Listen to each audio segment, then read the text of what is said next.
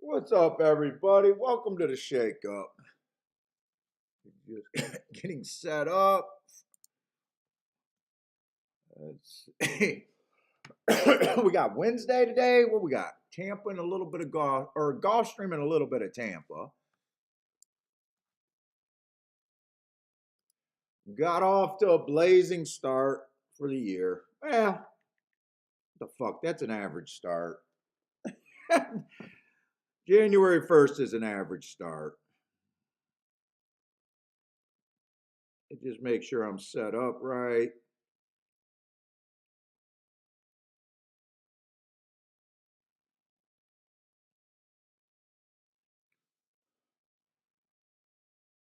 Let's see.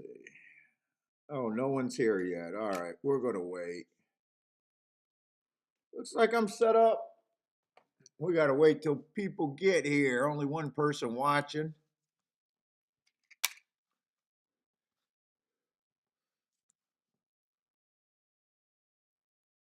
Where's my stuff? Broke down and got a cigar today, too. Broke down. Couldn't do without.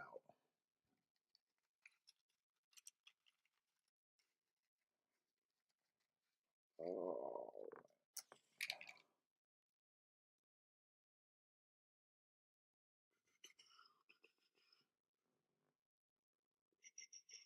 Toast, toast, toast, toast, toast, toast, toast, toast.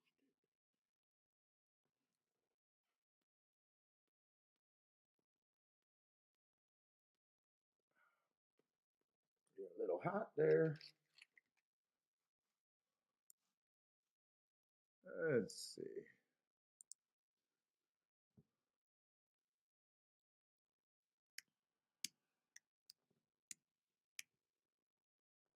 I hope I got the right time. Usually people are here.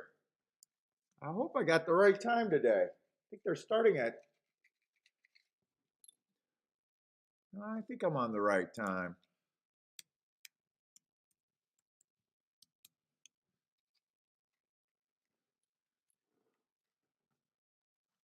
Let's see. Get rid of Turfway. We want Tampa. Charles, what's up? Boulder, what's up, guys? Charles is off to a nice start. He was one of the guys that had a good day.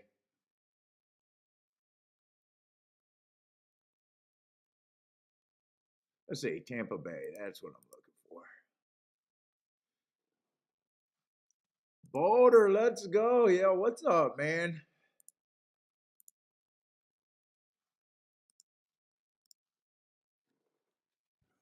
Oh, let me get lit up. 19 minutes for race one. Did not get the scratches yet. Jeff, good morning, Jeff.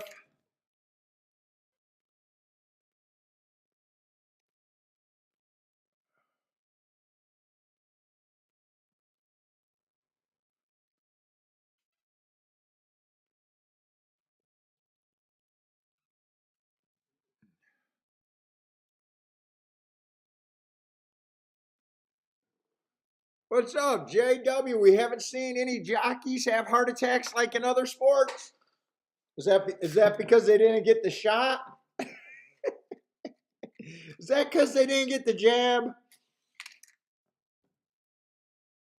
I know that people are trying to blame the jab for a lot of fucking of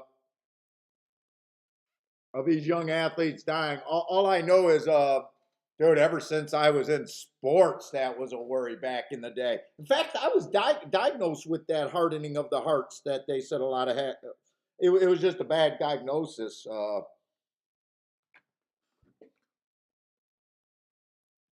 I don't know. Could it be some roids? Everyone wants to blame it on the COVID shots, though. What's up? Ann is in the house. What's up, Ann? Let me go ahead and get my scratches and everything.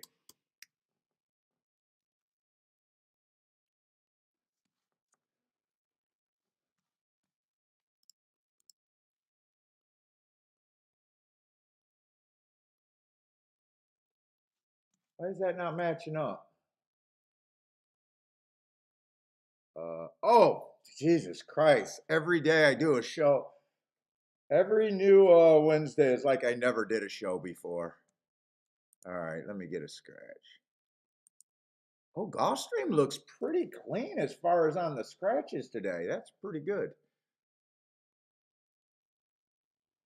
Let's see, I just got to make sure I'm in the right race.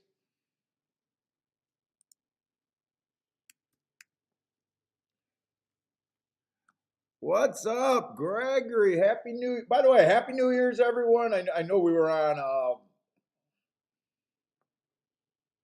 know we were on New Year's Day.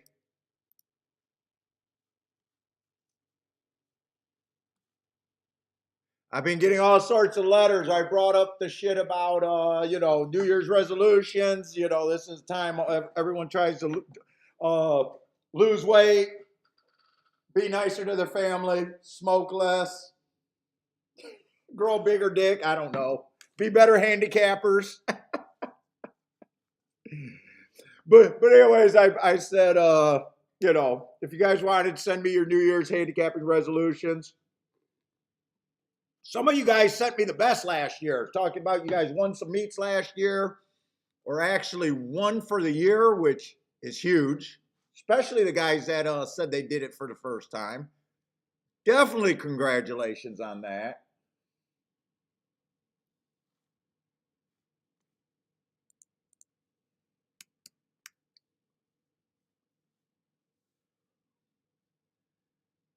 Bluekin, what's up? Jevin sent me an apology email saying he was sorry for being too talkative on the last show.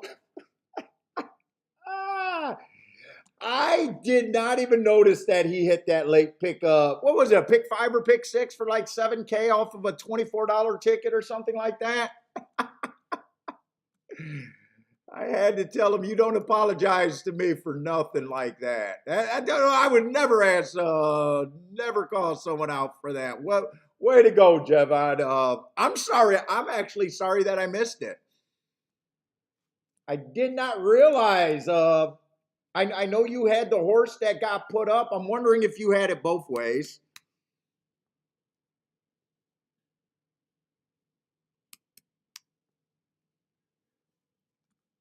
Oh, it was a pick 5. It was a pick 5. I knew it was a pick 5 or pick 6. I think on a $24 ticket. So, yes, that's a very slim ticket.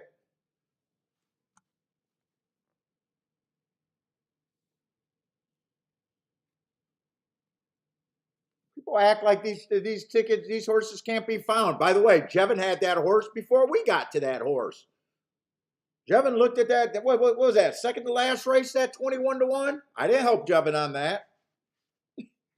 Act like this chat room can't fucking handicap. Get the fuck out of here.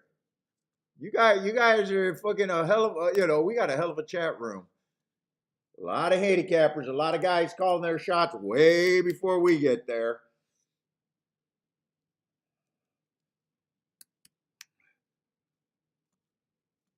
Let's see, should have bet the pick 4, but didn't. That was a huge mistake. Well, hey, what's up, Tom? Tom Crosswhite. Is that a new name? Tom Crosswhite? I don't think I've ever seen the Crosswhite. Yeah, Charles, that's how I spotted it on Grandma's video. Dude, I knew I knew I was watching a lot of his comments because we were talking about his horse that was in a race. We were talking about that. And he had the winner in that race. His horse did not, I thought his horse ran extremely well, but did not win. Stepping up big time. I think that horse should be sitting on some wins, I would think. That was a pretty big step up. Oh, that's right. He had the 9-1 in that race. I think the horse that won that race was like 9-1. Well, yeah, I did not even realize he was alive to such a nice ticket. I seen it on Grandma's highlight video.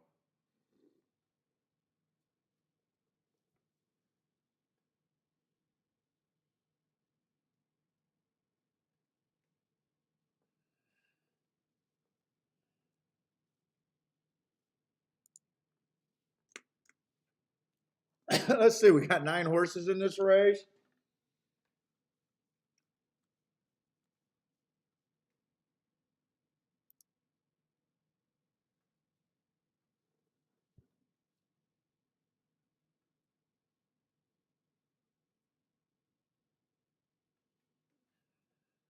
Maurice, oh Maurice, I got your email. By the way, dude. Sometimes I started typing you a response a few days ago. I'm sorry I didn't get to it. I seen your follow up.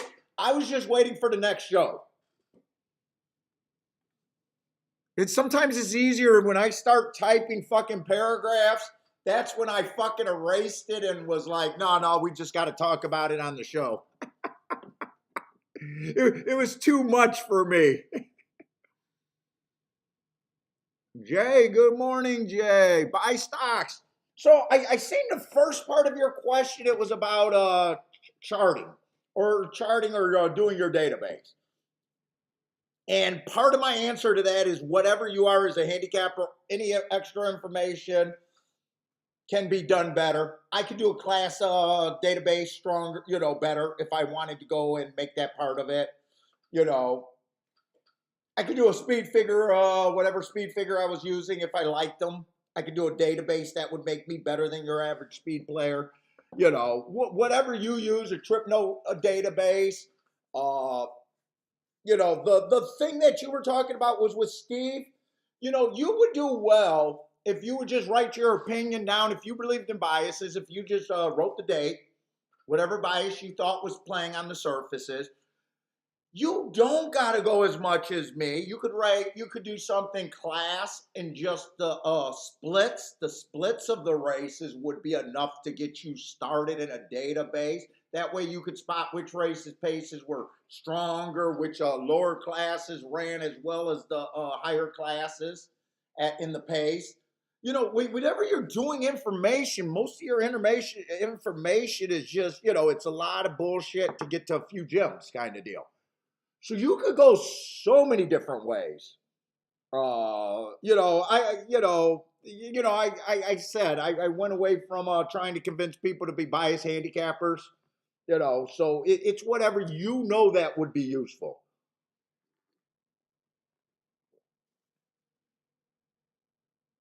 You understand it now after 10 hours of video. But yes, I'm not advertising my shit. I'm still selling it. Soon as those people are done buying it, if they all give up on a single month, I'm done. I wish I could erase the time and never have sold it.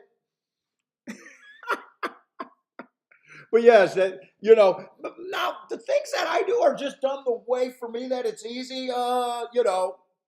You're not paying for any secrets from me. That's why it's just work that you could be doing yourself, or maybe you trust my eye better than your eye for the biases and stuff. And it's just you're basically just outsourcing my notes. So my notes, they're special. They're why I have an edge. They're why I win. But if you're doing your own database, fucking your database would be just as powerful once you got to your overall philosophy and everything. So don't, I'm the only one that talks down about my shit. Everyone's trying to fucking burn you and sell you everything. Basically, you're just paying for that. By the way, I throw in a whole bunch of extras that I don't even talk about. There's way more that I offer, than just that. I'm not trying to sell it, but it is what it is. What's up, Disco? Disco did better at Tampa. Had a $16 ticket and that paid $5,400. Now, Disco, I need you to be honest because I know a lot of good players. They don't do horizontal bets on a single ticket. Was that your only $16? Honor system.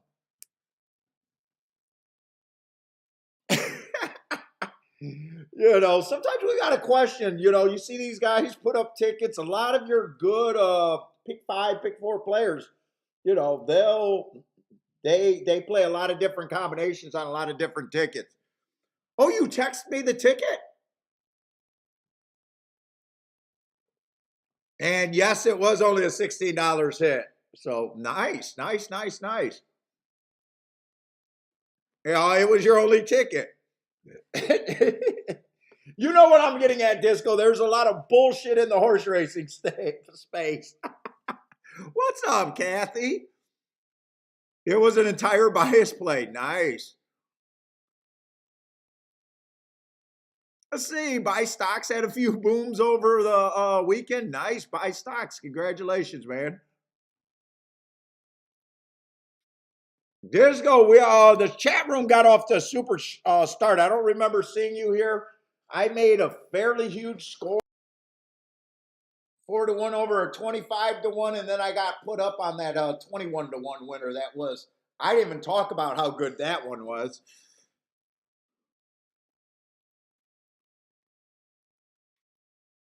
So we're and a lot of people. Charles started out. Joshua started out really good. Parsons was taken down on that horse. Still told me that he still managed to have a $3,000 day. A lot of guys had a good day on the show. John Johnson, what's up, man? Good morning from Nebraska. What's up? Yeah, so a lot of times when you guys ask me questions on an email, I try to answer them on email. When it's too much, when I start typing too much, I try to get to it on a live show.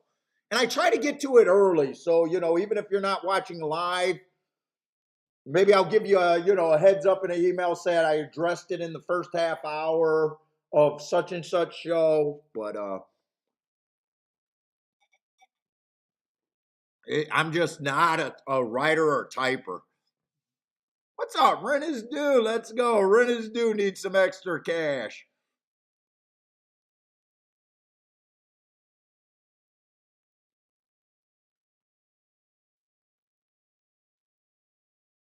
Ooh, Kathy, going to be a grandmother. The baby is on the way. Right, right. It's not your. I'm pretty sure you said you're going to be a grandmother with that baby.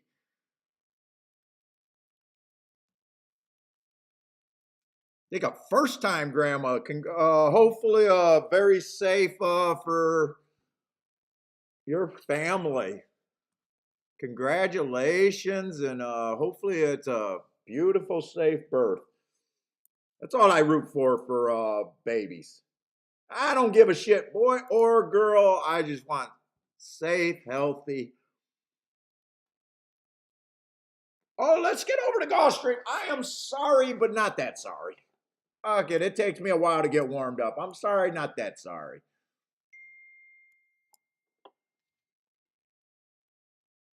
Let's see. Andrew's saying see above. Andrew. I'm sorry. Disco is saying showing me receipts. Ah, very well done. Very well done, dude. You guys, I love seeing the receipts, but the receipts are definitely not mandatory. I win, so I believe other people win. Yeah, he hit it on two different tickets for $2,300. Congratulations. Beautiful skinny ticket. Three singles on one, four deep in the other two legs on a pick five. Well done. Well done, Disco.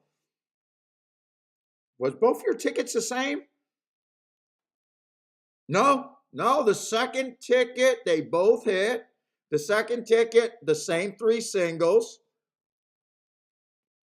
Two deep, three deep. And, I'm just looking at the payout. And since Disco's a proud man, let's just say this: he had three singles. I don't have time to look up the value of those singles or anything, but let's just say this: you do not hit tickets like this by playing chalk chalk chalk ABC. You do not hit tickets that pay like that. Horse racing, par mutual system rewards the bold. Well done, Disco. Absolutely well done.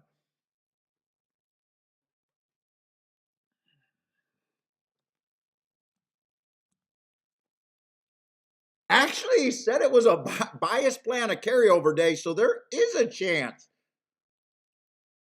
With it being a carryover day, it could actually look like Joshua ticket. Remember Joshua from On the Wrong Lead hit a very easy pick 5 or pick 6 on a carryover day that overpaid completely. It was nothing but chalk, and I think one decent like 10-1. So actually, when I got time disco, I'm going to check that ticket out again. Because when you play in the carryovers, that's why carryovers are so good. Uh, you get overpaid sometimes for simple stuff. I still believe there's something decent there. I know there's something decent there, but oh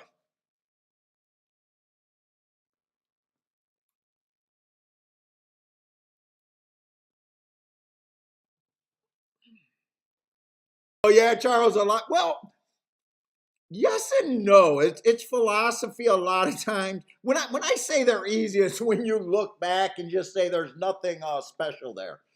A lot of times guys psych them out. I was talking to someone on the phone the other day talking about how bad a lot of players are pick fives. We were getting into pick 5 discussions, and I was basically saying that look, you got to decide how much you need a pick 5 to pay or what it's worth. And you got to decide how you're going to play it. If it's a slam ticket or if and I basically was telling him, look, when I used to play pick 4s, I was never that much of a pick 5. At least I'd known and I built tickets where they were going to pay over $1,500, say. Like I would never have combinations that are only going to come back and pay $300. I would never have combinations that were going to come, unless it was a slam ticket, which I don't do slam tickets. Oh, your singles were just mid-range horses, just useful mid-range.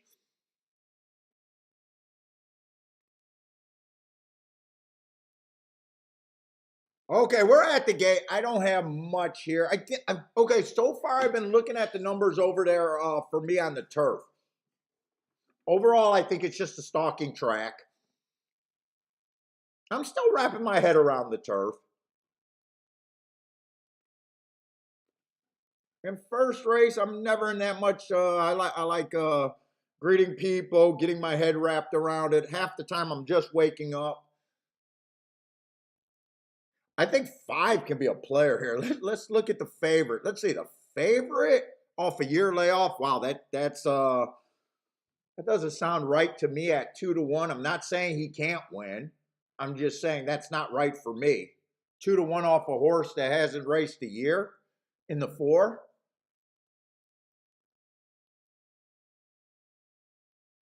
I definitely think the 5's interesting.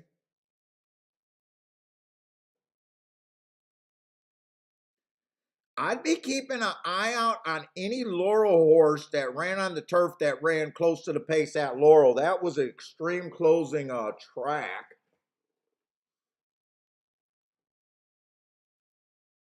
Yeah, a little interested in seeing what the 7 did. There's a whole bunch of heart horses in here. I want to have a prop. Wow, 8's at 21 to 1. Other than him having speed, if he rates, I could see him. But I didn't mean this race I guess caught up on me, and I don't really care. Didn't do a betting line, so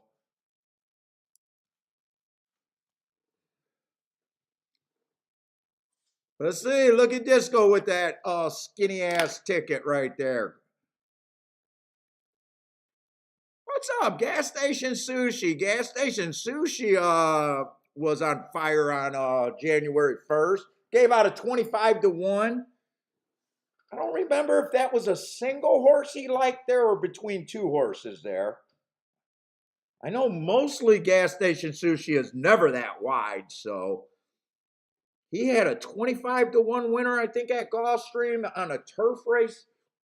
And then he came back with another 10 to 1 winner. So if you guys missed Sunday's show, that was a really fun show.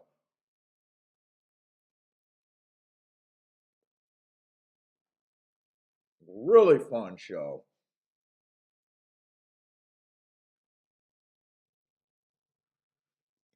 I don't have much of an opinion here, but I'm definitely would have been anti-4. If I would have had time and did anything here, 4 would not have been in the win spot and probably not even in the second spot. I'm definitely rooting against this 4.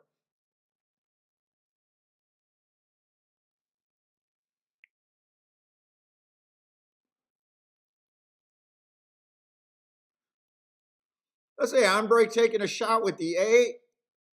Gas station sushi goes good time store. Dude, how many people, be honest, how many people actually came, I don't know how many of you guys got bankrolls.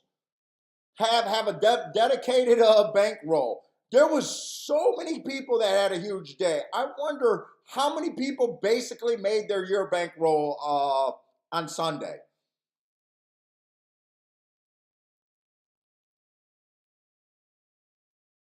I wouldn't be shocked if a few of you are already starting with more money that you can aim to the races this year just off of a Sunday show.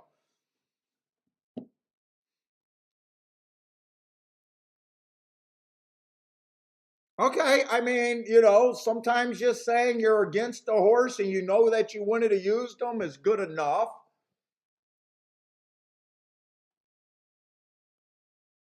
I don't know if the 1 held on. I don't know if the 6 held on. I don't know if the 5 held on, but I can tell you what, this is a boner reducing tri super exacta and win ticket. This is what boners are made out of.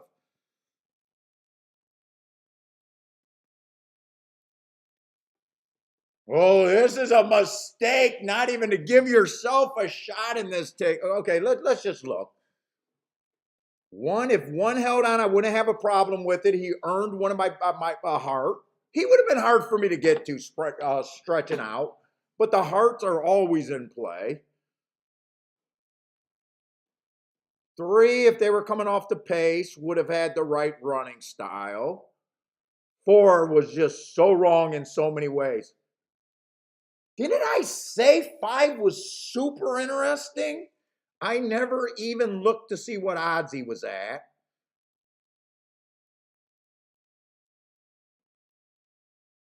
5 got the right running style and hearts and an asterisk. Oh, this is bad. This is bad that this was the first race of the day.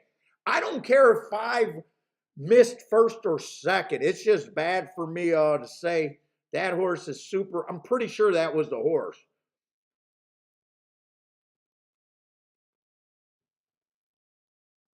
Let's see, Kathy was 6 up there. I think 6 was the low shot. Oh no, 6 was 30-1 too.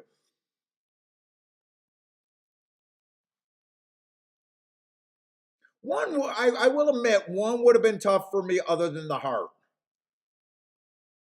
5, if 5 got second or first, I could see myself king off the 5.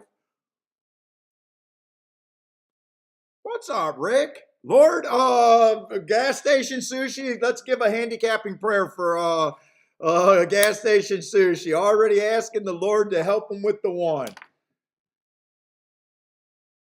Why did I think the 1 was 45? Okay, the 1 is 45-1. Okay, I'm looking at the wrong odds. Oh, I'm in the 9th race. I never I went through and got the scratches, so the odds are not what I thought they were. That's why I'm saying things that probably make 0 sense. Well, I always say shit that makes 0 sense to most people. So 5 was never 30-1. 5 was 7-1. Okay. 6 was 4-1. Okay, so that's not as boner reducing as I thought. I literally thought it was a 30-1, 30-1, 45-1 at the finish.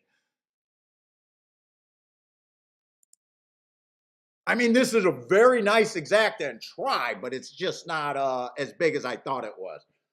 I was just in the 9th race when I was getting the scratches. Praise the Lord. Prayers work, right? Gas station sushi, prayers work. Prayers work. 6, I got no problem with him either. I got no problem with that race. I mean, I would have took a strong. There's no way to tell what I would have done. One would have been hard for me just stretching out. And I did think that Stalkers were dominating. But I don't mind Heart horses winning. It always makes me feel good, even though I got to admit there's a lot of Heart horses in the race. So the more, is that really enough to say? But it did not fool Gas Station Sushi. He was all over it. El Marco, what's up? El Marco Fajita. Justin, what's up? Had 6-1 exact. Justin, way to start. Justin, please tell me that's boxed. If you had enough sense to play the 6-1, you can't say that the 1 beats everyone in the field but the 6. Please tell me you got that boxed, man. Otherwise, you're going to be like me, irritated the rest of the day knowing that you should have had something. Oh, that's rough.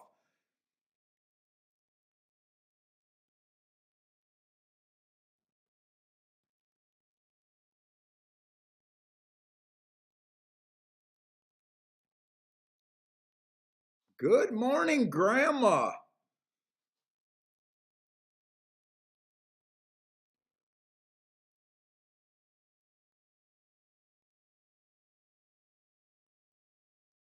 Let's see, Roland. What's up, Roland? They moved the rail from 65 week last week to 28, so it's going to be more inside, he's predicting.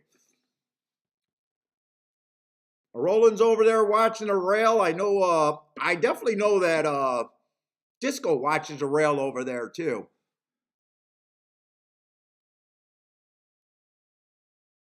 Yeah, JN, let's do that real quick. Hold up. Let me see. But so JN, the marks are basically my notes. So when you hear me reading the last 4 races, you're basically just hearing me read say what the marks are.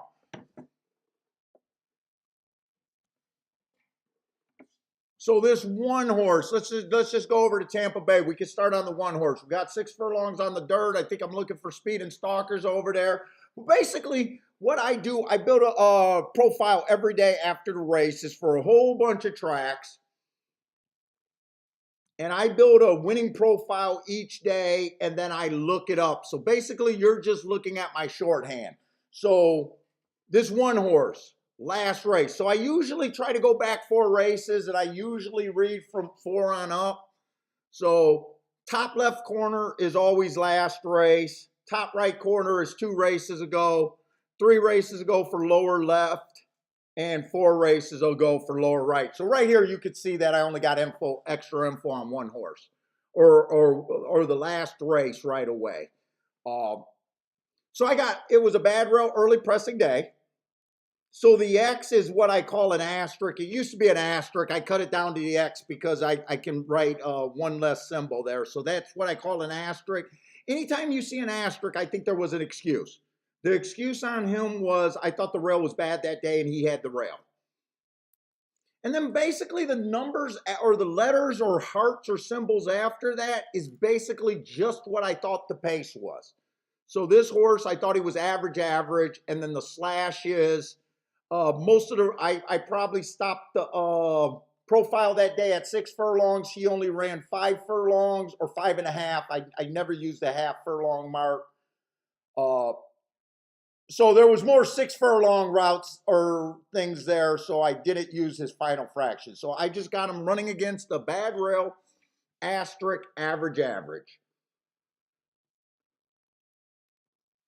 So basically, you hear me read everything, and you'll get an idea of what they are and what they mean. Let's see, the 4 races go 1 race sample. So when I got a 1 race sample, I don't try to guess what the bias was if there was any. I don't understand, if I can't call a bias, if I can't call how good the pace was on a 1 race sample, I don't understand how the speed figure boys can make a race on a 1 race sample, a speed figure. Let's see, 3 races ago, I don't have any comments. I just got average, slow that day. Now, You still want to look at the running line because those notes tell you a lot there. He was only 2 lengths off the lead. So if I said that was average, slow, and he's 2 lengths off the lead, that also tells me that that was one of the slower paces of the day. Sometimes these races can be sneaky. You know, if the horse goes wire to wire, the winner goes wire to wire, and it was the slowest pace of the day, this race could be considered sneaky because he couldn't cut into that pace. Let's see, 2 races ago, early pressing day, he had the right running style. No, he had the wrong running style. 2 races ago, he was a closer that day. That's a nice race. I got him as slow at the first call. Match strides with the slowest winner. I look at some more things. So he ran against the bias. He got in position at the top of the stretch, and he still made up ground 2 by 1. That's probably a better race than it looks. And then last race, he finally showed a little bit of speed. I don't know where that speed came from, maybe off the drop. He went too fast to win average. So you're just basically hearing me read my notes there.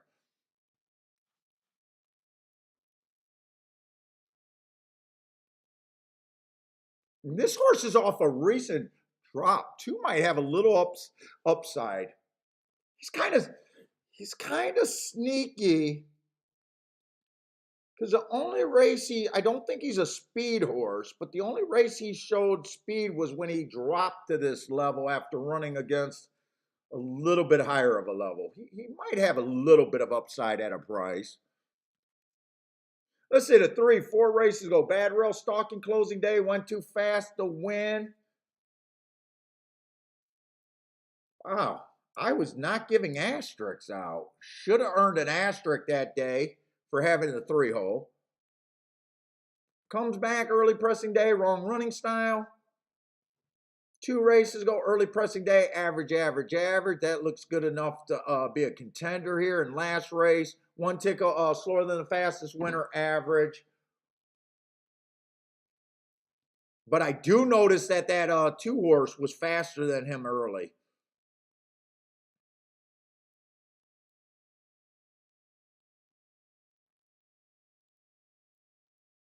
Let's say the 4 went too fast to win 3 races ago. I got to kind of speed it up here. Oh, no, I still got 5 minutes. I got a lot of time here. Usually once they earn a heart, and it doesn't matter, 1 heart is the same as 3 hearts. Once you go too fast to win, it's an excuse. Doesn't matter if it's 1 call, 2 calls, or 3 calls. Not in my head.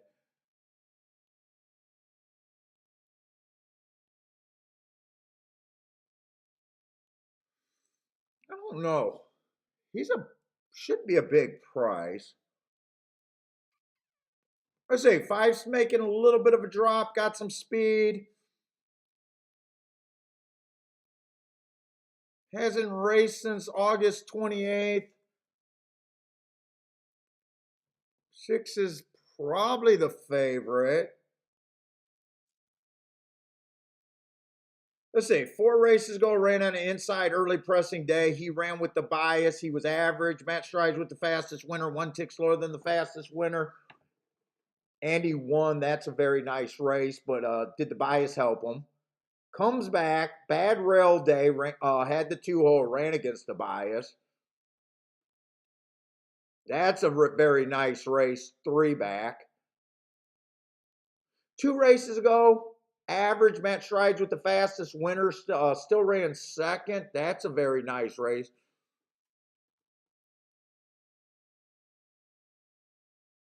The last race, early pressing day, he put up the same speed figure. I'm not a big speed figure fan. I do think he should be the favorite.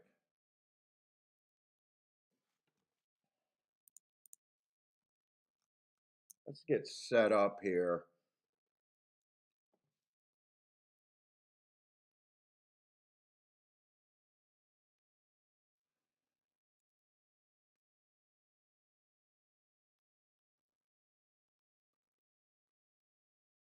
I think after looking at all the horses, the 4, I was trying to think that he might look interesting, but I kind of think that I'm getting away from really believing that. I probably think the 6 deserves to be the favorite, and I think other than the 4, I don't think there's a real throwout after him.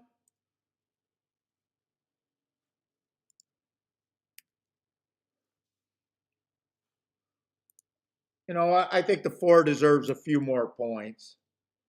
Or I'm sorry, I think the 6 deserves a few more points. And I think the other 3 horses should be about 7-2 each. So 6 is obviously overbet. Well, no, actually 6 is an overlay here, but that's an overlay that I'm not interested in. 5 is a little overbet. 4 is a little overbet.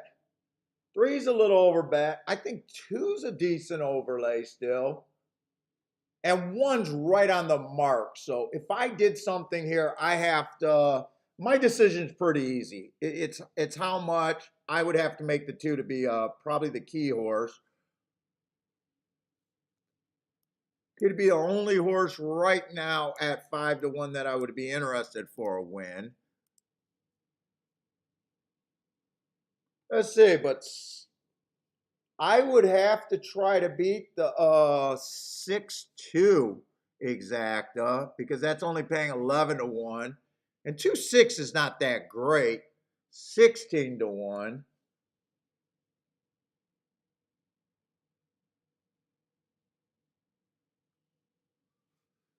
These aren't really paying that great.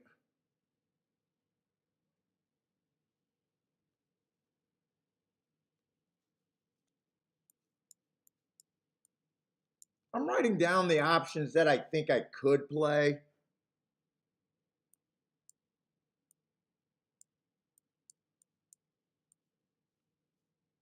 If I did the 2-6-6-2, I think that has to be a try.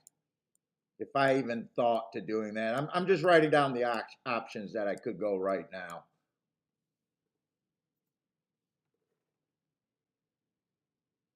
Let's see, and honestly, if I did that try, there's only one horse that really makes that try probably pay enough to make it worth it. And the 3 would just is the next longest shot.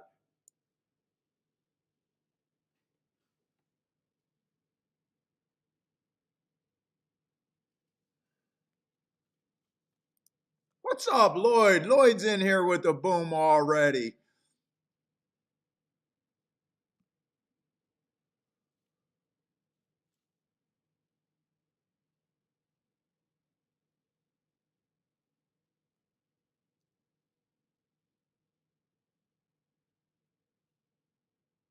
I'm just trying to decide if I really want to do this here.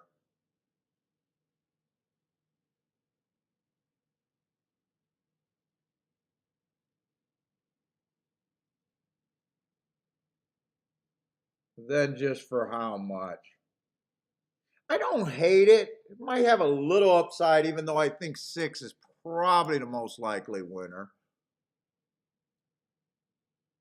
I think I can test this out for a play bet to start off.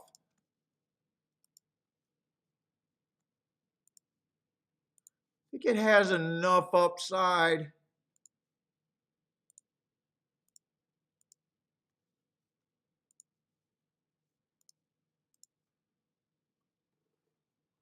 I think I'm even going to do the try. Try to get some tries under my belt. What is that, a $2 base ticket for 50 cents? I could play that for quite a bit more.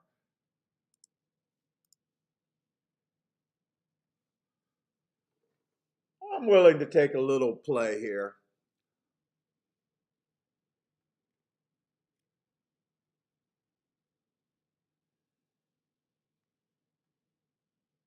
Let's see, Lloyd hit the 10. Oh, over there, the 10 rule over there at Parks. Let's see, In likes the 5 over there at oh shit. Actually, I did not put this ticket in wrong. But that's not the ticket I put in 2-4. I put in 2-5 there. I was looking at the odds on the 5 and calling them the 4, but that should be a 2-5.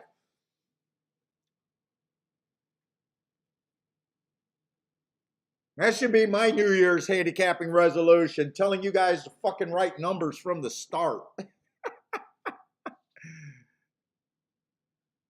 Let's see, Charles can't bet an 11-old horse. Who's the 11-old? Is that the 2? Who's the 11-old? Oh, the 1's the 11-old. I think 2 should come off the pace if he's going to come at all. Just got steadied out, I think, a little bit. I felt there was a little steady there.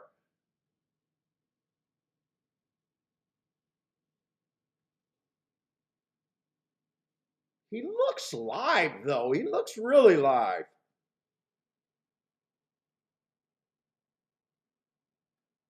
Anyway, this 6 can go away and I can get a 2-5. Well, he kind of blew the turn. I thought he looked more live than that. No, he doesn't look live anymore. I thought he had a lot of horse. Come on, 3. I need you to hold up for 3rd. I need you to. No. I did not want to play that exact. I knew what I had to do. I wish I knew how much that try would have paid for 50 cents. I thought that was the most likely outcome, but when I looked at the 6-2 exacta, I think it was paying $10 or $11 at the time, and I just didn't want that.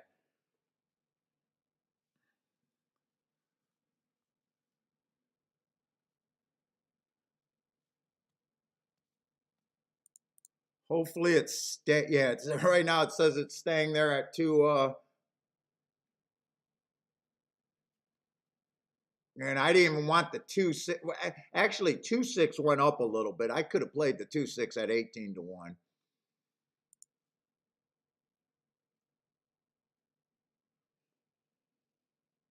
At least my ticket had a shot. 2 had a shot to win. 3 had a shot to get 3rd. That would have got me the try. I need to know how much that try would have paid if I was right to know if I even liked that bet. Oh, really? The MKT, you're allowed to, you're able to see that. It would have paid 17 if the 3 would have got 3rd. I don't like the try. I would have took it if I would have been right, but if I would have known that going into it, I would not have played it. I would have just played the 2-6, 2-6 on top of the 4. What ADW? What we had that discussion of MK. What ADW shows you that? Most of us don't have that on our ADW. Which one are you playing at that tells you that? I thought maybe if the 3 would have got 3rd, if it would have paid $25, I would have said that would have been worth it. So 17 would have been too low. Or are you talking about for the 5? Because I'm seeing that's what it paid for the 5. I think he's just telling us what it's paying to the 5.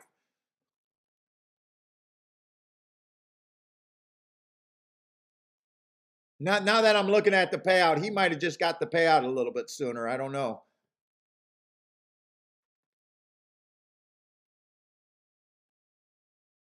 Oh, ExpressBet shows it. So it the 3 and the 5 getting 3rd, it would have paid roughly the same thing, huh? So ExpressBet shows it.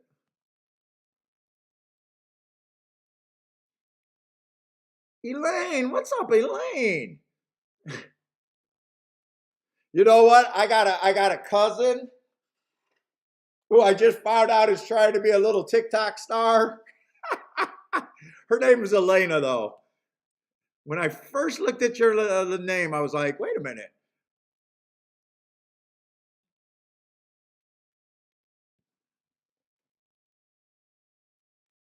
Yeah, it was. Those were very similar. Yeah, 5-1 and 4-1 probably. Or what did they end up being? 7-1 and 4-1 or 5-1? Let's go back there. Oh, three went from 7-1 to 5-1, and 5 was 3-1. Yeah, I could see them probably paying the same. Now she's only 5 years younger than me, and I was shocked that she was on TikTok.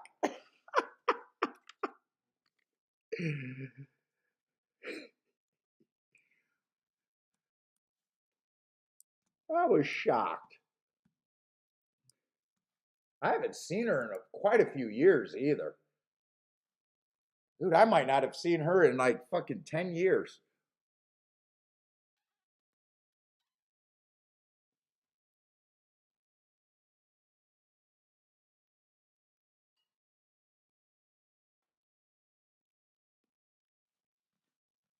Oh, wow. And Gulfstream, okay. Gulfstream's going off super fast. I was not.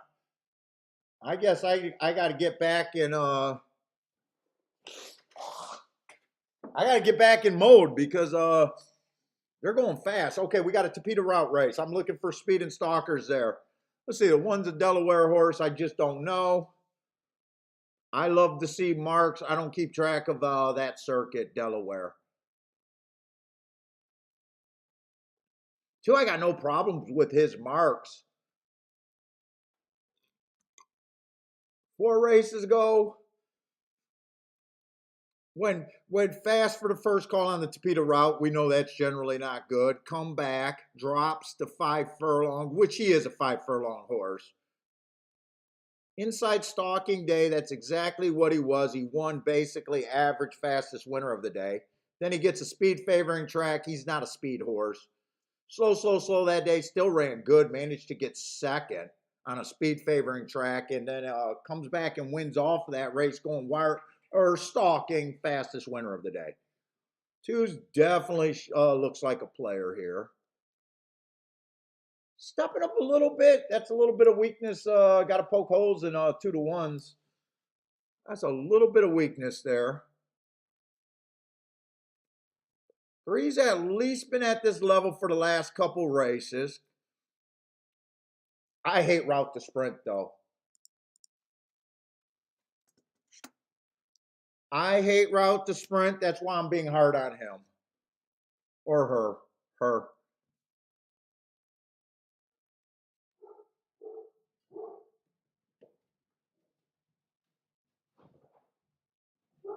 Four's been running with this group a little bit less, a little bit higher. He fits in this group. Five's making a drop off the last 2 races. Right running style. 4 and 5 has the right running style. 6. All the horses to me have the right running style except for the 3.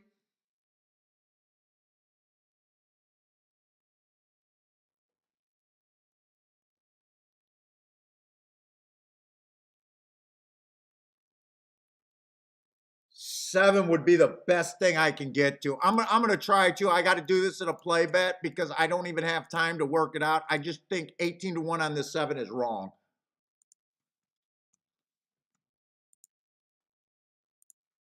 I'm going to try to do them I did a win ticket already. I'm going to try to key box them just with, dude, everyone but the 3. I do have to play this for, less though, because I just don't have time.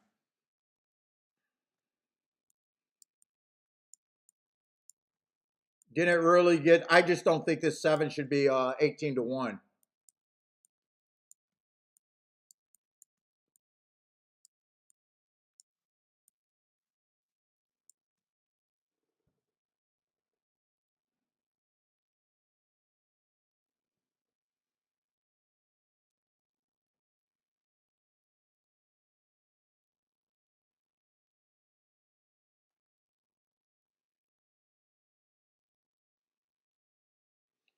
I got to walk on this one and give Bentley some cookies.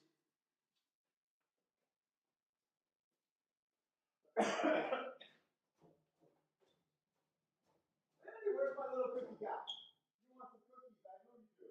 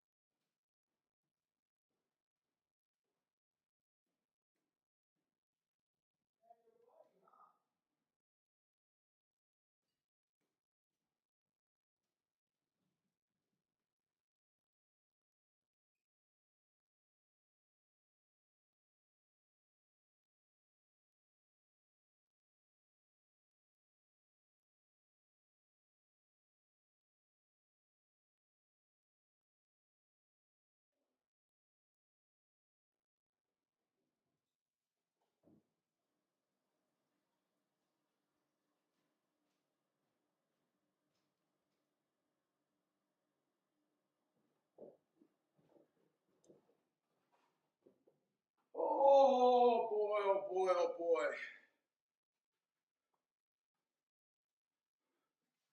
Any chance he held on for second or no?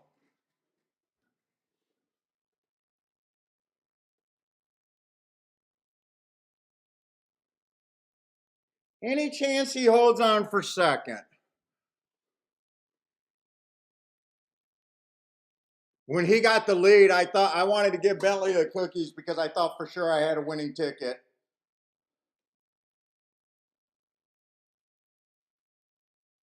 It's probably not good that it's a photo. I'm trying not to look at the chat, by the way. I don't want any clues, so I'm avoiding the chat right now.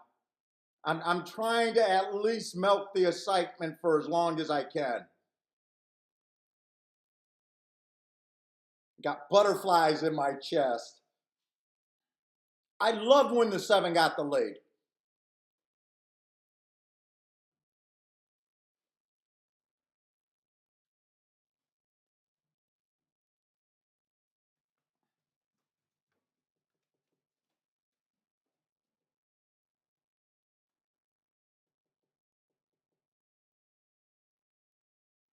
Oh, I want to look at the chat.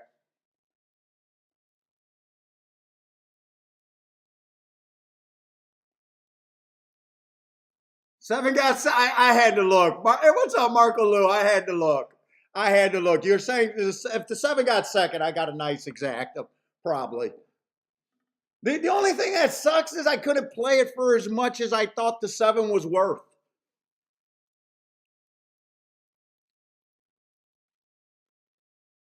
That's the only thing that will suck is that I could not have played it for as much as I did think that the 7 is worth. All right, we'll take it. Dude, you gotta, if you're a gambler, man, you gotta milk the excitement for as long as you can. I had to milk that excitement. This exacta got to be at what? At least 40 to 1, right? 40 to 1, maybe? 35 to 1 minimum? The favorite did win 31 to 1. Okay.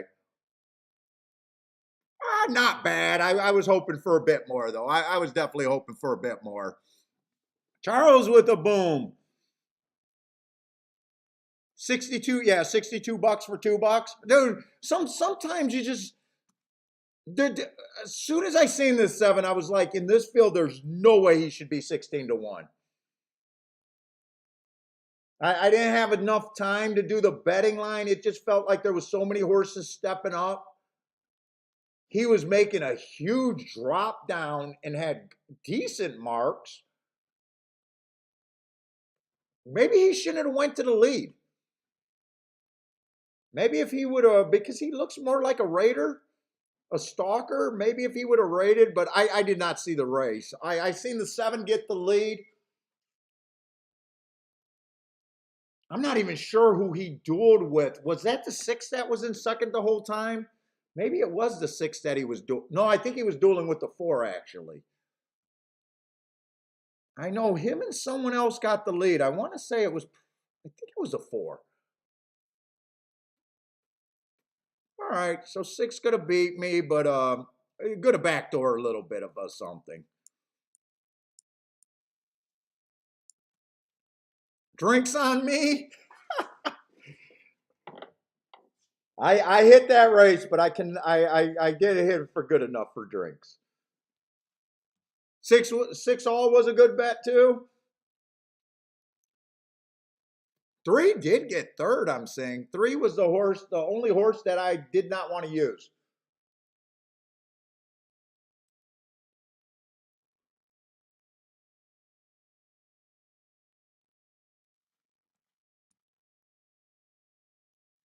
Elaine, her first win of 2023. You're going to keep it going, Elaine. We got to keep it going. Maybe that's the first bet she bet this year. Maybe she's 1 for 1. What's up, Dennis?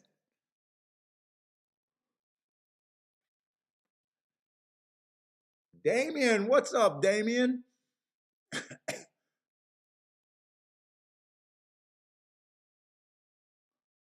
Well, they needed the 6.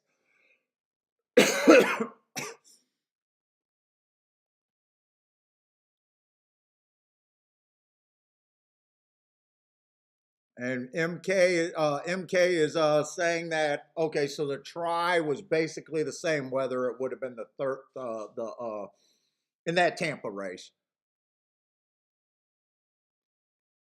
CR Reed already had the 7, but thank you for the 6. Yeah, we're doing good. Off to a good start over there at we're off to a really good start this year. I cannot complain about how this year is going, and I definitely could not complain about how last year went. Last year was a pretty good year.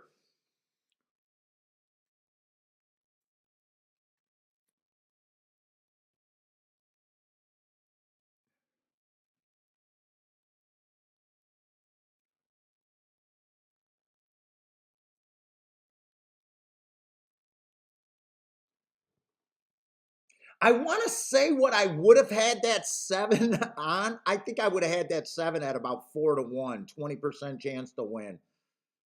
It's kind of hard for me to now go in and fill it up. I didn't have time before the race.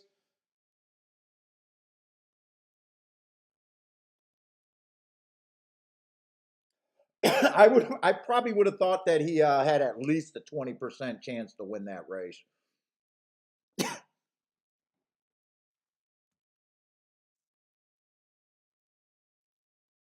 A lot of people, let's see. Who was a 6? 6, I wouldn't have had at 5 to 2. I thought a lot of horses were doing what the 6 was doing, stepping up from 10 and 12,000. The horse that I probably thought should have been a bet that would have got probably my second most points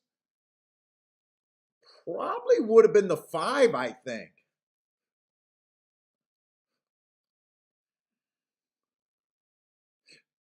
If I'm being completely honest, I would have got suckered in on that 5 a bit. What was he bet down to? I'm curious to see what he was bet down to. He was the co-favorite. He would have probably been my he would have probably got either the most points or the second most points in my head.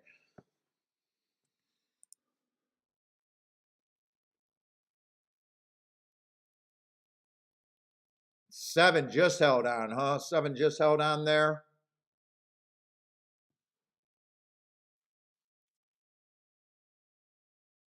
Let's see. Gas Station Sushi is doing that worst bet of the day. The number 3, Elaine. Or L, not Elaine. El Kabong. And he likes the number 2. What, are they running this afternoon or are they running this evening? After yesterday or after Sunday's show, so we tried to do Turfway. I tried to play Turfway on Sunday, and I was going back and forth. I wanted it to be outside so bad, and I was looking at the bias reports and the results. I think Turfway now turned into a running style bias over there. Probably makes more sense. Turfway, I probably can't attack Turfway unless I get that outside of the bias out of my head. When I looked at the year's results and I looked at the results on Sunday, now I think I only played one race there, maybe 2 at the most that day.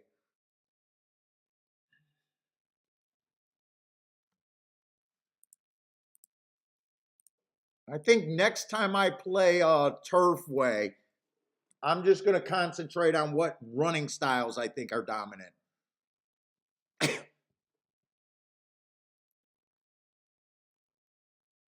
Yeah, 7 and 4 dueled, 6 stalked. Okay, I definitely wanted to see how this race developed. 2 or 3 closed. Boy, actually, I'm kind of impressed that the three made a rally because looking at him at the top of the stretch and around the turn, he actually looked like she was struggling to me.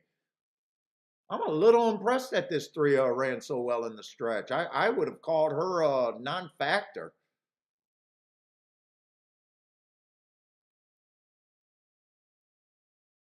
Seven tried. I got everything out of and seven went 21-3. I wonder if seven would have tried to rate if he could have won that race. He's not really a speed horse in my from what I see on the form, and he tried to go wire to wire. I wonder if he would have did better stalking. We'll never know, but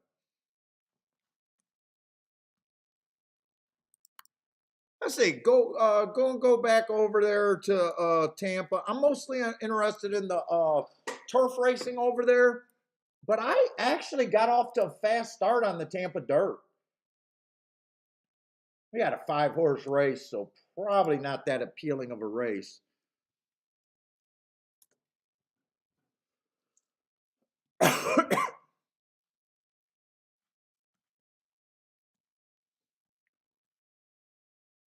What we got? $25,000 claimers. Still looking for speed and stalkers there. One's stepping up after breaking his maiden, slowest winner of the day. Stalking, I'm not sure what I think of him. I probably would not be a buyer right now.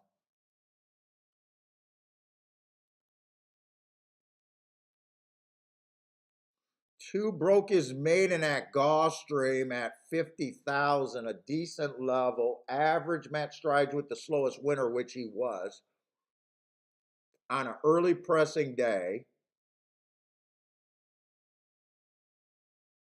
First race against winners, ran a nice second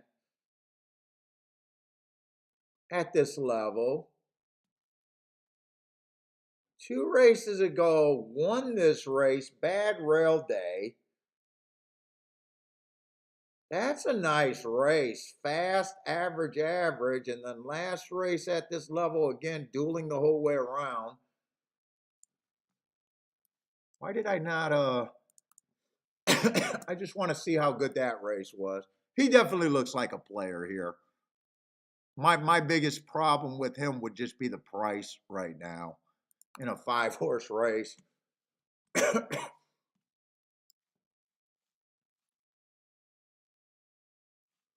That was an early pressing day.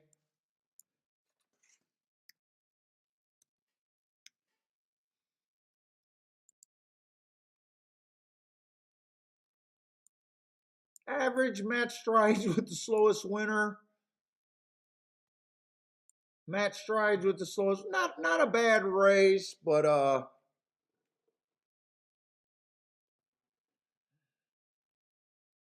definitely a player here. Let's see, the 3-1 is race 3 back at 50,000 on a speed favoring day. That's what he was. He got a nice soft pace, slowest pace of the day that day. Not his problem. He won easily, or she won easily. I'd say probably not as good as that speed figure. That was a top on a speed favoring day where she got the slowest pace of the day. But she did go to a starter lounge 50,000, was 1 tick slower than the fastest winner, average slow.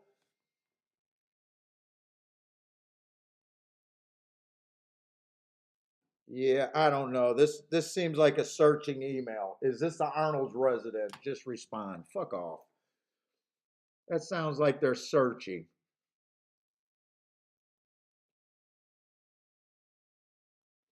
Let's say the 4 first race out ran on a bad rail, was fast early. Don't mind that race. Bad rail is what hurt him.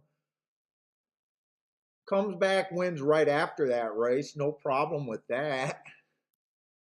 And then last race on an early pressing day, kind of the slowest winner of the day. Who did he beat there?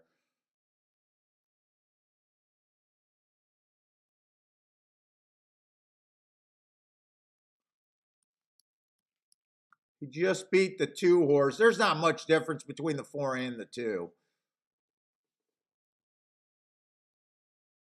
And I'm just now noticing 3 ran that same day. That race was at much higher of a level and it was a bit faster. But I'm not trying to get to the 2-to-1 price.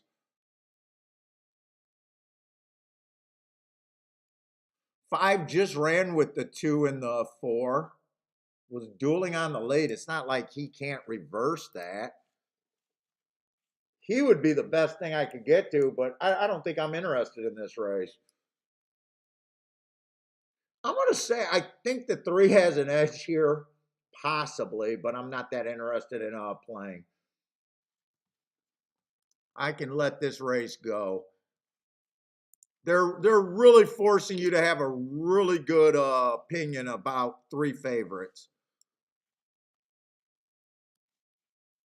And of the 3 horses that they're betting, the 2, the 3, and the 4, I do think you're just, well, with my opinion, they're all roughly the same. I probably look at the race like it's this.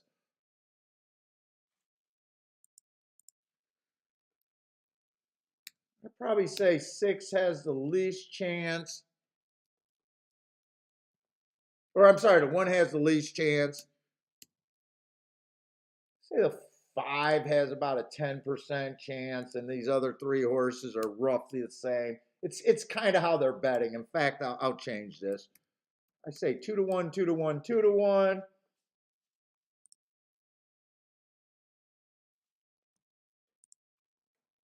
I think I changed that to 12. I changed that to 8. I give the 1 more point to him. That's how I'm seeing the race. Unless I wouldn't want to be in this race unless I thought I could legitimately get the 1 or the 5 to be first or second.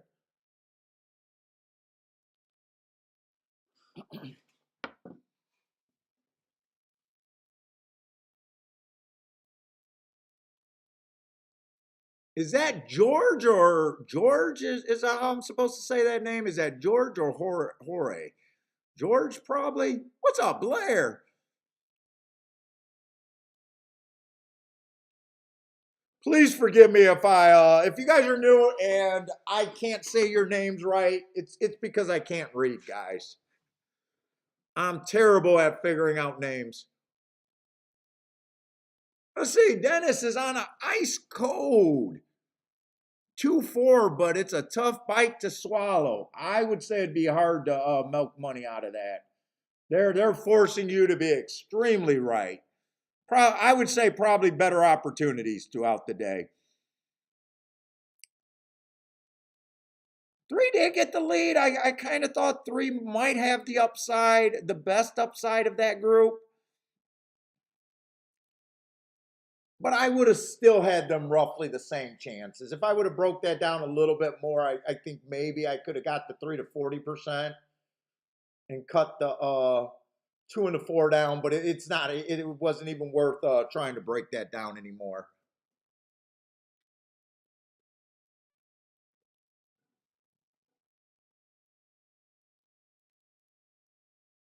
Not the fastest pace, so 3 has no excuse to me to get tired here. 2's definitely still trying.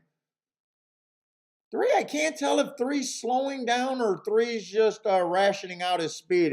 He's sitting pretty chilly. It feels like 3 should have a lot here. But you don't always know. It looks like he should have a lot. There he goes. Okay, he's responding. 4's the only horse with a shot. 4's really trying. But 3's responding pretty good.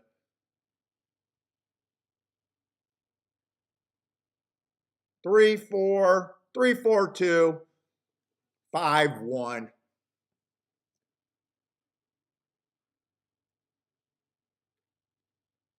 Jorge.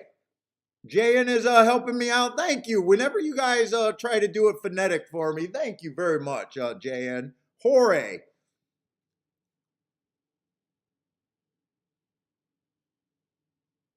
We got a lot of smart people in here that can help me out. Jan knows what I need to be able to get a name close.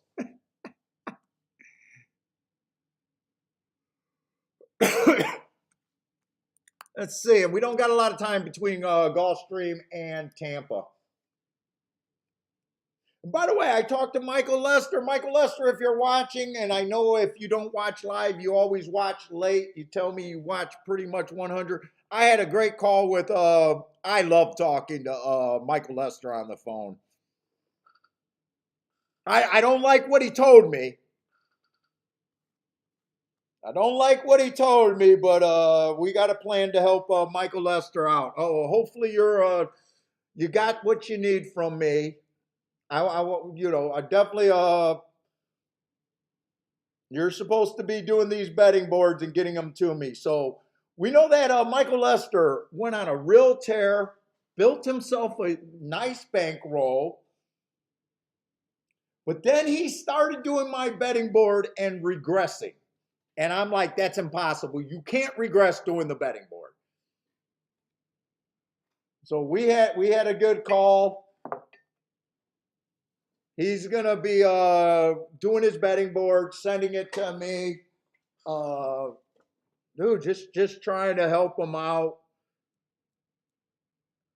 And I think it's a good practice. I really believe in it.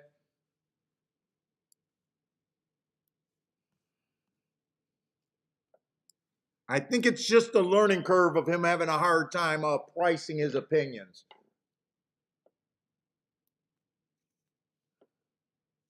And if anyone else is struggling like that and want to ask some questions or try to do a Skype, dude, I'm pretty free for helping people out, man. But there's no way he could go and win all those damn tournaments and then regress. That's what I did not like. I don't believe it's possible.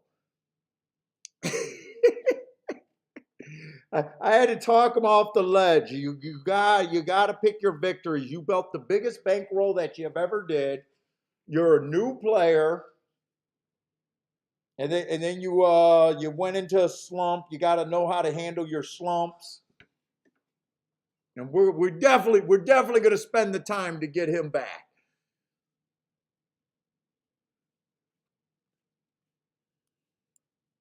And he said I could use his name, so I'm not putting him on blast. If you guys want to contact me and you guys want it to stay personal, not public, he's just been a super supporter of the show, and fuck it, I root for you guys. I definitely root for you guys, especially when I get to know you guys.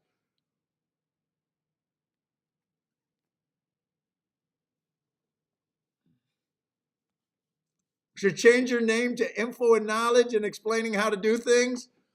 Dude, a lot of that is just it's really true. Once you know how to win, the problem is he got, you get in that when you start going streaking the wrong way, it becomes a confident issue. You got to go back to your basics. You got to know what your basics are. I'm able to keep a good head because I got 20 plus years of being successful out of 30 years of playing.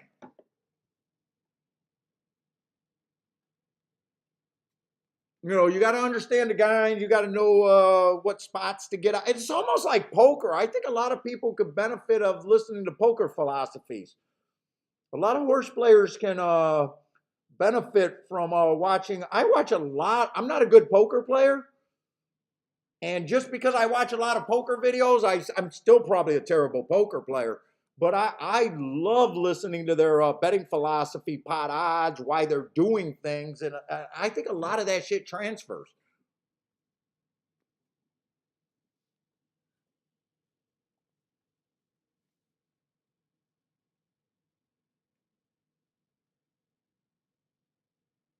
Let's say we got a torpedo route.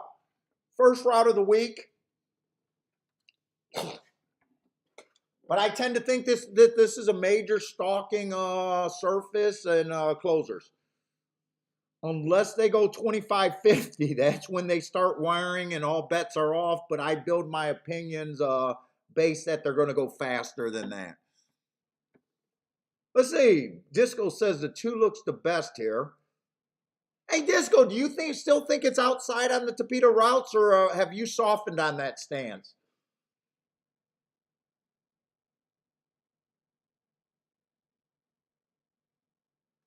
I know for a while you were telling me that the outside on the Tapeta was really good. One horse fits. Two horse has the right running style. Giant class drop. Almost suspicious on that class drop. They are running for 24,000, so the drop can make sense cash wise.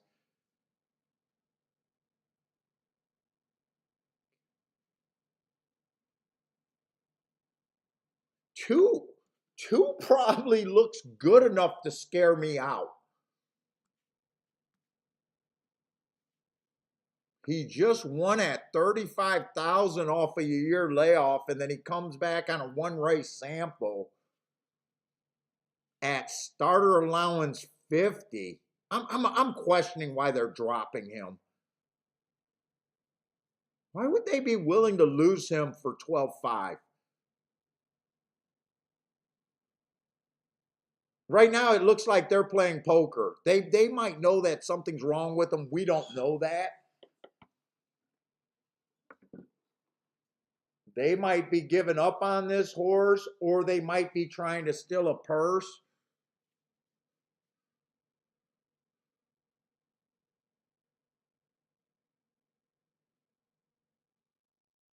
Three has the right running style, but let's say 4 feels like the speed, unless 4 can get a super soft pace. I don't see a lot of speed in here. He possibly could. I don't know what to do with the 7.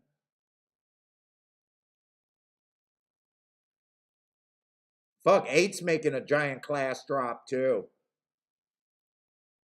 Dude, I still remember that old dude at old DRC who used to play nothing but pulled up horses. Every time I see one of these, I think of that old dude. And whenever they win, I don't want nothing to do with this race. 4 might be interesting on the front end at a pace if he can get the pace that he needs at 25.50.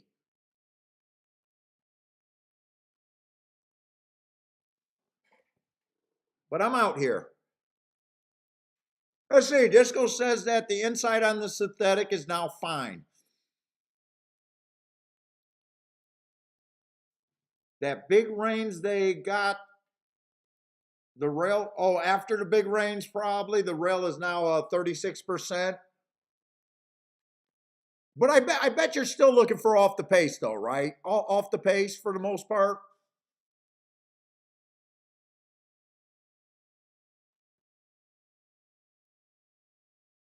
Let's see. El Marco is saying agree. The 2-1 is odd, but Chad Brown doesn't care. Yeah, you're probably right with it being, but you know, he's still got to listen to the owners probably sometimes.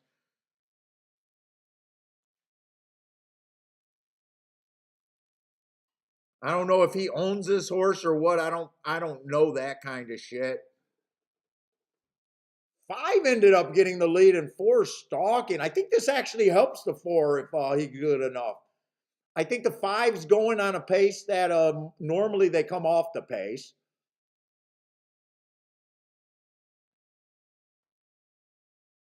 2's a little too far back for my comfort right now. I will say that.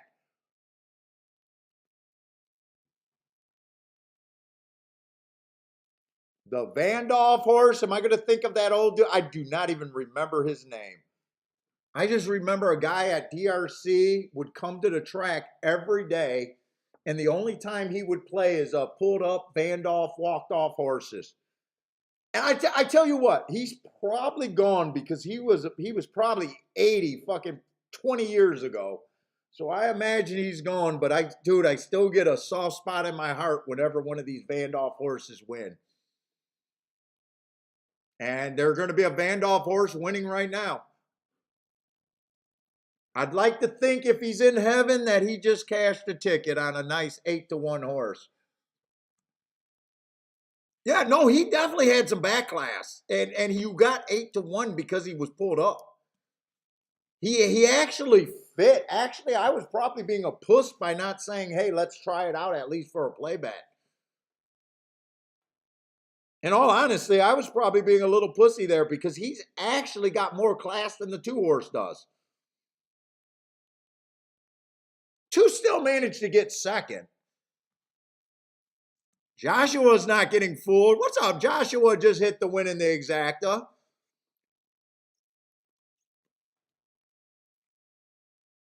Ryan B's playing. Oh, you're slumming. Ryan B's playing that Mahoney in the slot today. But two did look good enough to keep me out of the race. And I kind of had it in my mind that I wasn't playing the race before I got to the eight. Eight was a sensible spot, really. Dude, even talked about the old dude, and in my head, that's who I'm rooting for. I'd like to think that he just cashed a ticket in horse racing heaven.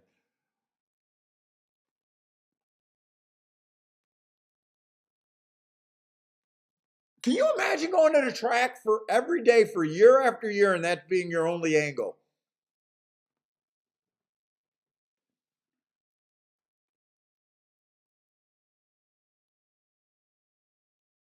Oh, Boulder, you knew a guy over there at Monmouth that did the same thing. That was all he did. All he did. And dude, that guy was a regular. He was probably like me. Once I started playing, I never missed a day at DRC unless I was on vacation. And when I'm on vacation, because my whole life is pretty much a vacation, it meant that I was in Mexico or on a cruise or something like that.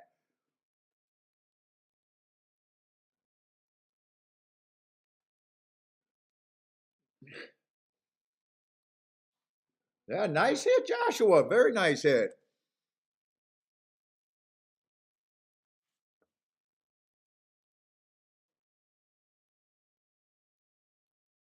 What is that exacta with the two? Probably still around 25, 30 to 1, 21 to 1, a little bit lower than I would have thought.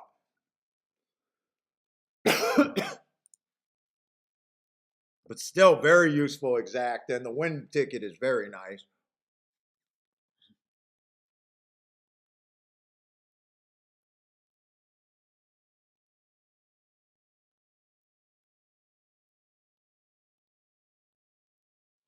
I thought that, no, this is a Tapeta race. The dirt is not, JN, this, I don't know if your form made a mistake. I made a mistake because I thought a couple days ago I thought every time this was blurry it was necessarily a Tapeta race, but I realized that the dirt race is even if it's longer than a mile, that this could still be blurry. But you want to look right here. If they got that little A circled, what form are you using?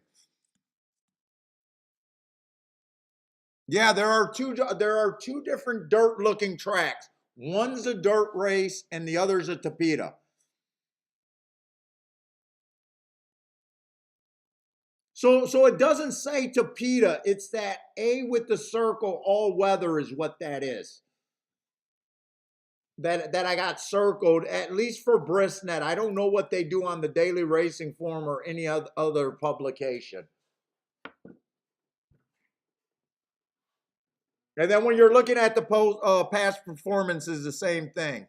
See this A, circle A right there? That's a Tapeta race. And you got to remember at Gulfstream, when they take a turf race off the Tapeta these days, it's no longer dirt. Turf races that are now off the turf always goes to the Tapeta. Okay, so you're using the Daily Racing Form. So I'm not sure what the Daily Racing Form does now. I have not bought a Daily Racing Form in years.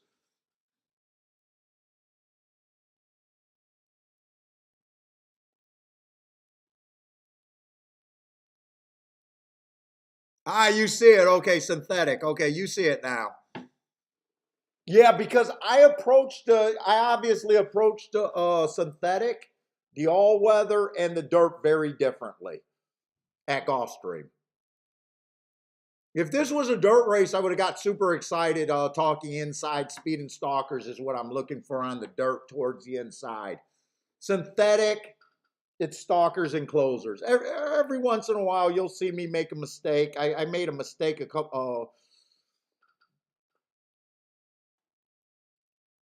What was the big mistake I made when Skippy Longstocking, uh, Pioneer of Mandina, and Simplification ran? For some reason, I thought that was a Tapeta race and it was a sprint race, and that ended up being like a 45-1 exacta that I know I would have hit if I just knew it was on the dirt.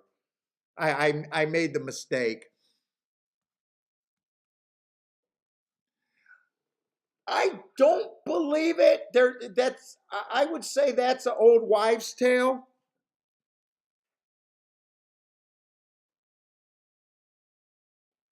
I think the old wives' tale is that turf horses love the Tapeta. I will, at the very least, I kind of said that in our chat room, I kind of said turf horses are probably more likely to like the synthetic more than the dirt, but I don't bump them up over the dirt horses. Where a lot of people say, hey, turf horses love the synthetic. That I haven't found to be true. But I will defer and say, if a turf horse is changing a surface, they got a better chance on the Tapeta than they got on the dirt.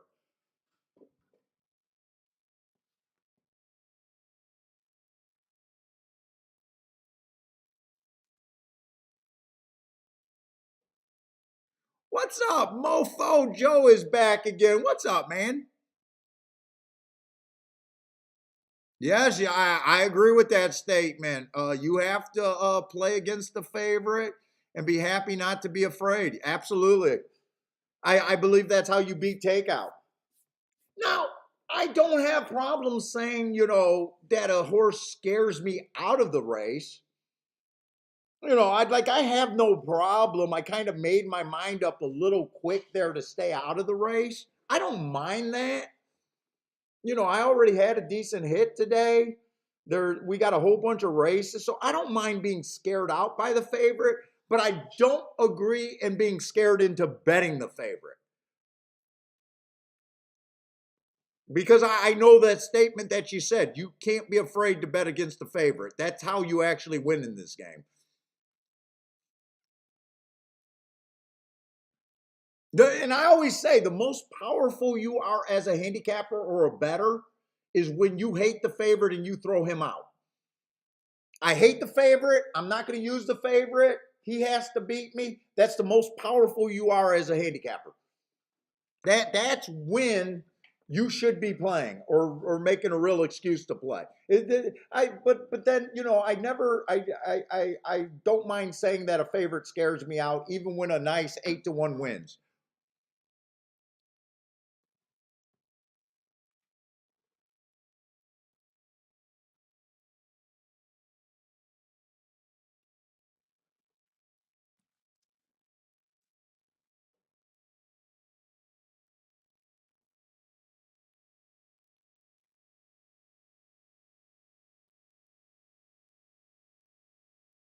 Let's see. Disco says going back to the pick five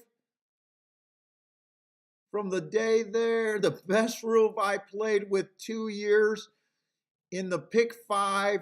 I wouldn't have the morning line favorite anywhere on my tickets for at least 2 legs. Mofo says grow balls. You don't got to worry about the balls here.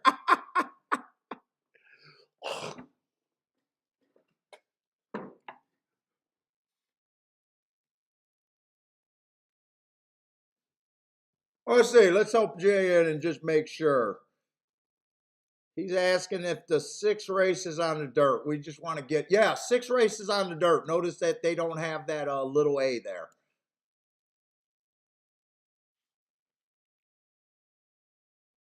Yep.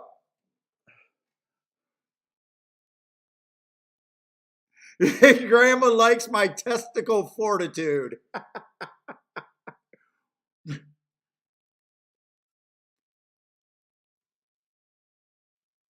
Oh, Tampa. Oh, Tampa turf race. Let's look because that's what I'm mostly interested in at Tampa. Tampa.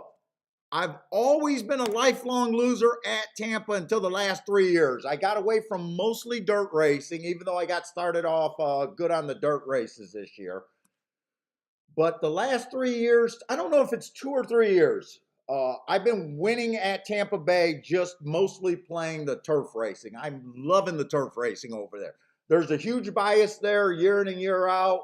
I expect it to be there this year, but I am looking for stalkers and closers over there on the turf at Tampa Bay.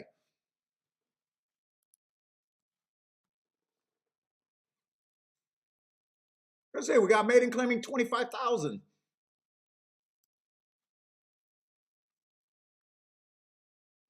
Let's see. No scratches, 8 horses. They all start at 15% on a 120-point betting line.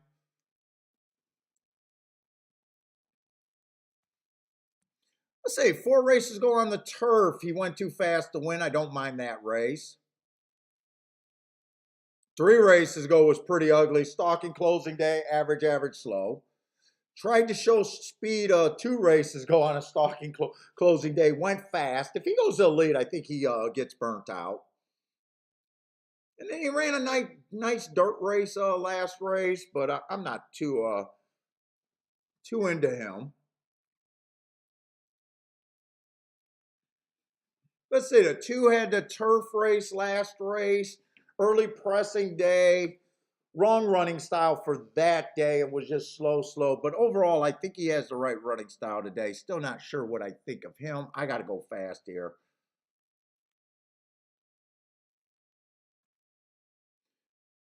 I'd be interested in this. Well, 5-1 actually. Closing day went too fast to win. I do like that race. Big close, but that was at 5 furlongs. Dude, if this horse comes off the pace, I think the 3 got some upside here. If he goes to the lead, I don't like him, but if he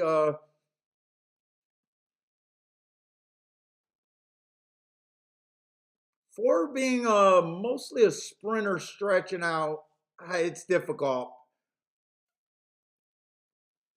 I'm not interested in the 4.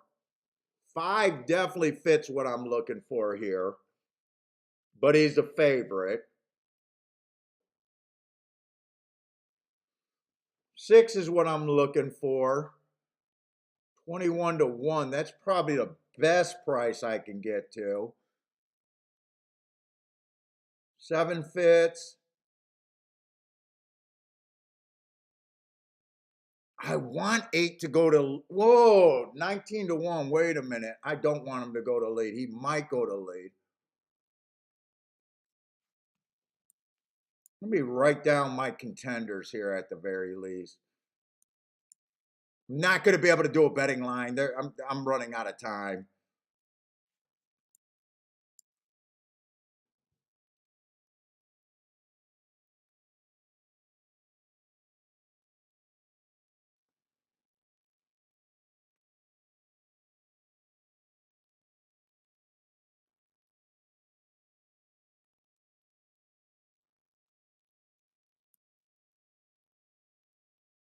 I still got to worry about the 5.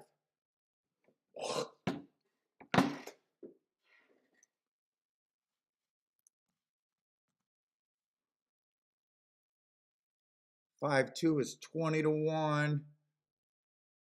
5-6 is 28-1. 5 with the 2, 6, and 8 would be the only ones I would consider with the 5.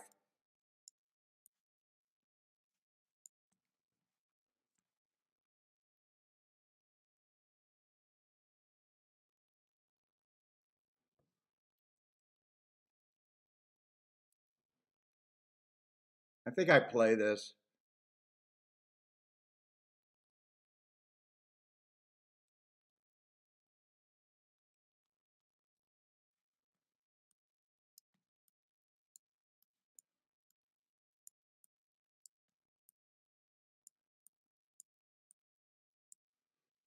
So I could get the 5 more times with the 2 and the 6. 6 and 2 would be my win ticket.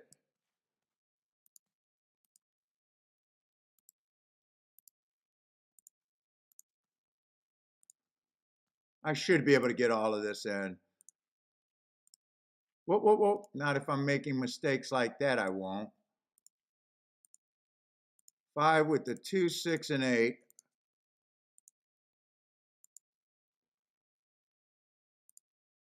2 and 6 would be my best outcome by far.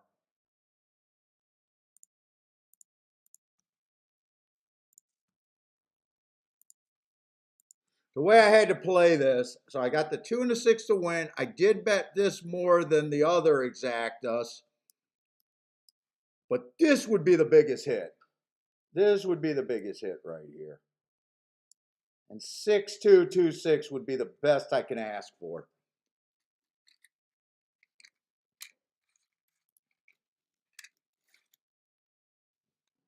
I got to be making betting lines. I don't like when I betting without betting lines, but I kind of had to play this race, I think.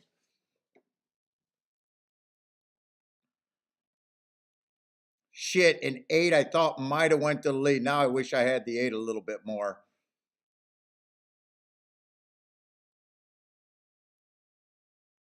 I want 1 and 3 to go fast here. 5's in perfect position. Damn, I don't like 5 getting first run here. 23 and 4, probably not as quick as I think I need. I would have preferred that to be faster. Let's see, Mofo likes the 3 to go wire to wire. Yeah, if they go wire to wire, I got no shot. I know I got no shot.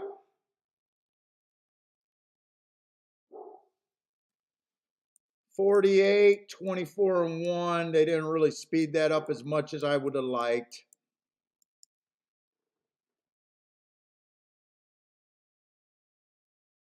Come on, 6.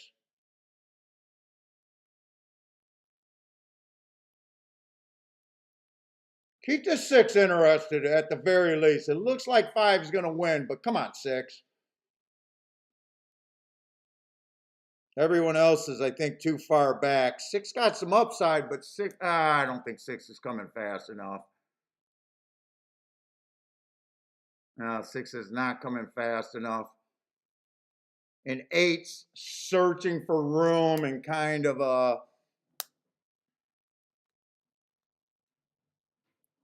I could not have played the 5-7 exacta.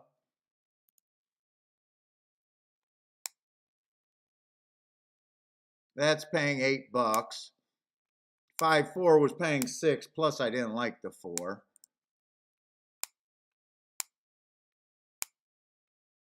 What's up, stalking?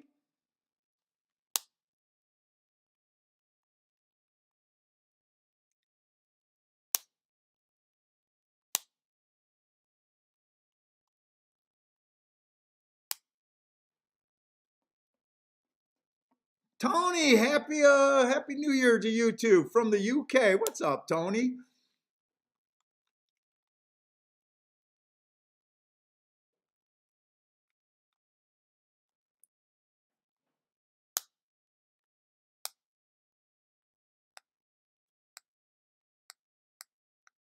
Six got fourth, 8 got fifth, but not good enough. I needed one of those 2 horses to get second for me. If the 5 was going to win, I needed one of those horses to get second.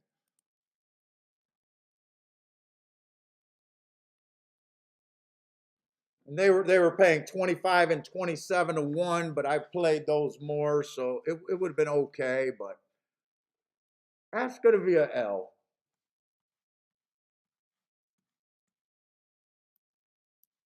Let's see, circle to 5. 5 fit that race perfectly. Fit the race perfectly, got first run and everything. Never, I don't think you ever had to worry about him.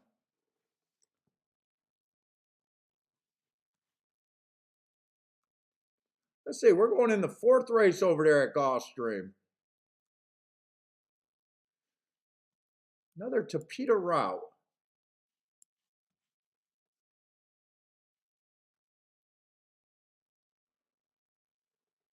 Six-horse field.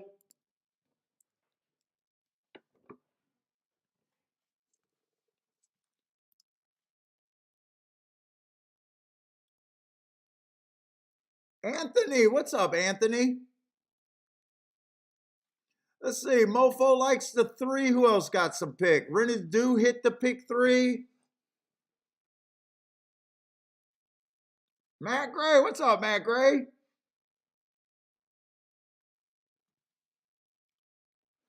Over there in Royal Oak, huh?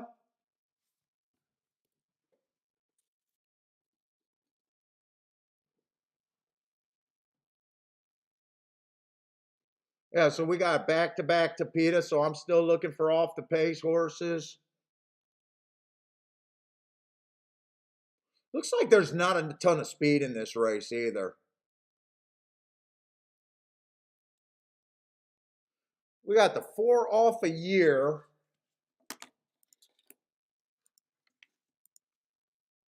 At least he's a price if you like him. Let's see, the 2 is scratched.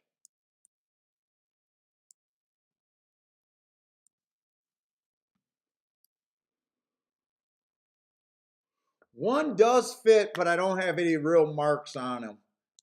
2 races ago, I got him as slow, but closers always look a little bit worse the way that I mark the pace. It's more important to know that he does a very good job getting in position, at least his last, I don't know, 6 or 7 races there. He's able to get within 3 lengths of the lead more times than not. He's been down in class at this class. He just needs a field he can beat. Let's see, 3 might be going to the lead. Being a sprinter, stretching out, trying to Tapeta, he's been on the lead enough to make me. Coming off a year layoff. Last race, he had an inside track, not a sprinter. 3-1. I'm hoping he goes to the lead. 4, I can't get to the 4 off the year layoff. 5's lightly raced. Tried a 7 furlongs on a bad rail day. Had the 9 hole. 1 tick slower than the fastest winner average. I don't think that's a bad race. I need him to probably go to the lead.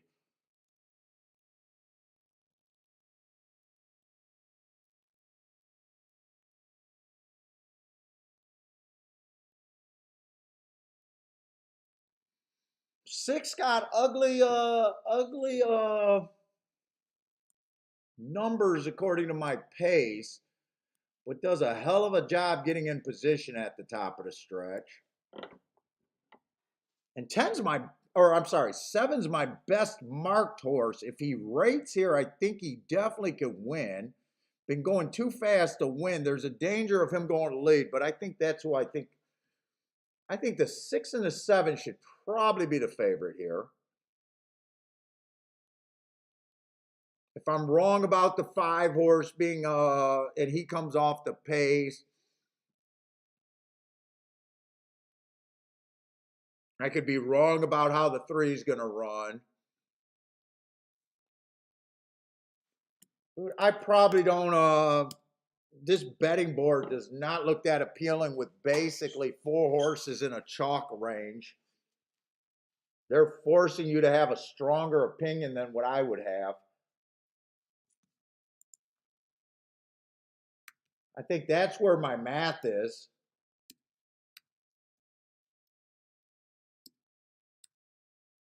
I'm agreeing with the board too much.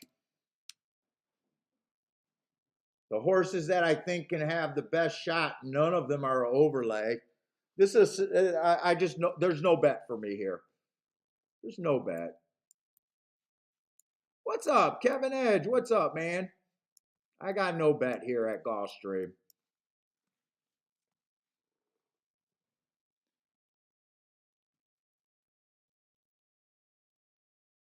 What's up, Saturday? PDT, what's up? PDT likes the seven. Seven is probably who I'm rooting for. Seven's the horse that I would like to win. Let's see. Marco Lou likes the 1 and the 7 over there at Gulfstream. Do I find reading any books useful in handicapping and structuring? Yes and no. I haven't read books because I've been winning for so many years. So, like reading books once you get to be a decent handicappers are probably unnecessary. I think mostly, ticket structuring is just knowing what's the best you could get to. I'm not the biggest ticket structure guy, but I tend to do more things right than wrong. New people the newer you are, you should be reading books, but then you got to kind of get away from them. But like most guys, if you've been playing 5, 10 years, you even if you haven't been successful, books are probably not what you need to be doing.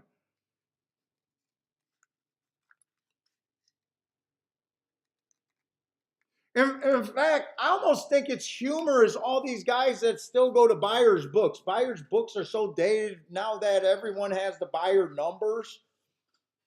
I find it funny that people still say, I love buyer's books for great reads and just a fun book. But as far as approving handicapping, I don't see any value in them.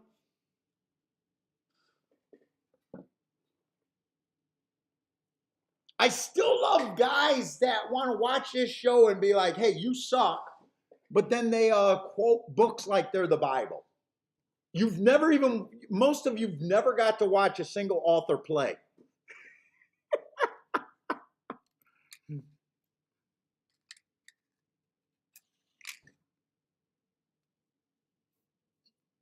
Oh, he's good. He's good. I don't know. He just wrote a book. He told me he's good. That's kind of where I'm at on books Saturday. So if you're new and you're starting from zero, definitely read a few books.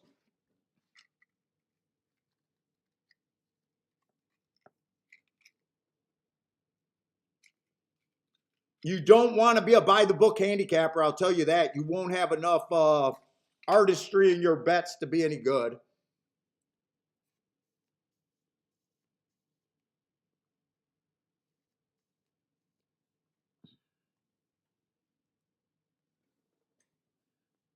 Yeah, hit the likes for me, guys. Hit the likes for me. Yeah, JW, I'd say there's probably a lot of that. I don't know. I don't know, but I love the guys who would quote books that never seen the gambler play. Dude, I could write a book and fill an encyclopedia of all the bombs that we hit on this show. But dude, really, really, the people that get the most from this show sees what's being happened and understand why we're sitting out races, why we're playing.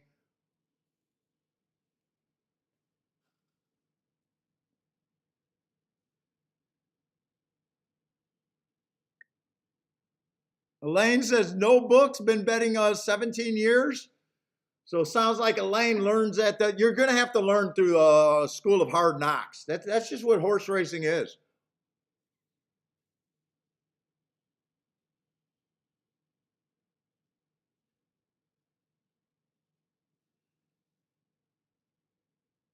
No, they're definitely feasible long term Saturday. I just don't, the way that I structure my game,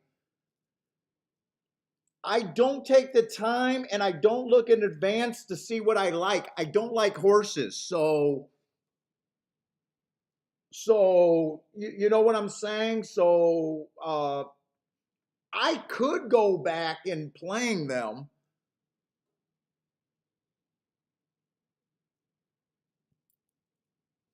Uh, but for the most part, Peanut at the track, been playing for 45 years. Yeah, Peanut does not need a track book.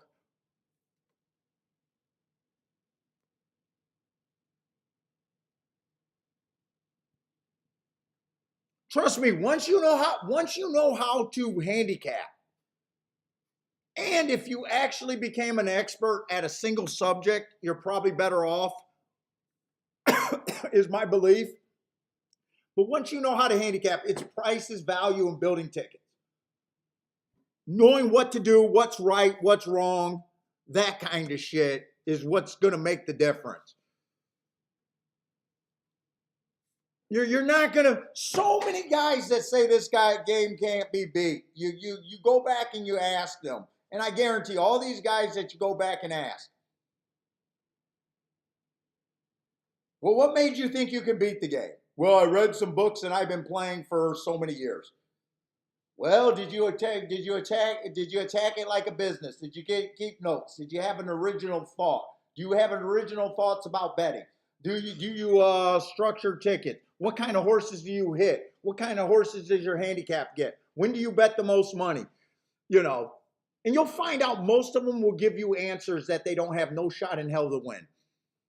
Yeah, but I read books. Let's see, Jay with a boom, double for $10. Nice, Jay.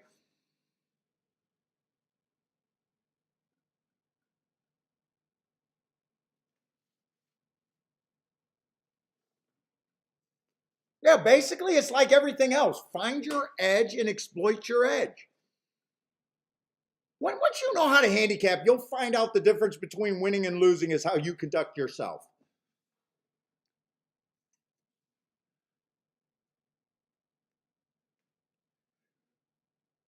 It's not really a secret. Everything I say is what people would generally agree with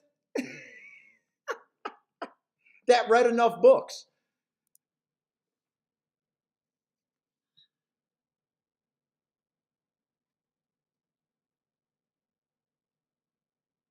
Like his race, we got all the horses, the exacta, the try, everything is based on the horses that I gave the most chance.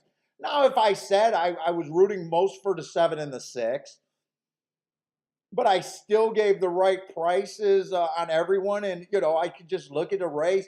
I know I don't want to do a 4-horse box for an exacta. I could have hit this with a 4-horse box. Would that have been a good bet? I don't see how it could have been. I could have hit the try in a 4-horse box easily. Fuck it. Is that a good bet? Probably not. We'll see what it pays off. You're going to develop your instincts on when to sit out, when to play, when to hammer.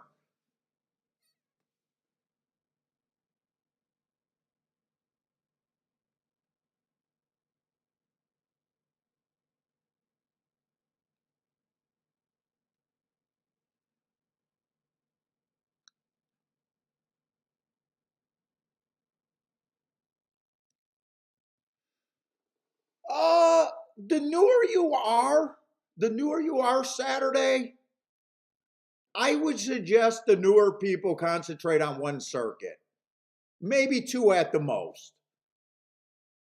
The more experienced players,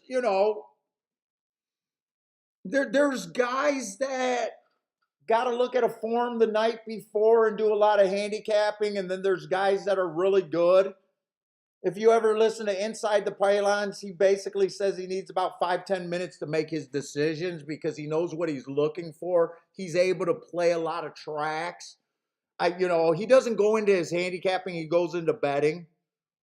He's probably, I don't know, he sounds like he could be a profile guy when he says he knows what he's looking for.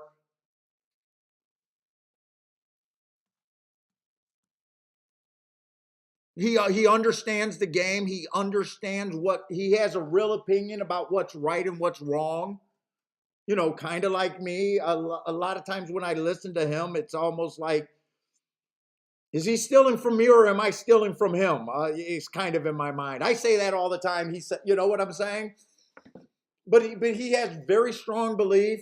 He believes what's wrong in the game, what will kill you in the game. Those are more important things to know. That's stuff that you should be taking from people.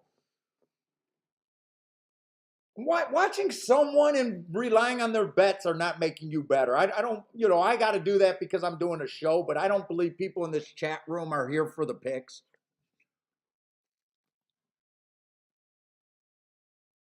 There's guys that are profitable, win only.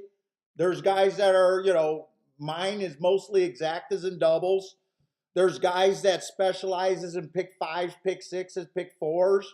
There's no right or wrong way to skin this game. You just know that they're giving out 80% of the money that they take in. And if you're better than most of the people that are playing the game, which is not that hard to be, you should be able to stay ahead of them.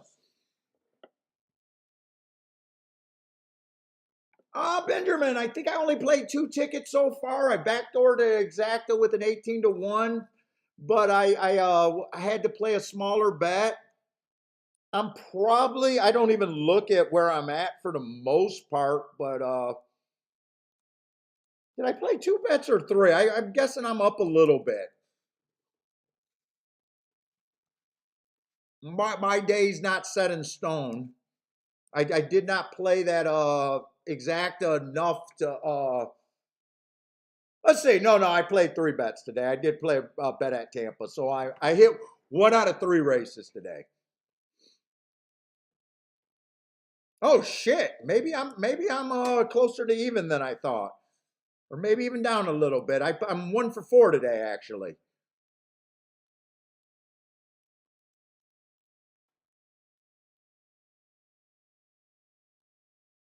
One for 4 today.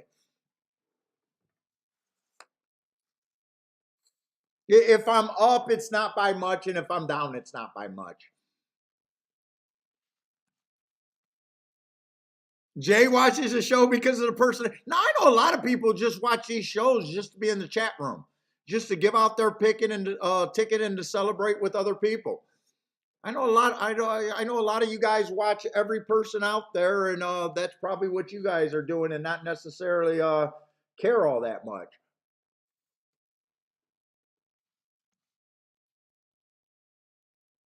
I like a lot about what Michael, that dude says, value capping. I don't like the word value capping, but basically he's talking about getting extreme value. I got no problem with him. I don't think he does a live show, but he does a lot of video rants. And he comes up and he'll handicap a Derby or Preakness a couple days in advance. He's at a disadvantage because if you can understand and listen to him, he's saying, you know what, I don't know what these odds are going to be, and the odds are everything. That's the right thing. He pushes his software. I don't care about his software. Everyone, no matter what you handicap, I want everyone to know this. Everyone, no matter what you handicap, everyone gives out winners. Everyone gives out losers. Most of us suck. I don't believe anyone hits more than 30%. I only claim 20% of the tickets that I play are winners. That's my goal. And if I hit my 20%, at the range that I play, I will be a winner. Everyone sucks at the horses that they like. Everyone sucks at picks. If we were great at picks, someone would have been discovered already.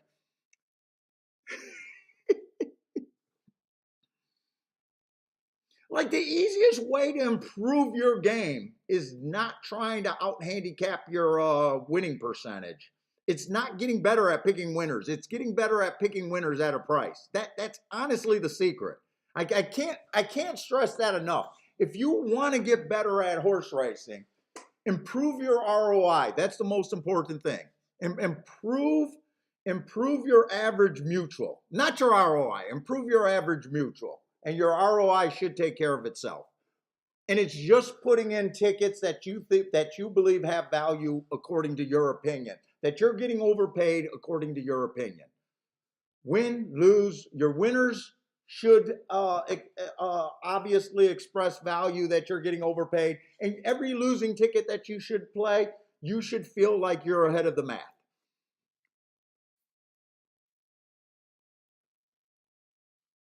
It's as simple as that. It's as simple as when you're right, you're getting overpaid.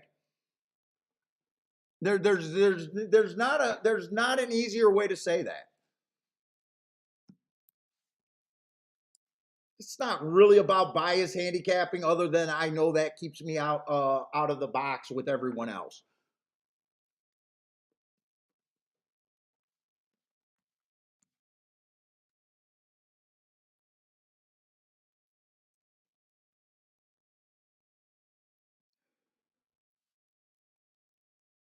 Marco Lou says it's about the beautiful girls on TV.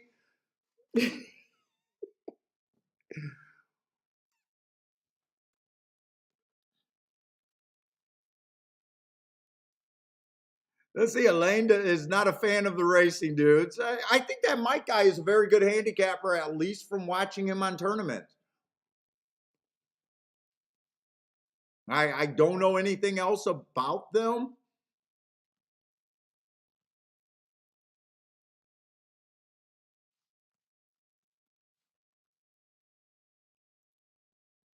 I know he does very well in tournaments.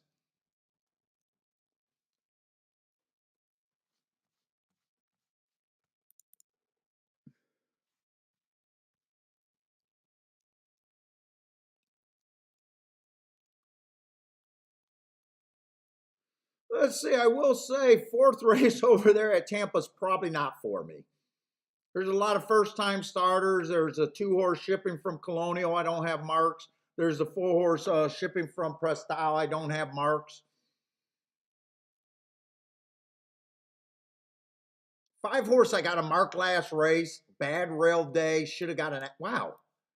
What's wrong with me of putting asterisks up? Should have got an asterisk that day. I guess I was working fast.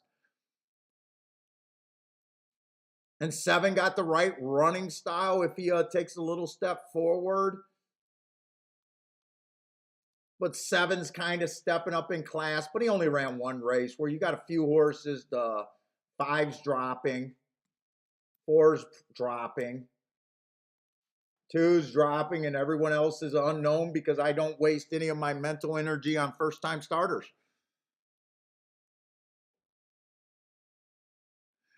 You know what? I got mixed feelings on tournaments. So the old win place tournaments is where I chopped my teeth on tournaments and did pretty good there until they went on the internet.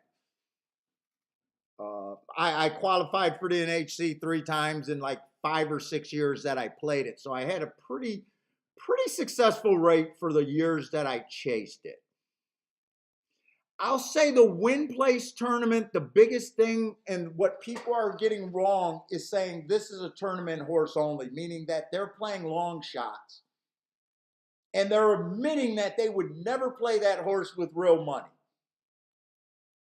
And I don't understand it. If they know that that's an optimal strategy for a tournament, I don't understand that why that's not an optimal strategy in your fucking play, because a 20-1 winner is worth so many. A single 25-1 winner is worth so many fucking 2-1 winners. You can't make a half a year salary with a single 2-1 for the most part, unless you're a huge bettor, where you can with 20-1s.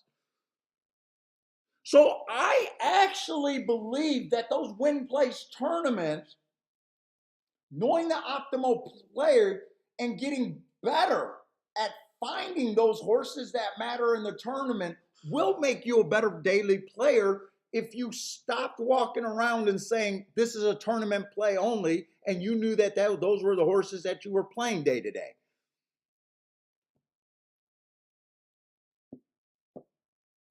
Now, the live money tournaments, I went to that live money tournament for 3 times. I got up early in all 3 days. All 3 days, if I was grinding it out and playing at home, I would not have blew any of that money.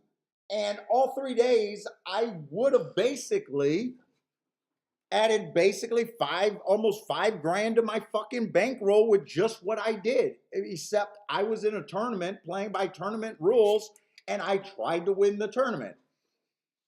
So, live money tournaments, they kind of put you in a spot where, are you playing to win the tournament or are you just grinding it out? Where, you could have not played those rules and had a very good 3 days. $5 grand to make roughly $5 grand in 3 days is very good handicapping.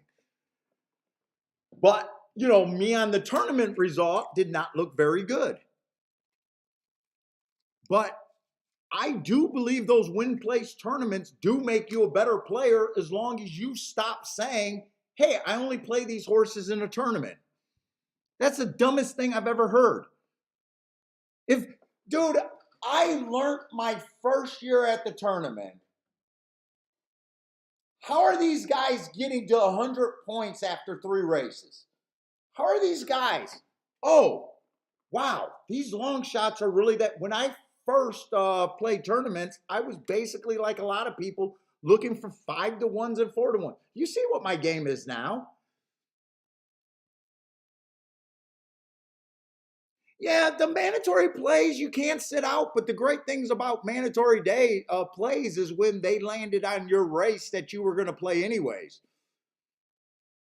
Dude, when I used to get the mandatory play tournaments, when we used to go to tournaments, and I seen 3 or 4 of my plays were going to be in those races, I had a huge edge.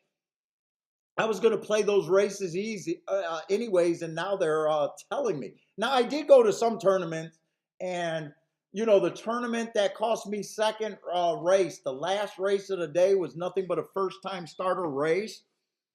I would have never played that race, so I fall into that too.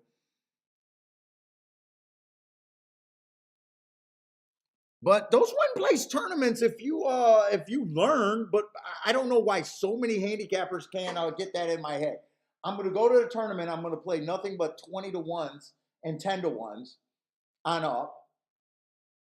And then I'm going to go back to the track on Wednesday, no tournament, and I'm going to act like every 20-to-1 winner it's impossible to get. No. Get good at getting to those horses that matter. So, yeah, tournaments are very good, right? Hey Gash, am I saying anything wrong there?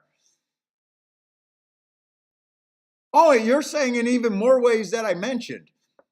So you even got some more ideas about those tournaments. Dude, but every tournament you'll go to, a guy will hit a 20-to-1 and he'll tell us, dude, they say it out loud like they're proud. Hey, I hit him because it was a tournament, but I would have never had him. What? A 20? Are you kidding me? Soon as you say, this horse is 20-to-1, you should be saying, and I like him, you should be saying, that's the best part of my ticket. That's the best thing I can get to. I don't know how many times I say that in a day. That's the best thing I can get to. Let's go. My tickets are now focusing on him.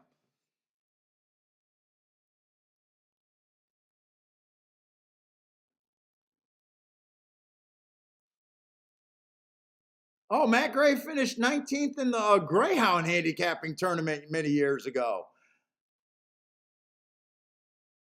Yeah, the UFC, or not the UFC, the NHC is coming up in late January or February, I think.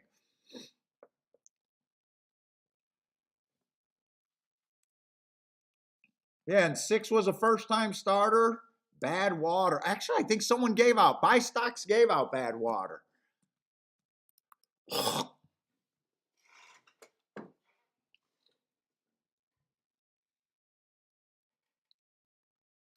Spent the winnings on whiskey, women, and squandered the rest. At least your priorities are right on the women and whiskey, I guess.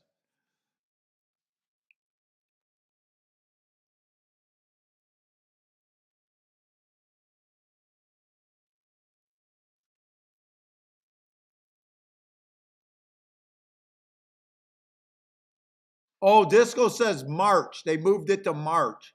I think it's at Bally's. It's never been at the Orleans. Orleans has their own tournament that I think is no longer that they're no longer going to do anymore.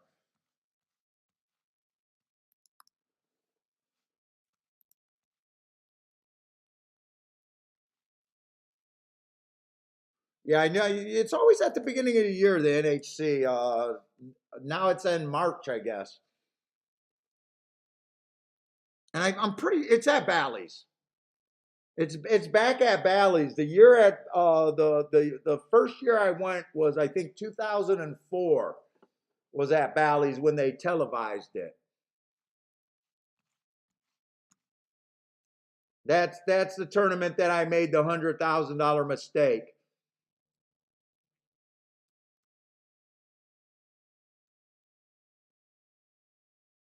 Let's say we got 7.5 furlongs over there on the turf today.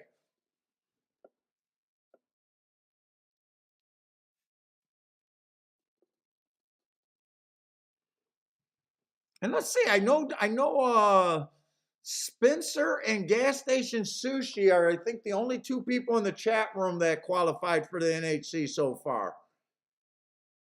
And I think I think Gas Station Sushi even said he might have qualified twice this year, right? Do you got 2 entries or 1?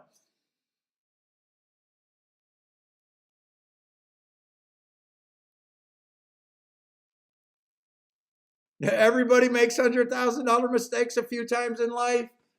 Yeah, I let Ron Rippey, who went on to win it, brain fuck me in the last race. He did a beautiful mind fuck on me. He was in 4th place and I was in 5th place going into the final race.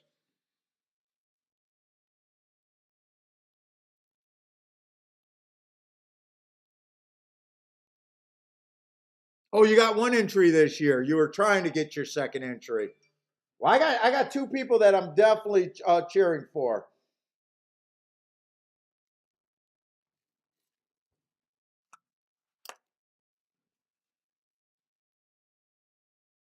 $100,000. Marco says $100,000 mistakes is getting married. Yeah, especially if it doesn't end up right, right? Especially if it doesn't end up.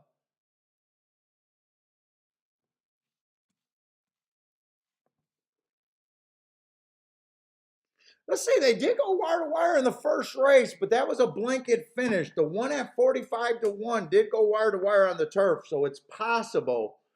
But I'm still looking towards Gulfstream, like this turf might be favoring stalkers.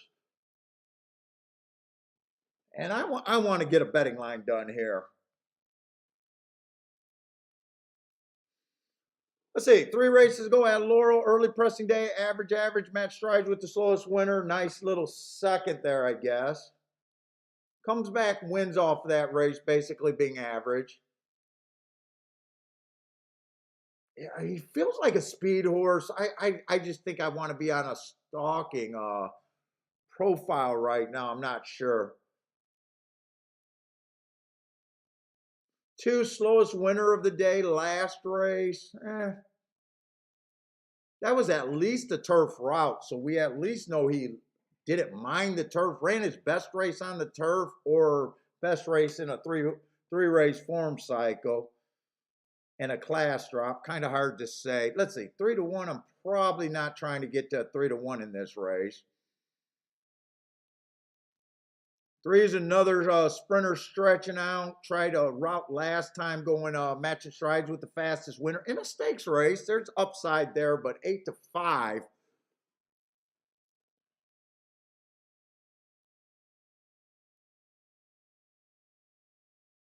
4 stepping up in class. I like 4's running style. 16-1. At least he's interesting enough. Might be a bit of a reach, but I like the race 2 back where I thought the rail was bad. Still ran, he won right off of that race.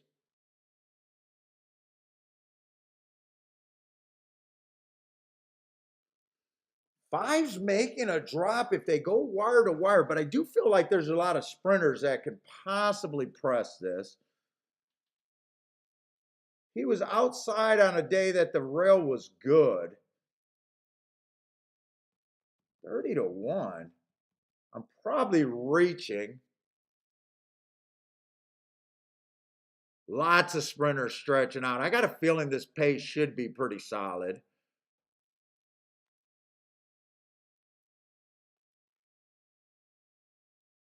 Six had a good inside last time, but I do think he gets a speed that's going to help him. I'm interested in torpedo horses that showed speed like this 8 also.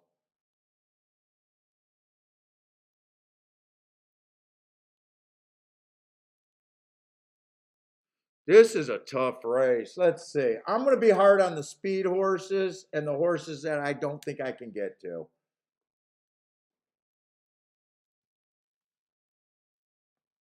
I might be completely wrong about that, but that's how I'm slanting my betting line at the very least.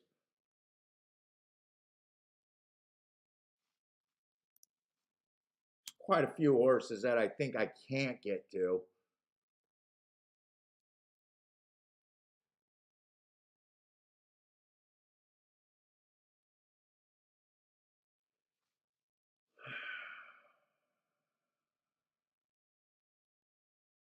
Three, I'm going to leave three in there, but I still going to be hard on him.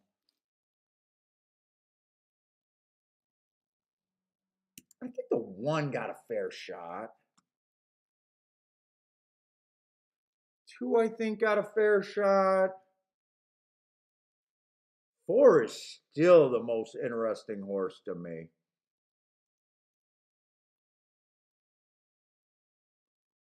Six, definitely. Wow, six is 12 to 1. I don't think six should be 12 to 1 here. Who's the eight? Eight's the horse that I'm missing. I think eight's still a player. Six horses, 16%. Let's say I will say that two and three I'm not interested in at those two prices.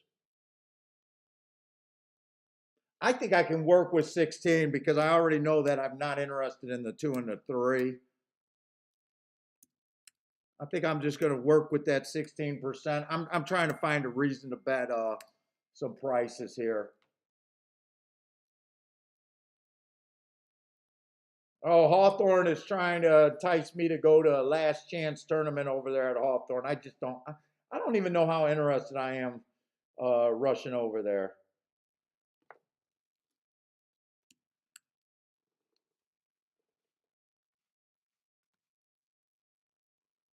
Let's see. That would make eight an overlay that I would be interested in.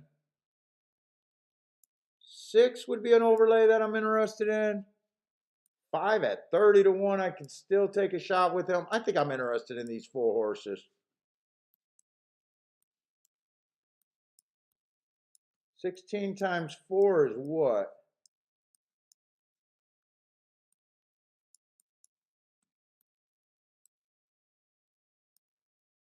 Dude, if those horses combine for, if I'm even close about my, I'm just going to do a win bet on all four of those.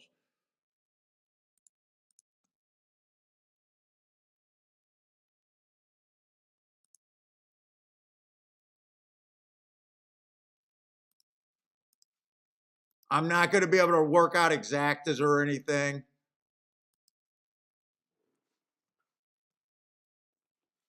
So the worst that, if I'm right,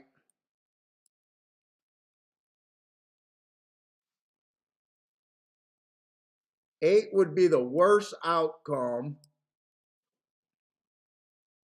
For every $8 I bet, the worst outcome right now gets me 22 back.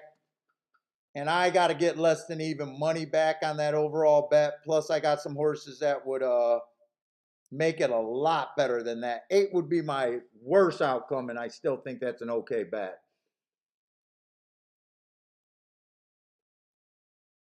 This is nothing but a math play for me.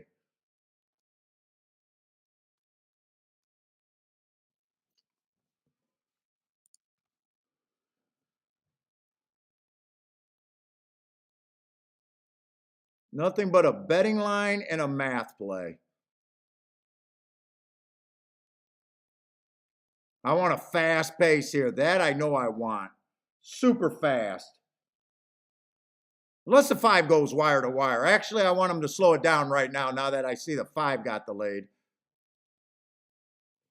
24 on the front end. I haven't seen enough paces right now to even know if I think that's fast enough or not at 7.5.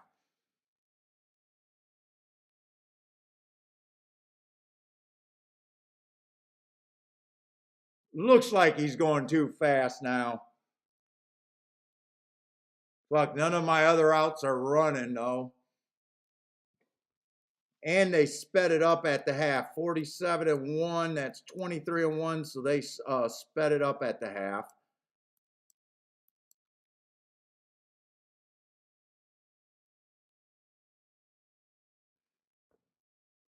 I'm going to lose this race, it looks like.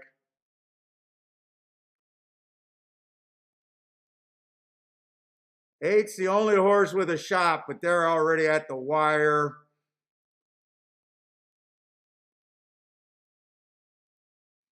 I think that was 2-3-3-2, 10, 3-2-1, 2-3-1, and 8 was the only one that gave me a chance, and not even that good of a chance. 2-3-1? Yeah, too chalky.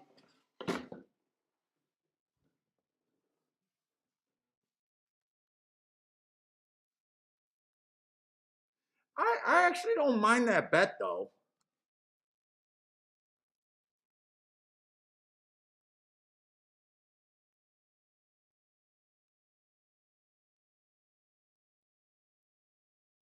I wanted 3 to be on that lead also.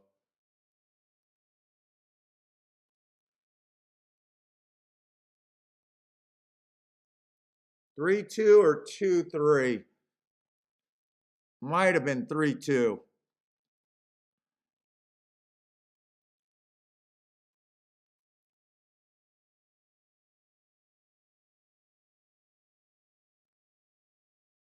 The inside of seems like it's running well right now, actually.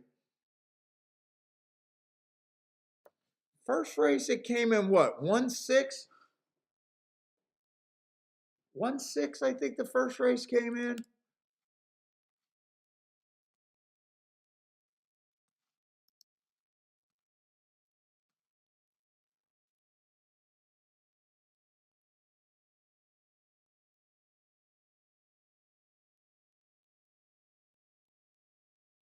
Yeah, that's nothing but a math play to me. I don't mind making those plays though. I was hoping I had a 64% chance to win if I was right.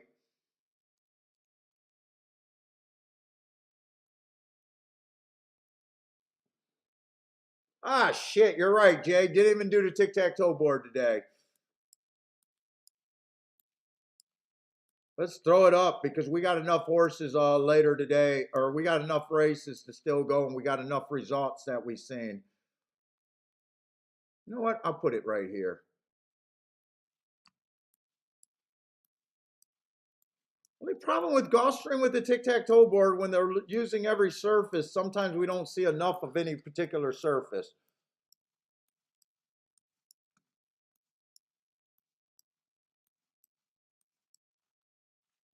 That's the only problem.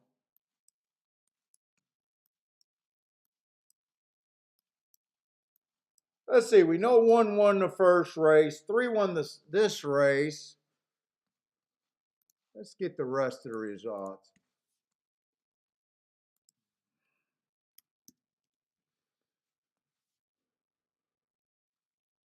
Now I know I'm definitely down a little bit now after that bet though.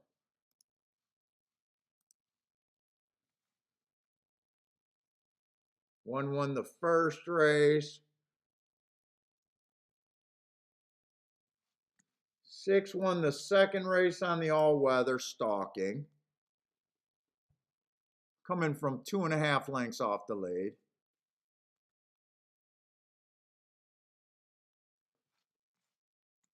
The 8 stalked on the all-weather.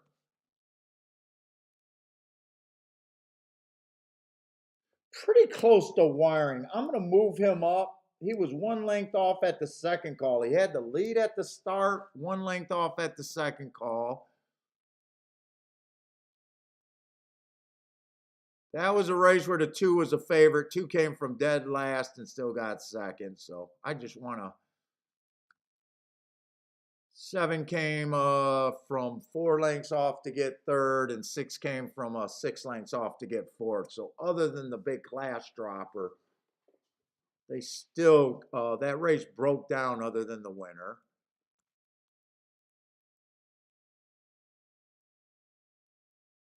Now that 5 horse did go wire to wire on the Tapeta. 24 and 3, 50 and 1. So he did have that borderline race where they could go wire to wire.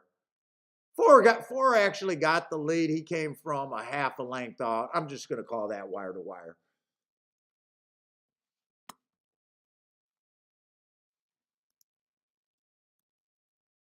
We haven't seen any dirt races yet. 1, 2, 3, 4.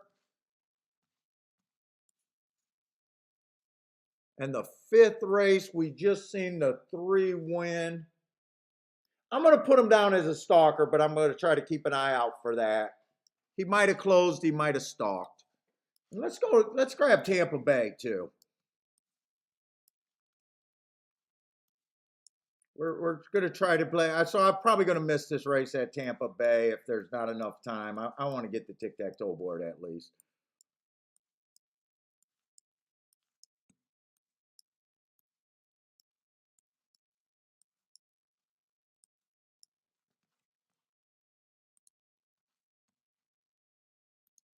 I don't got a Russian bet.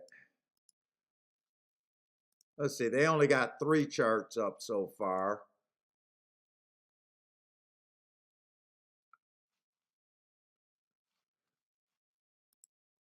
Stalked on the dirt first race.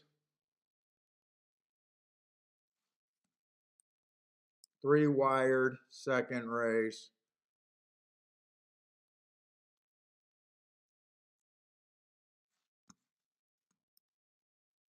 So far, it's everything. Dirt, I'm looking for speed and stalkers. Turf, I'm looking for stalkers, closers. So far. All right. Oh, we got enough time to look at Tampa. We got enough time to look at Tampa.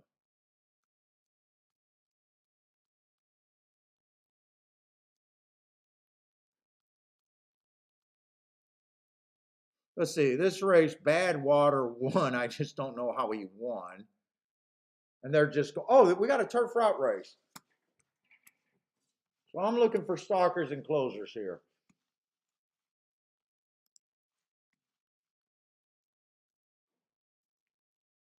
Fifth race. Already in the 5th race. Okay. Starter allowance 25,000.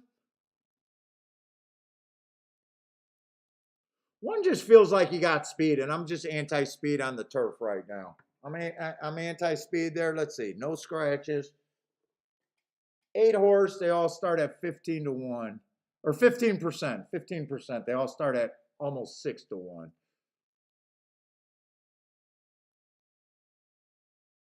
Two's tricky. Might be on the lead or might be a stalker. He's a sprinter stretching out. Been stalking like a speedy stalker, only 1 length behind.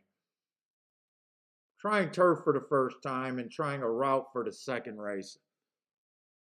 I got a feeling he's going to be close to the lead too. This is a starter allowance 25,000.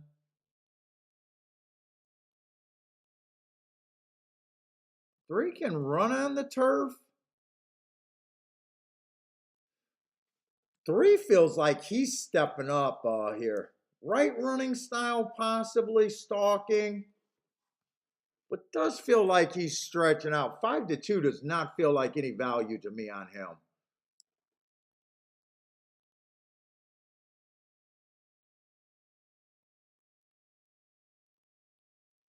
Four got the right running style. Stepping up, though, just broke his maiden. Right running style just broke his maiden. 6 to 1 probably sounds fair to me. Not getting overpaid. Okay, everybody's stepping up, so that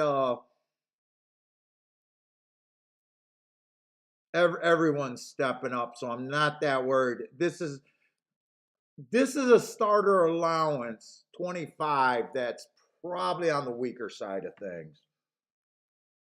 You got quite a few horses that just broke their maiden.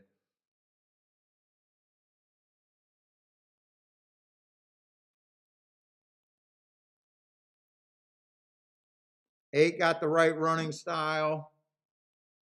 7, I'm anti-finger lakes.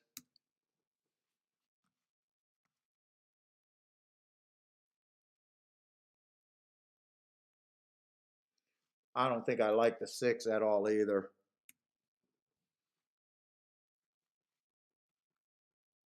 5 got the right running style. 8 got the right running style.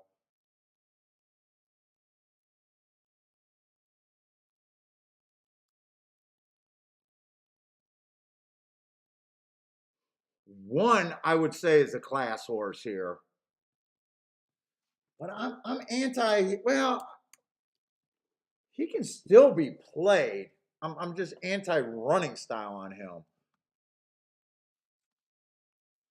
2 would be the other class horse. At least they ran against better.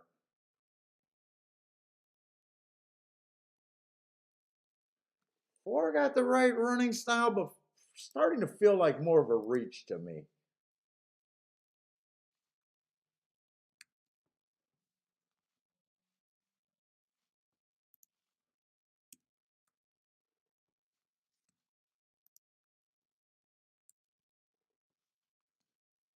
That doesn't change much. I'd probably just work with that betting line right there. So that's it. That still makes 8 and 5. Probably, who was a 5? Let me just make sure.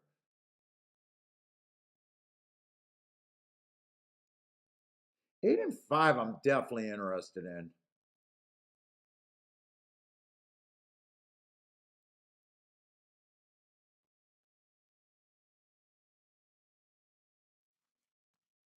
I'd probably use the 1 in the exacta. I'd probably use the 2 in the exacta, but then 8 and 5.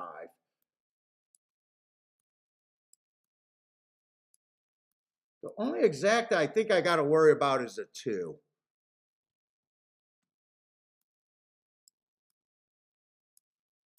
That's how I would want to play this.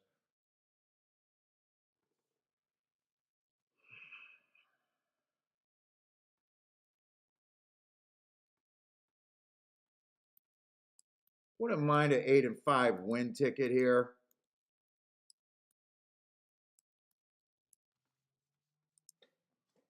Let me look at these exactas.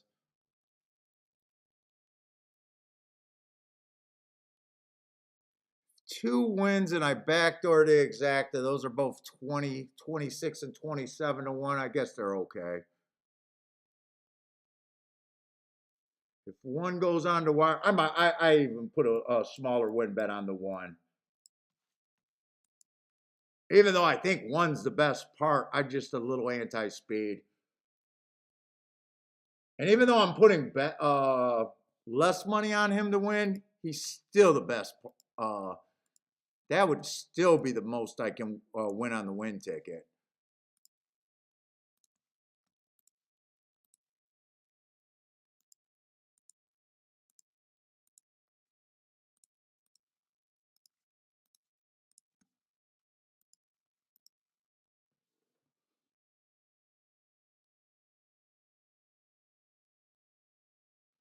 Let's say Lloyd says betting when using picking a key horse, you don't have to put them on top all the time. Yeah, it's whatever you want to do with your key.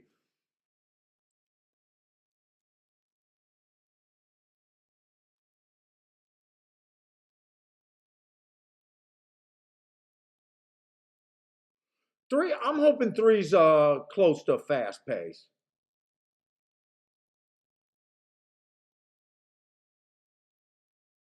I definitely want the 8 and the 5 to rate here, especially the 8. I think if I had to pick one, which one I think has the better shot,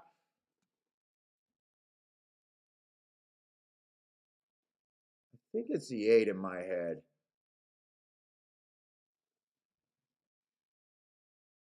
Let's see, 1 should get the lead. If 1 gets the lead, I probably want the pace to be super slow.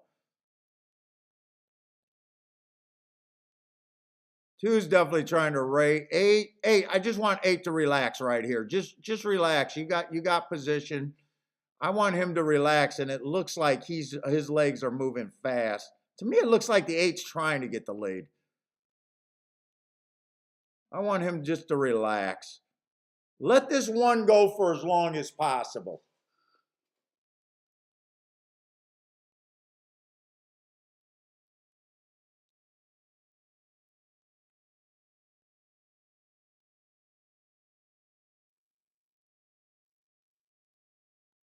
$23-4. I don't know if that's slow enough for me to get excited, though.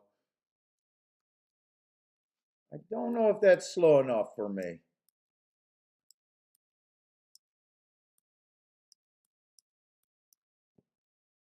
He's already done.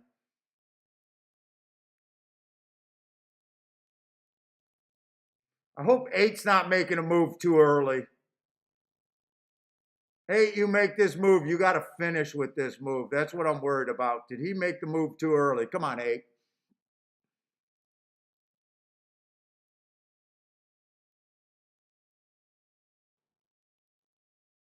I need help for the exacta, though. I don't think I'm going to hit the exacta.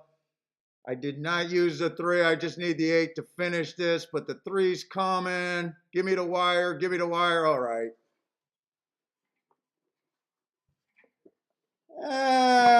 Probably not going to be a great hit, but definitely, I think I needed the exacta for that to be great.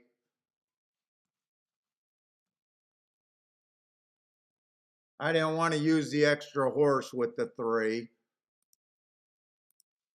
What is the 8-3 paying? 8-3 is paying 14-1. I was right for leaving him off.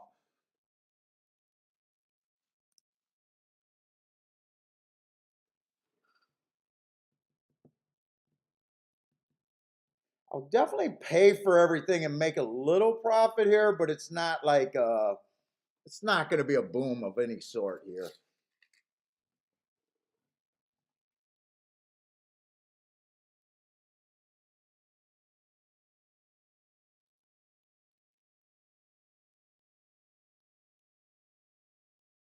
If I would have just stuck in the win bets, I would have done a lot better. Except I wanted that exacta with the 1, and I wanted the exacta with the 5. 5-8 would have been hitting it for twice as much. I didn't want to use the 3, and I didn't look at the exacta on the 3, but I'm seeing that 8-5 was, or 8-3 was a 14-1 exacta, and I could not have had that.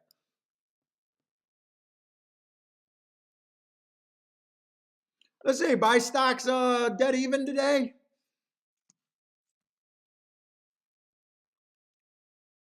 Let's see, Charles probably hit the exacta, but probably not the exacta he needed there. Unless he got the win ticket or something else, that's probably just an overall L there on a winning ticket. Oh, those are rough. Did he play the try? No, he doesn't have the 4. He does the try and the exacta a lot. Let's see. Do I got enough time to go to the bathroom? I got enough time to go to the bathroom real quick. 8 probably stalked that race. Whoop, that's Gulfstream's form. Holy shit, I didn't hit that race betting the wrong track, did I? Did I just hit that track betting? Wait a minute.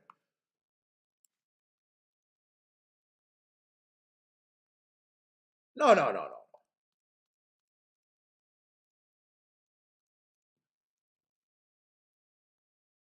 No, I did it.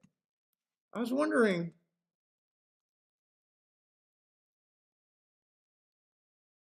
Who did I write the bet down at? Oh, I wrote the bet down before the finish, or up there. I almost thought that I handicapped the wrong race and actually stumbled onto something. I'll be right back.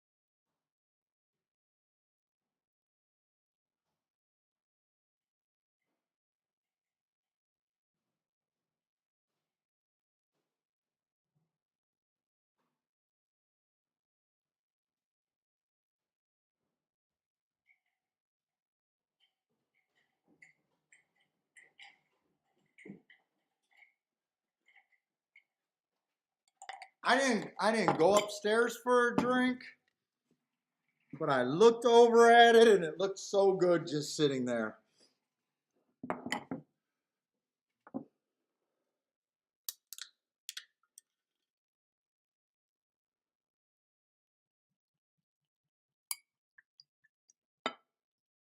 Whoa, that's probably too much for me. Just looks so good sitting there.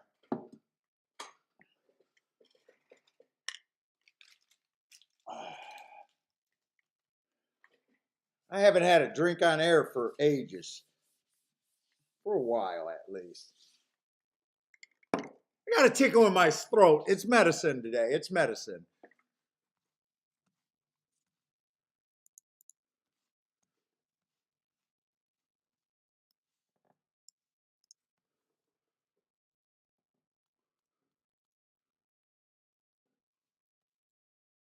Wrong track.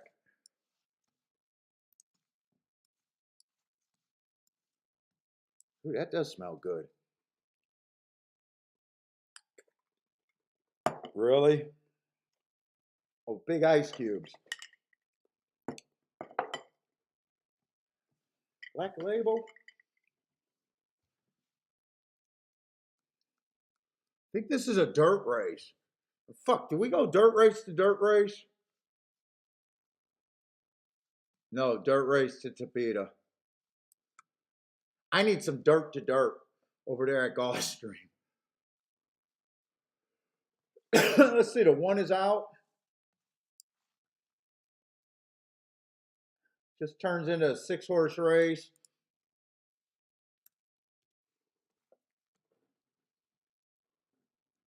I prefer the inside over there at Gulfstream. I think I do got to do the Coke. I was going to try to be a man and just drink it straight. I'm just a boy. I'm just a boy. I couldn't do it like a man.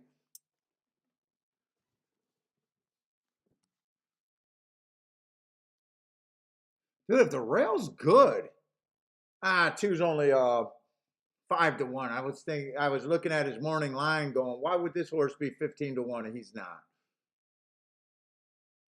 4 races ago, middle of the track was good. Stalking day, had the rail and tried to go.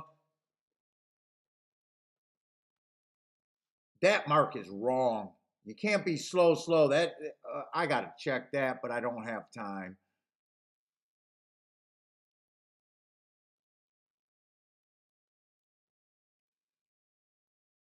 3 definitely fits. 3's a bit cheap though. He's a cheap horse with speed, moving up in class, good form. But this feels like a group that's going to be too tough for him. I think 3, I'd be reaching way too far. 4's going to be in the 3 hole. That will help, but his lack of speed and this price at 3-1 probably doesn't sound right to me.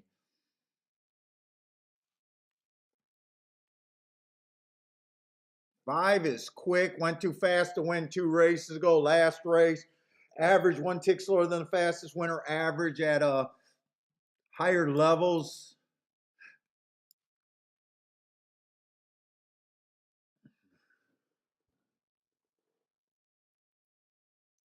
Oh wow, 6 is cheap too.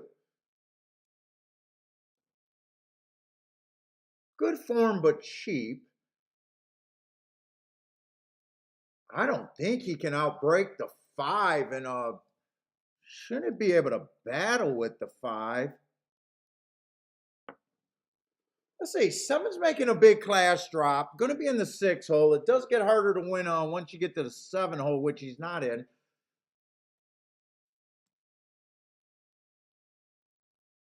I gotta beat the 7 here. Oh, 5's 5-1. Wait a minute, 5's 5-1.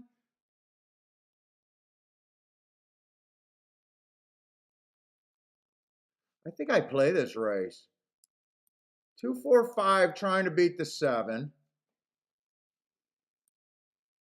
Well, I got to put it in before I can write.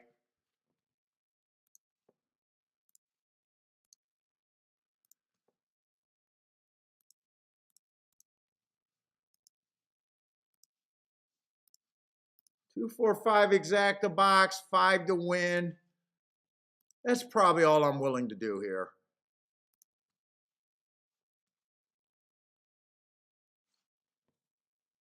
Can the 2 win? Wait a minute. Can the 2? 2 would be the only other horse that I bet to win. You know what? I'm going to bet the 2 to win too. I'm dutching the 2 and the 5.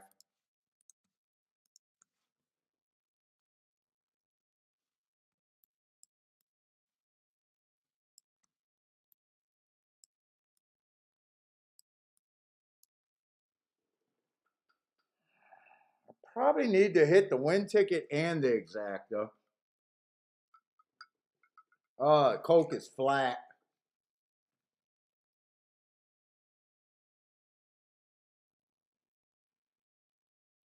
Two did not give me a break at all. Should have used, now I wish I used the 3 instead of the 2. 3's cheap, but at least he's running. 5 gets the rail, which means hopefully he can, well, he's not really on the rail. There he goes. Hopefully he's good enough to put the 7 away. God, now I'm wishing I used the 3 instead of the 4 and the 2. And now I'm getting 3 to 1 instead of the 5 to 1. So my win bet is not as great as it could have been.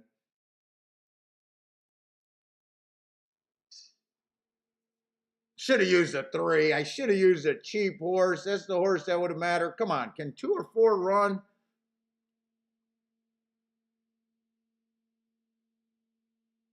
2, suck up on this rail, or 4. 2 or 4. I need 2 or 4. Come on, 4. You got this. You got this. 4, go. It's Gulfstream. It's the inside of the track. Just bring this 4. I need to hit the win in the exacta. All right. That's good. That's good.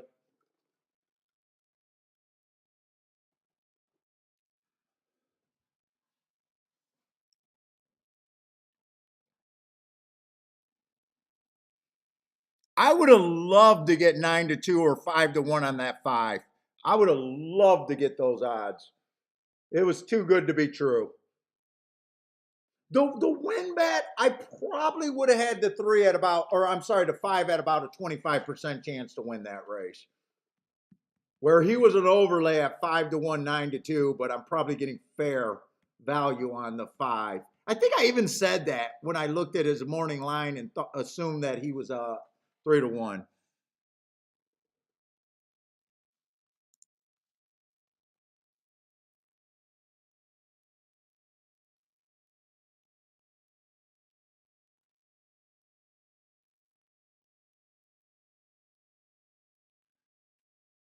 Yeah, some are. What is Lloyd saying? Some are unstraw with beating the favorite. Well, I do believe that that's a good place to start. But but you definitely got to know if your horse is fit on condition. Class is not the biggest factor to me. It's probably the 4th thing I look at.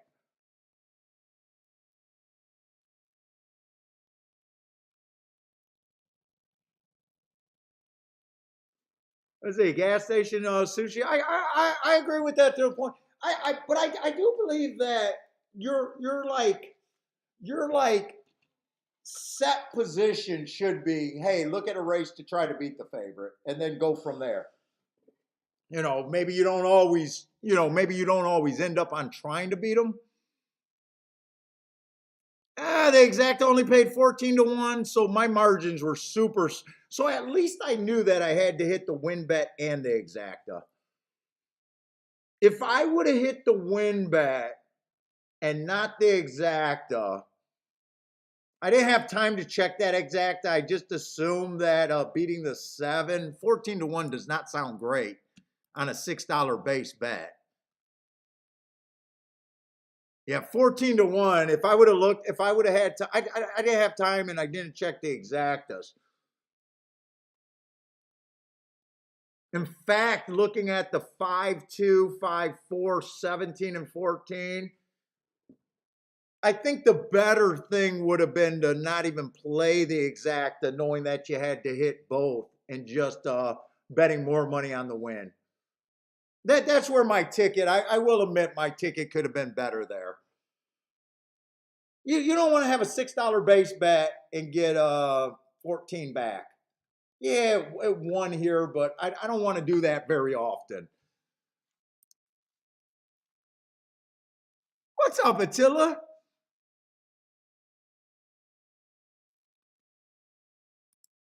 Thank you, Gas. Hit the like and subscribe for us.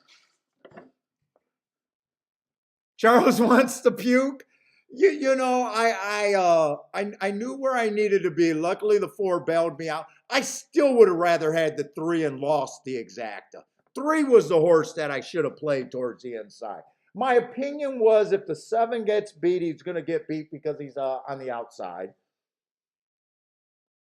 My win bet on the 5. Now I don't know that they're going to bet him down to the last flash, but I'm working with narrow margins there. And my exact, as if I would have looked at the exact, as I don't really like this winning ticket.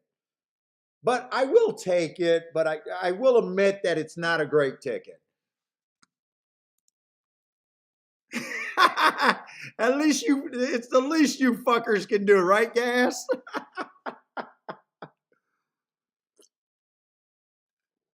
I haven't had that real grenade ticket to be able to fucking land base the chat room today. But definitely doing a little bit better. Well, now we hit 3 out of maybe 7 plays. Probably hitting at too high of a rate. I'm probably due for some losers.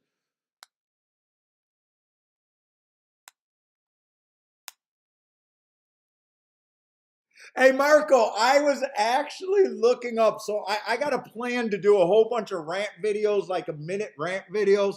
And I don't know if you guys check out Mo TVs when he does the calls. I like his little skeleton dude talking. And I wanted to look up AI. And I seen like a realistic looking AI. And I wanted to get a chick with giant tits. And I wanted to see if that would make my videos be better. But I never followed through to see if I had to pay for the AI or not. You know how like when you go to the casino and they got the AI dealers? And they got the young, you know, they got the blonde, they got the brunette, they got the Asian girls all the time in the casinos seem to be popular. And they're wearing like a gown. They got these giant tits. I wanted to see if I could influence the people that haven't found the show. Or believe it or not, hey, Gas, do you look at, I just figured out to look at a lot of my algorithms. You know, how your channels are doing. Dude, I am realizing that I got in 28 days 10,000 plus new viewers come in and check out the show. Yet I'm not getting the subscriptions. So I was thinking just to replace mine, they'll have a female, and all you do is type your in and then she says it.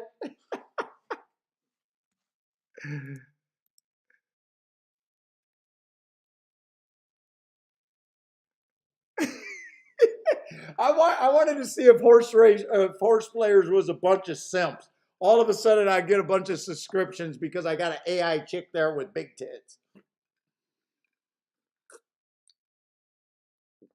Rex thinks if I wore a sleeve with cutoffs. Anthony says wear a thong. Oh, come on. Do I got to shave the back if I wear a thong on here?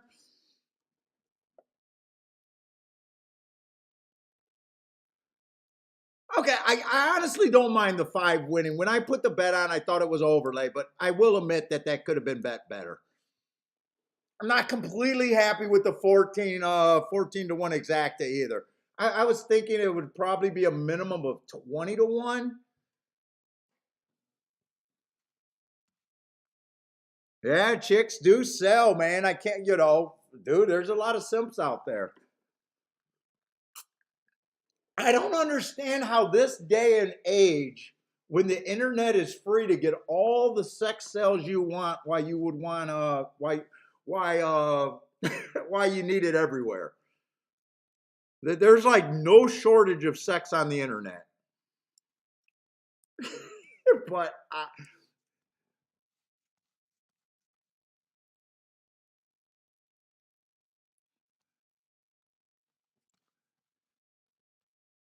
right, we actually caught a 3-1 winner. And a 9-2 winner back to back, but honestly, that 9-2 probably just paid for itself because I missed the exacta with a little bit of profit. Oh, Marco says you'll subscribe with Paul and the Thong. Oh, that'd be scary, man.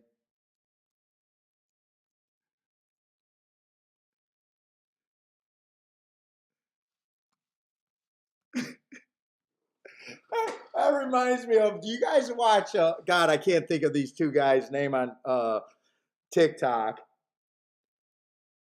An Asian dude and like this country dude. They're fucking hilarious. And the Asian, they're big time comedians. And that just me and a thong just made me think of a joke that they had about 69ing with your partner. And the one guy said he was doing it. He was doing 69, and the Asian guy goes, "Were you on top or bottom?" And the guy, the country guy, like looked at him serious, and he thought about it, and he goes, "Dude, I was on the bottom. Only an animal is on the top. The girl's always on the top. Only an animal guy is on the bottom." For some reason, I just thought of that. We should do a poll. 69. How many of you bastards get on top of your lady?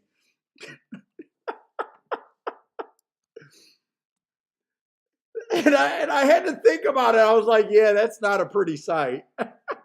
That is not a pretty sight, thinking of it the other way around. All right, I digress. Grandma, Elaine, Kathy, if you're here, please forgive me for that vision. Please just forgive me for that vision. We should not have went down that route. he was deadpan serious. He goes, "Bottom always. Only an animal gets on the top." I fucking died, man. I died. I'm dying just thinking about it. Only an animal gets on the top. What do you think I am?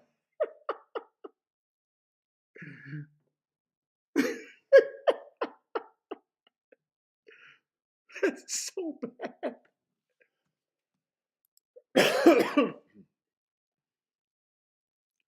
Let's see, the 3th scratch here at Tampa. It's a dirt route. I could probably let this race go away. I tried to talk my wife into letting me get a female sidekick. Gas Station Sushi says, trivia. I'm terrible at trivia, though.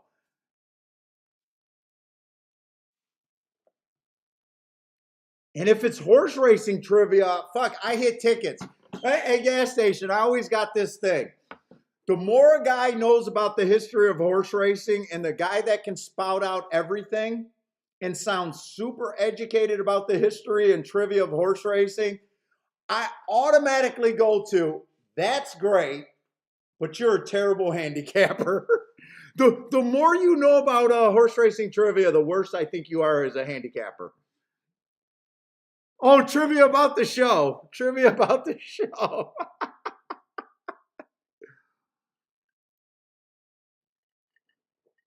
Oh, that's hilarious. How many of you animals get on top? Oh, that should be a poll right there.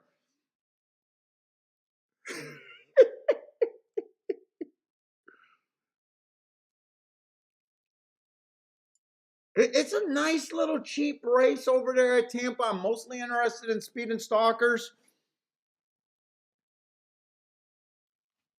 I actually want to look at the the bias report on that. I want to make sure I'm right about thinking it's speed and stalkers. But I got a feeling that I just lost my concentration right now.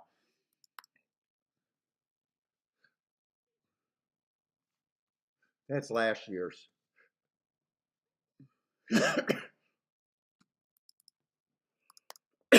Let's see, what are they doing this year? Wow, I did not realize 47% 1 through 3, 43% 4 through 6. So it does look like at Tampa Bay, once you get to 7 on out on the dirt at Tampa Bay for the routes, it gets harder to win. Speed's not great, but it's outworking the deep closer. So speed, not great, mostly a stalking track towards the inside. I would say I would still lean. I always like to say speed and stalkers, stalkers or closers. I hate pure stalking tracks. I would still call it a speed and stalking track, but I gotta acknowledge that 24% going wire to wire is not a speed favoring track. First 6 post positions are winning 80 some percent. That is very strong. Only the 8's going to be in the 7 hole with the scratch. See if anyone got any decent marks that might be interesting. One's last race was a bad rail, had the 2 hole on a bad rail day. There might be some upside there. He got the inside today. He's never been on a lead. He looks like a stalker or possibly worse, a closer. But that's at least an interesting note, bad rail. 2 doesn't look bad, but he's just 5 to 2. I know I just hit a 3 to 1, but I'd say 5 to 2 is probably not getting overpaid. According to what I think his chances are, I probably think he should be about 2 to 1 up, 5 to 2 at the best.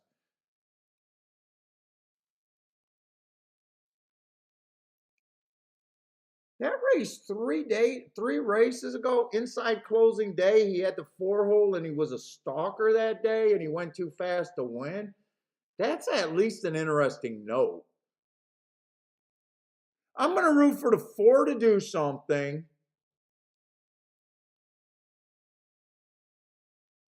And I'm going to root for the 1. I'm rooting for the 4 and the 1, but I'm not playing this race.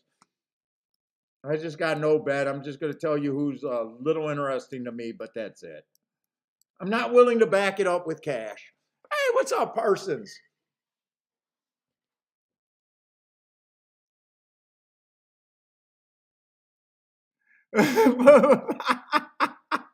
Parsons just logged on, heard the 69 rant, and wonder why no one will sponsor the show.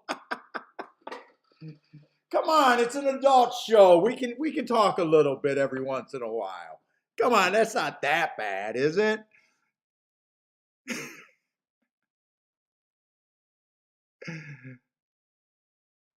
I haven't seen Cindy today. Have you, Grandma?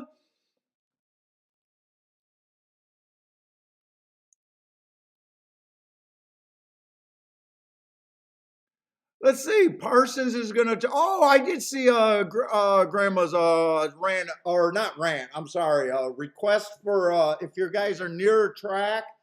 She's looking to do projects with her mom. She's helping her mom out. She's doing.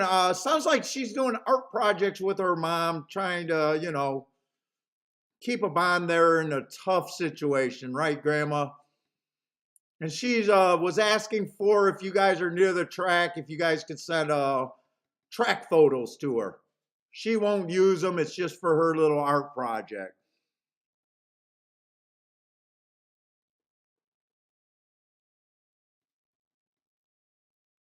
Oh, Cindy's here. What's up, Cindy? The dangerous Cindy over there. Hey, Cindy, I seen you have like a $14,000 hit probably a month ago or something. Congratulations on that. I think I said it since then. Yeah, it keeps you connected doing that. That's such a brutal thing. I had a girlfriend's grandpa that was going through that, and it's funny for a little while, but it's the sad. I swear to God, it's the saddest thing I've ever seen.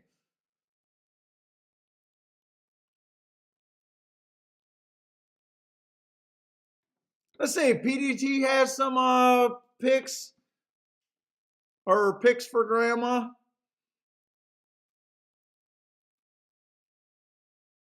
What were you doing? Putting them in a bottle? I think you were doing like art, putting them in a bottle, almost like what were those guys? Build the bottle, ship models in a bottle.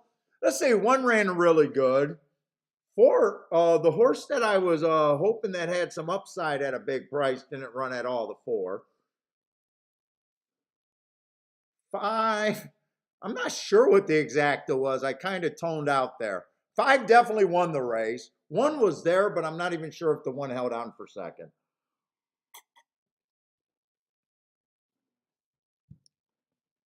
What's up, Austin?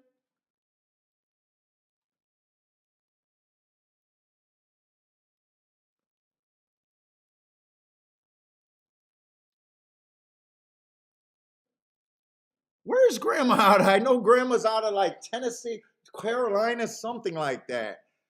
I'm not sure where Grandma's from. Oh, you're doing that in picture books over there. Well, Grandma, was the real Grandma a big horse racing fan? I never really asked you about that. Oh, the one did hold on for second, but there's an inquiry going on.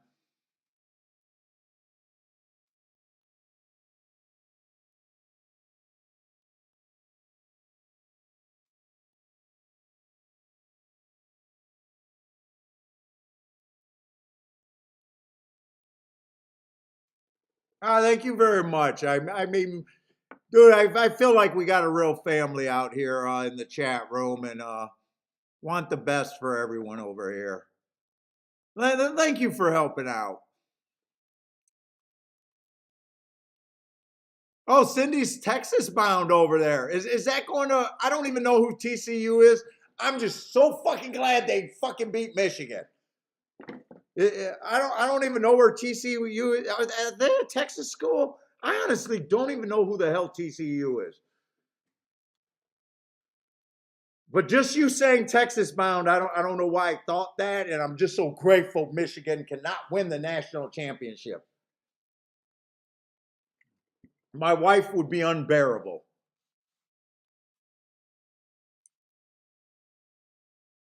Oh, she loved to watch, but you didn't learn till late in life, playing the horses. Grandma's loves her shake up support group.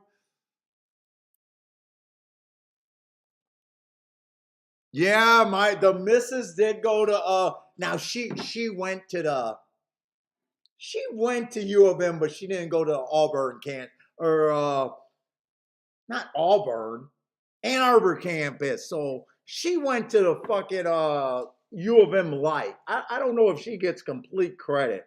It's the same school, but I don't give her full credit.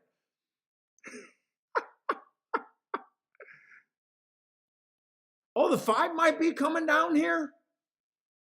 That would help the one if someone took the one here. I was rooting for the one and the four.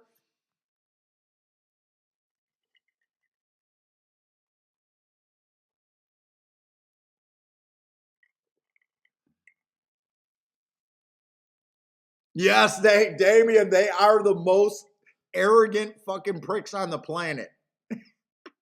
And all her cousins, half of her family went to U of M. I should have not married her just because of that.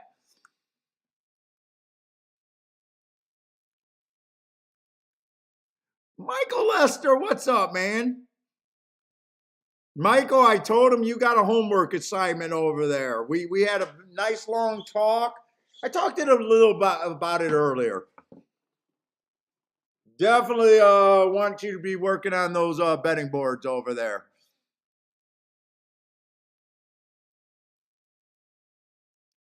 Oh, I am so wrong. So you are heading down to Frisco for the championship game Sunday. NDSU. Man, I am such not a NCAA going up against the NFL. I have not followed college for ever. And I never really followed college all that much. Mostly just the Big Ten hater.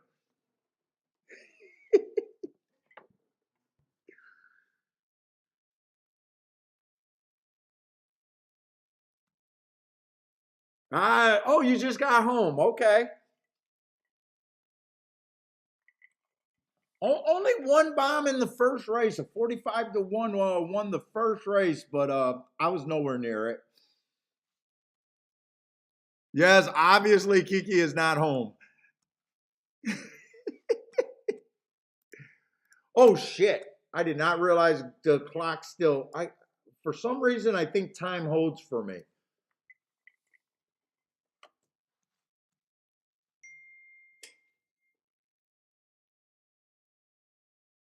Oh, and speak of the devil.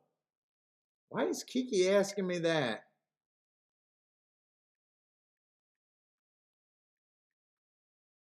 No, she's not in the chat room. She did not hear our talk.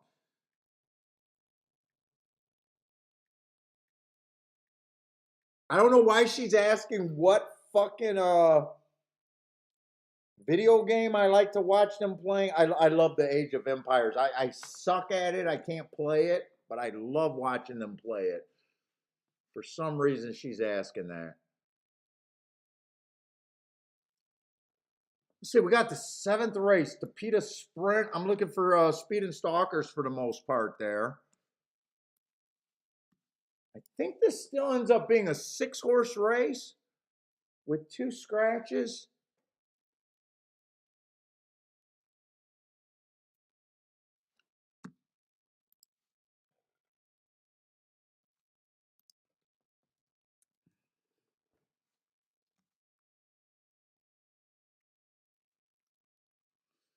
Optional claiming 75,000, so should be decent horses.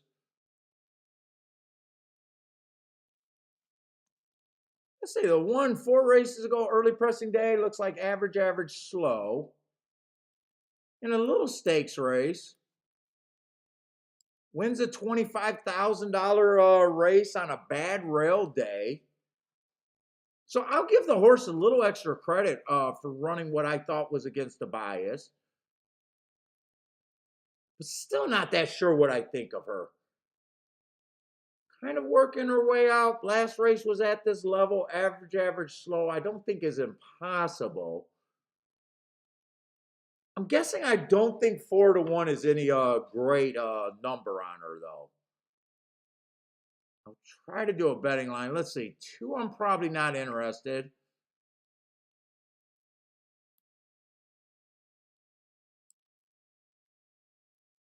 3, bad rail early pressing day, broke his maid, and then she stepped up on an inside stalking closing day, had the 6 holes, so I gave her an asterisk. Looks like she could still be a speeder stalker, and she ran against the bias, but fucking, I'm not trying to get to a 9-5. 4 horse definitely got upside to me. 5 ran on a bad rail last race. Got a little upside there.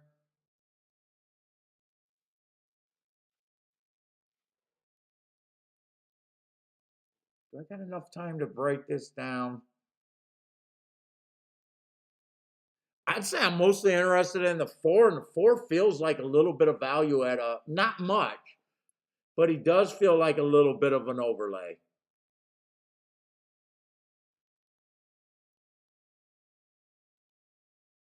In fact, I think the 4 should probably be the favorite here at about 2-1, I would think. I'm not on any great hit here.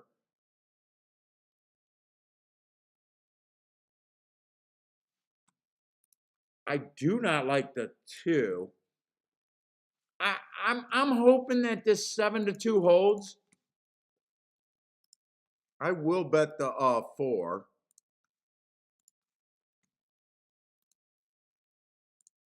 And I might be making a mistake because I don't have time to look at the exactas. I just want to key the 4 first and second with the 1, 3, 5, and 7. That could possibly be a bad ticket, but I honestly can't check it.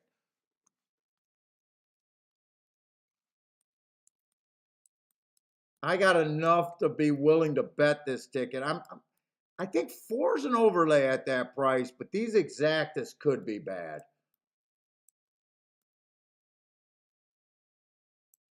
I already hit one admittedly bad exacta. This could possibly be another one.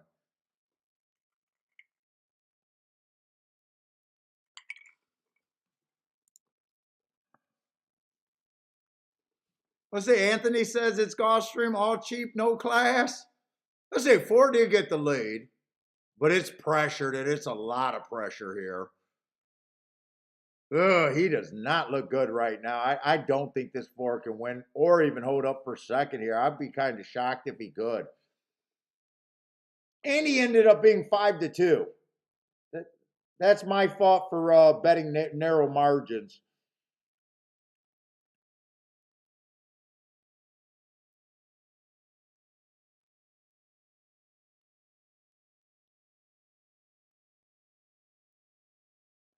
I'm definitely going to lose this race. My opinion on the 2 was correct. My opinion on the 4 was bad. Let's see. I am going to fill this in because let me just see. That's where I thought the math was. I'm not going to break it down because that's where I stopped. Fuck, 7 would have been an overlay. Did 7 win or 3 won?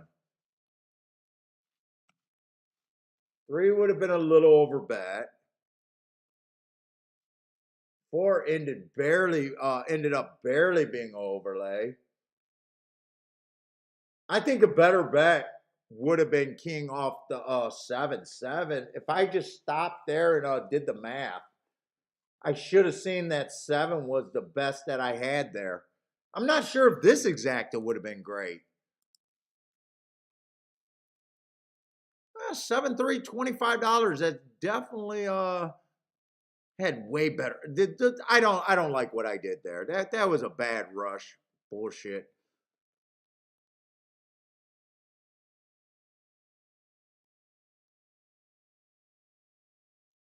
King to 7 was much better mathematically than king to 4. 4 ended up being a half a point overlay. 7 ended up being a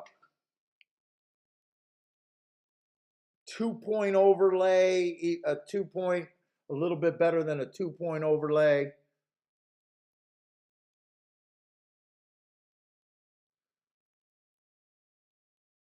And that's a bet that could have been hit. Just filling in your betting board.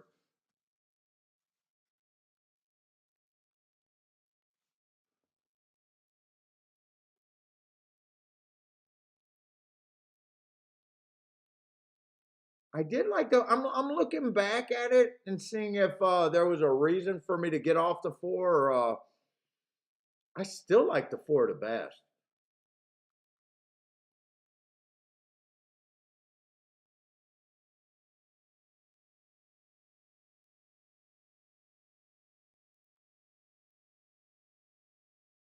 I still thought the 4 had the most upside or the most likely winner. 7 had the most upside though. Ran against the inside bias last race. Plus, he tried turf for the first time. His sprints were better. He already ran at this level. I'd say that's a worse bet that I made a betting decision there. All right. Charles having a rough day trying to force too much. Actually, you know, with a lot of the results today, I would agree that even my tickets have been forcing. Other than I cashed a few. Well, we had a 3-1 winner with the exact, a 9-2 winner without the exact, and then we backdoored. Well, that backdoor with the 16-1 wasn't bad.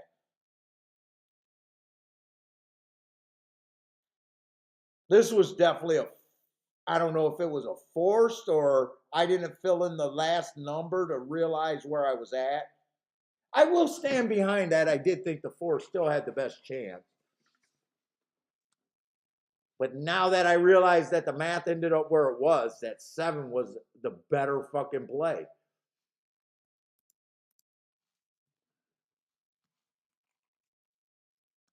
But yeah, I don't think anything other than the first race, there's been no bombs anywhere, right? I had an $8 horse, not really normally what I want to hit last race. Race before that was a $5 horse. $5 horse at Gulfstream. That third race was an $18 horse. Oh, I sat out that race. He made sense, but I did sit out that race. And the one race, or the first race I sat out, that was the only thing really worth hitting today at Gulfstream, that $98 horse. That gas had him. And at Tampa, I got less action, but I don't think there's been any great payouts at Tampa. $3 horse. That was a 9-2. Oh, they left that horse up. Yeah, I hit a 9-2 horse, but missed the exacta, so that was profitable but not great. They had a couple $3 winners.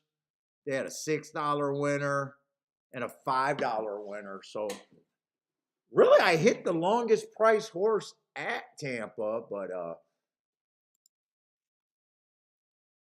so yeah, it's kind of been kind of not if you're looking for shots, it's really been kind of light today.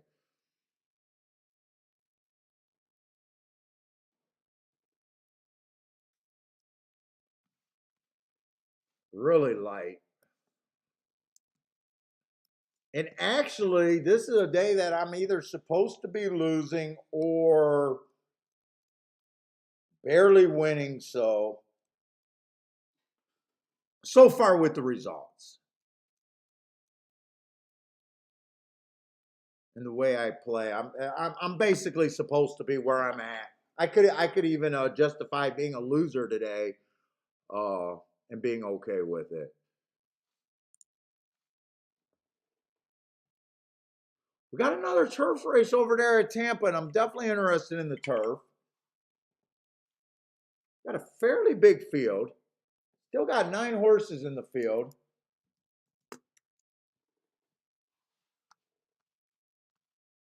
Two shipping from press style, trying turf. I've been on turf before at Tampa Bay. Probably has the right running style in my head.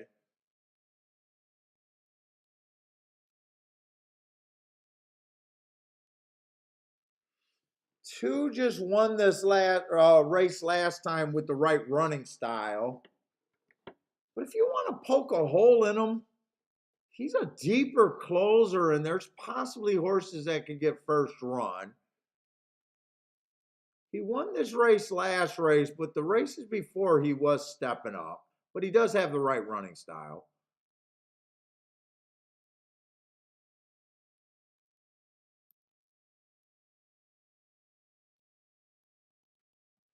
3 got the right running style, but just hasn't raced in a long time and might have some class. I'd be more comfortable on the 3 if he ran. 12-1 might be worth playing though.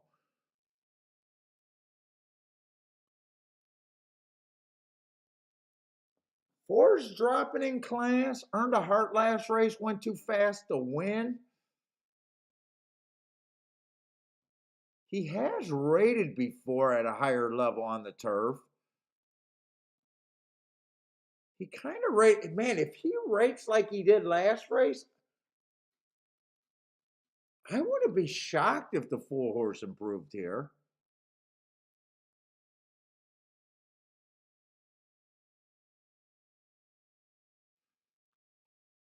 Five got the right running. Oh, five's a sprinter stretching out. I'm not sure.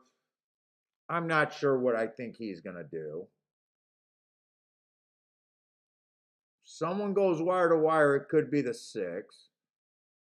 I really like his last race running against the bias. I'm just not convinced that speed is where you want on this turf. So far, we seen 2 turf races, and they ran how we expected.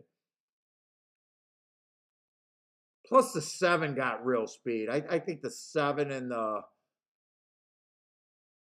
6 probably hurts each other. 9's out. I would have been a little interested in the 9, but he's out. You know what? 10 got the right running style and earned a heart while closing. On the turf, that's really good.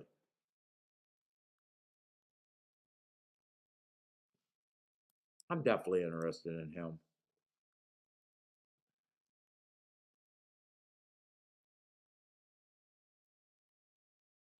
I'm hoping a 6 and a 7 kill each other. And I shouldn't be because both of them are nice prices. Who's his favorite?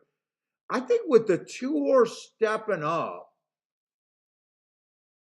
I think the 2 is severely overbet here.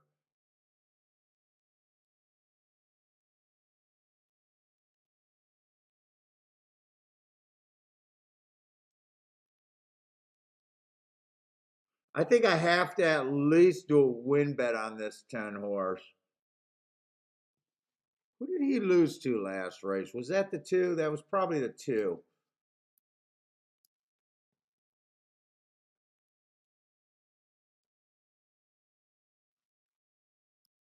The 2 just did beat him.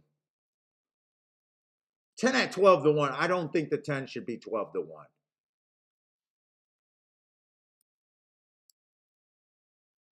And fuck, if he just ran that race with the favorite, I think there's still some upside there.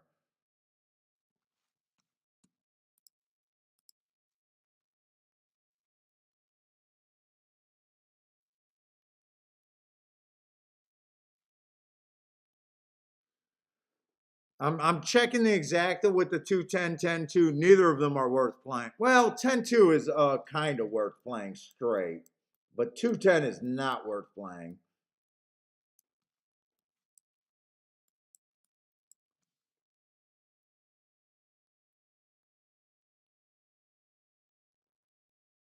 I think I play this a little bit.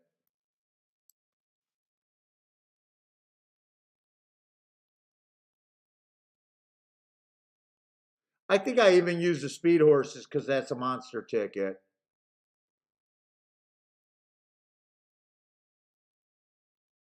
Wait, I want to use the 4. Wait a minute.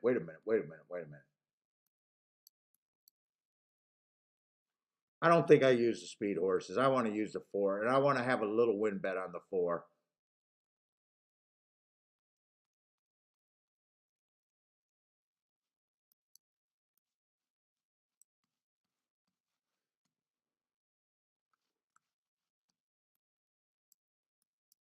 And I think I boxed the 2-4. Where's the 4? 27 to 1. I at least do a win bet on the 4 also.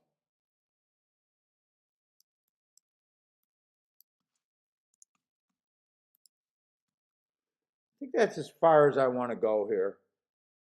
And I probably keep this in my playback category. I think even if I'm right on a playback category, this ends up being a fairly decent hit.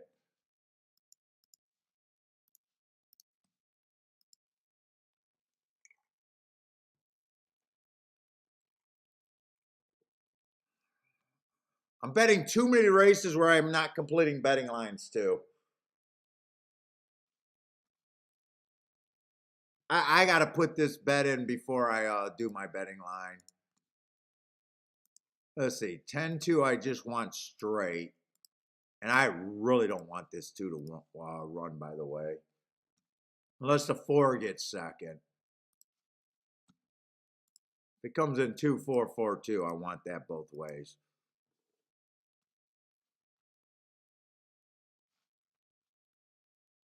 There's a 3 here.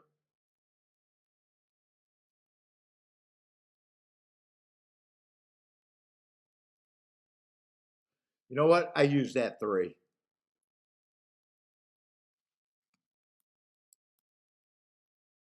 In fact, the 3 at 19-1, I think I got to even play him to win a little bit.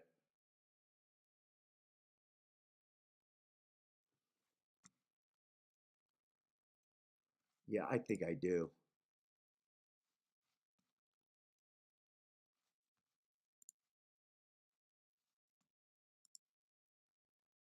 10 with the 1, 3, 4, 8. That justifies that. And then I did want to bet same amount on the 3 to win here.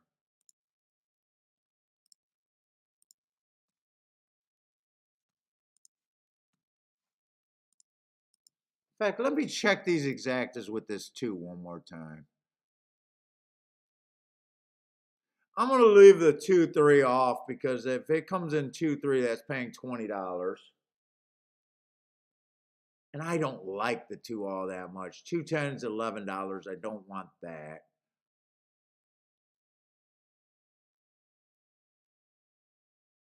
2-4 is paying 39 to 1, so I do want that one. Okay. What's up? Mr. Clutch likes the 2, the 5, the 1, 6, 7 for third.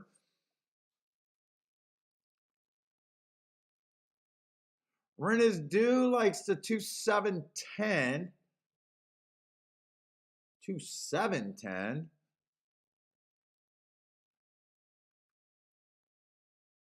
Let's see. Gas station sushi likes the number 7. 7 chimney. Who is a 7?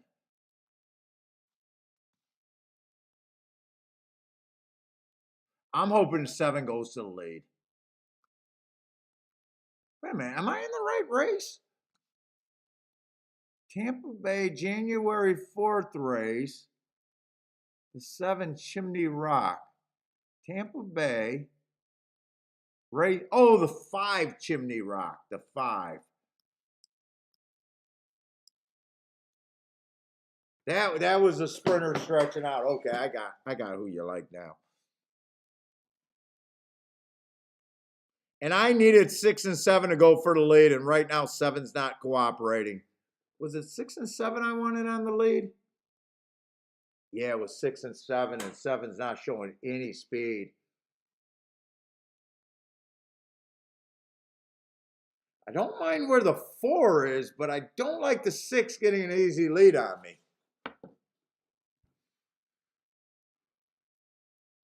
Come on, 4.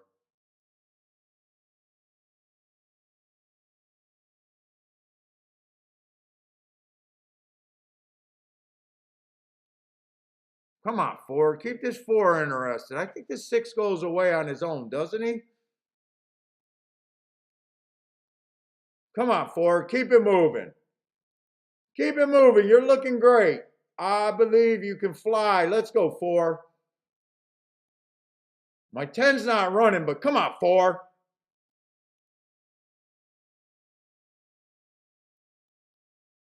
Come on, 4. Get the lead out. Get the lead out. You got this. Let's go 4. Let's go 4. Let's go 4. Let's go 4. I don't know. I don't know. I don't know.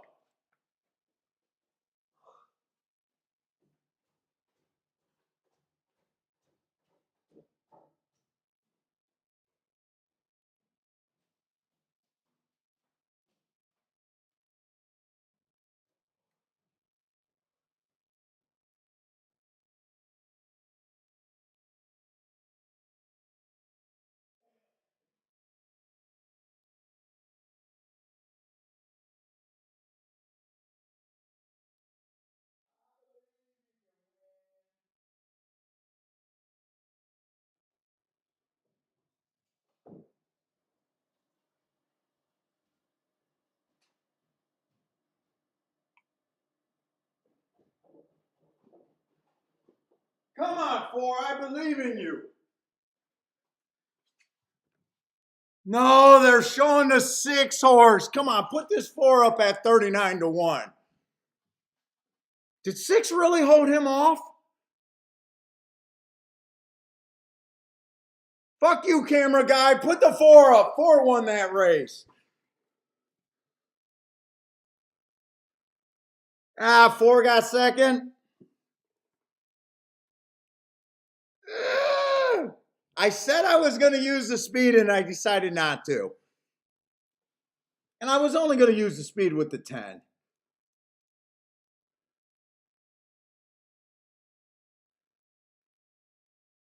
I thought the 4 won that race. I thought I was going to come back and see the 4. Oh, that's brutal. That's brutal. 29-1, 8-1 over 29-1. Missed the bob? Looks like I missed the bob.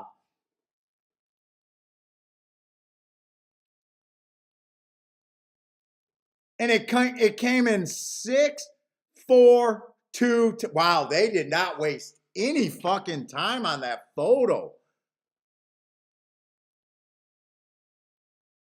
Fuck you, 7. You were supposed to show some speed. No one showed speed with that 6. If the 7 goes to the lead, I believe the 4 wins that race. $25 to place? Yeah, don't play place tickets. All right, that's another firework. I'm just second best there. Rex included the 4. Did you hit that with the 6?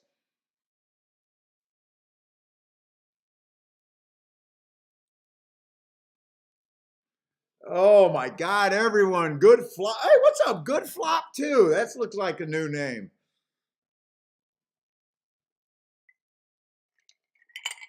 I obviously don't mind that bet. I don't mind that bet. In fact, I'm almost wondering how the fuck I missed everything. I did not love the 2. 4 and the 10 were my first win bets. I even said that I didn't like the 2 and I was going to include the 6, and I decided not to. The problem is I would have just had him with the 10 horse and not the 4 horse, though. I can't act like that was a close miss. I can't act like that was a close miss, other than the win ticket.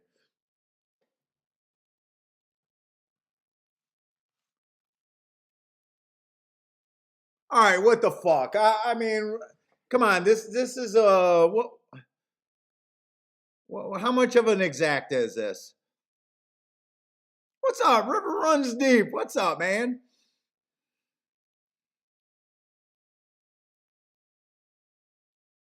Dude, we'll just keep making bets like that, and you can't get too well. I love celebrating them when they win, but I'm just gonna keep saying, you keep putting in bets that you believe are ahead of the math. If you keep doing that, you'll cycle into your winners.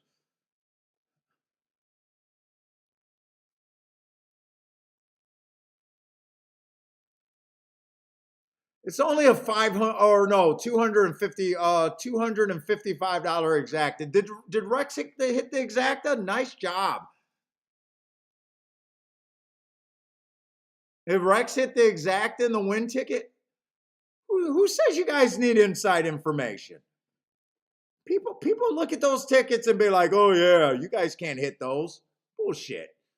Bullshit.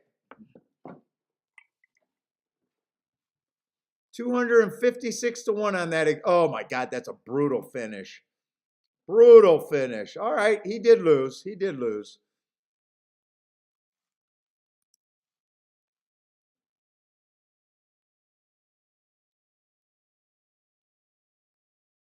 He did lose. No problem. I don't do place bets. The only way I hit that is if I decide to go just as heavy in the. I did keep that as a play bet too. I would have had to go for that race. I would have had to still stay against the 2. And I would have had to use this. I really thought the 6 and the 7 was going to do it. So it's hard for me to hit that ticket, to be honest, the exacta. Oh, man, he ran too good to lose.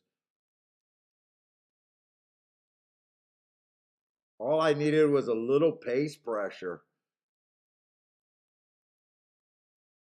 A little pace pressure gets that right.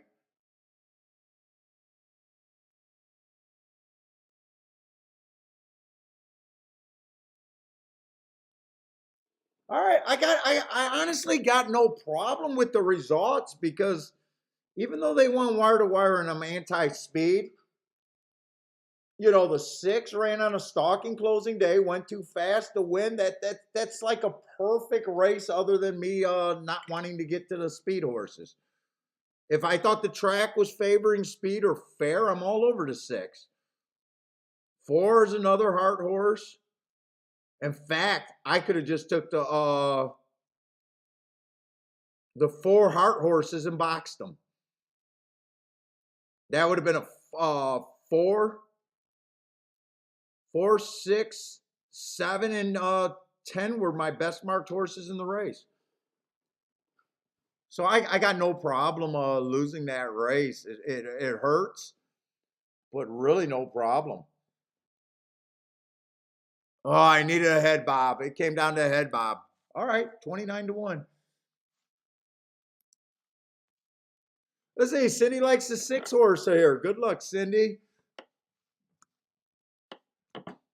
I know if Cindy's giving out picks, it's not chalky. I know that automatically. 16-1. Yeah, I know Cindy. I know Cindy enough to know that.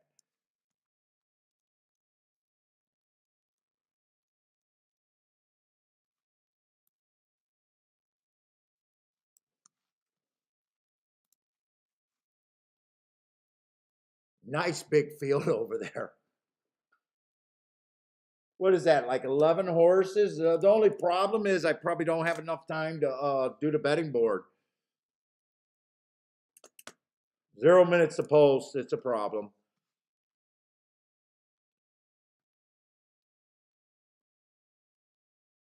The $20,000 claiming race on the turf. Dude, one's definitely interesting. 3 races go at this level. Average match strides with the fastest winner average. Next race at this level, stalking closing day, went too fast to win. Last race dropped a little bit, but had a bad rail day. I would not be shocked to see that horse.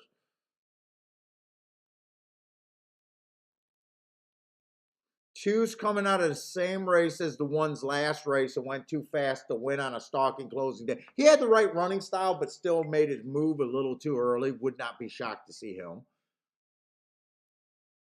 Oh, no, that's not the same race. Same day, different track.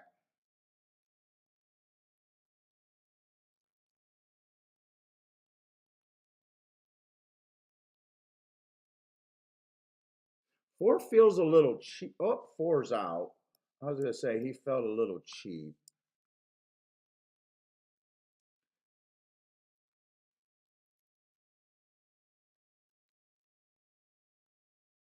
5, I'm probably not that. Well, at 9-1, I wasn't interested in him at 7-2. 9-1, I wouldn't get rid of him yet. 6 ran a really nice race last race. Stalking closing day, going too fast to win. They're in the gate. I'm just gonna have to sit out here. Wow, they only ran 1 dirt race today at Gulfstream. Wow.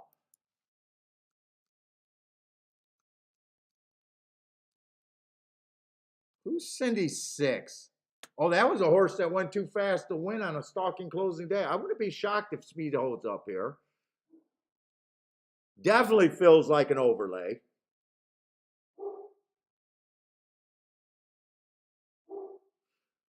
I'm going to root for the best marked horses. Let's see. The 1, the 2, the 6. I'm rooting for 1, 2, 6. I got no bet here, but I'm just rooting for the horses that earned the best marks. Yeah, Anthony, I do need to, but dude, I can't apologize. I try to, but this is I always say this is a handicapping show, so people aren't following my bets completely. When they're going off on, I can't apologize when the races are so close together, or when I got a heartbreaking loss like I just did.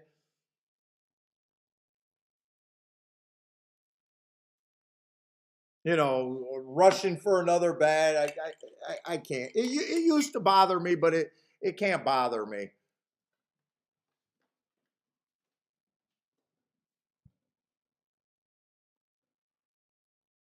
Let's see. Disco likes the 8 and 10 over the one and a 1 all exacta. 6 did get the lead there. 23 and 4, 48. Oh, I got the tickle in my chest. One's in good position if he's good enough. Who was I rooting for? 1, 6, 2, and I think there was one other horse, or maybe it was just those three. 1, 6, and 2. 1 definitely, 2 definitely, and 6 definitely. Oh, I could have been rooting for the 7 too, but I don't think I said the 7. He earned a heart 4 races back. Come on, 6. Get this going for Cindy.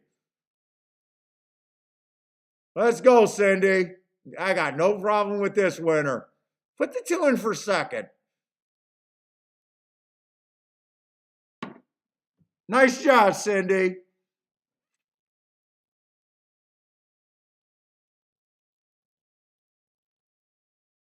Cindy might have hit the exacta there too. Cindy with a kaboom. Way to go. Cindy just came out with a 21-1 winner. Don't sleep on the chat room. Never sleep on the chat room. Joshua's in here with a kaboom.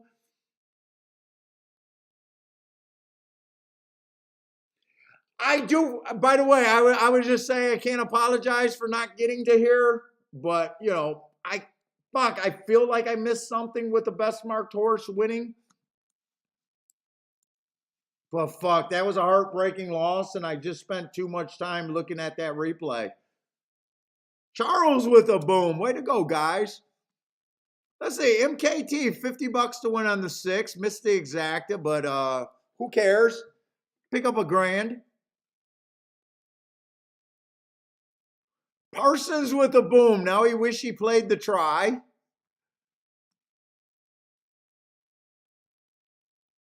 Definitely nice call, Cindy.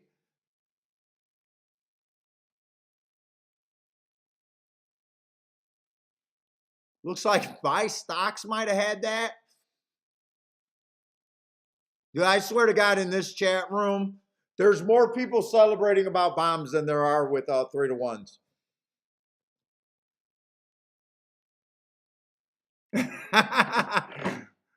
Gizmo with the finally. What's up, Gizmo? Way to come in finally on a 21-1.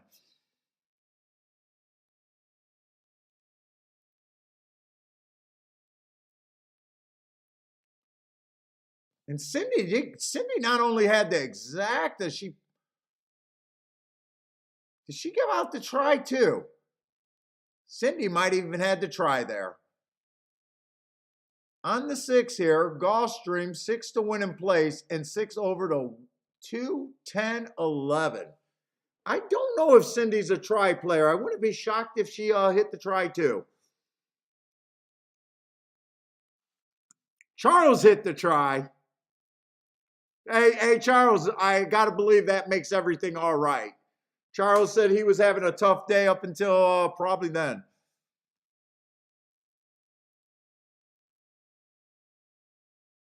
Oh, did Mofo Joe have the 6-2 and had a call earlier? Mofo, if I missed that call, I'm sorry I missed that call.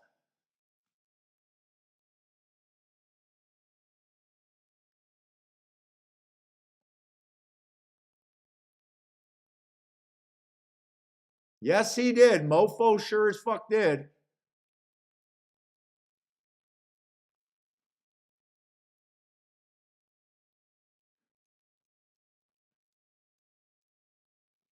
Gas station sushi wants a loan.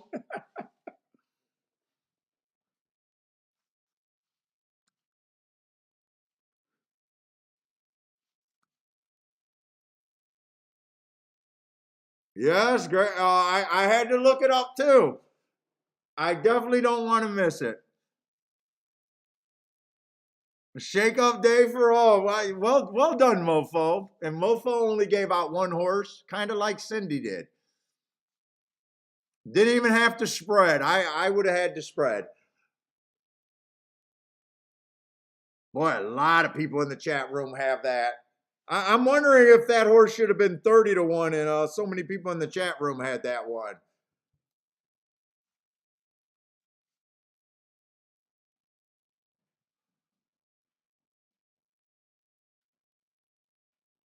Charles says Sweet on the lead with 3 closers is how he got there.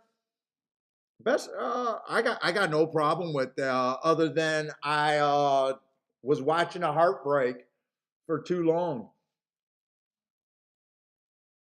And this horse, I would have felt confident. I would have felt comfortable because he's not necessarily always a speed horse.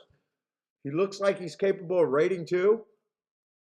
My marks would have justified a play on him. Stalking closing day went too fast to win. Who's the 11? 11 was a closer. Who's dropping? Who was dropping? 11 probably made sense taking a lot of money.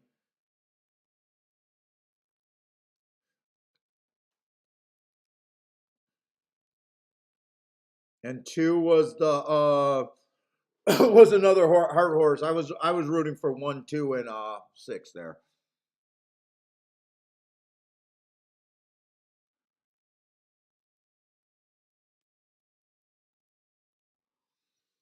Finally, 2 bombs are they're starting to heat up now.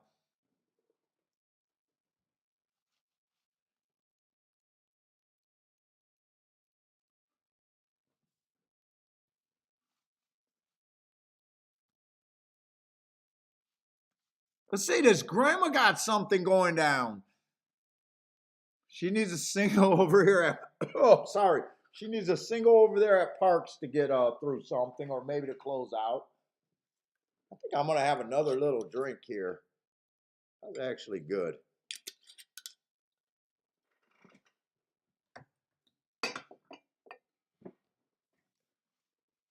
Oh, Rex-tailed Cindy. Wow, a lot of people had that.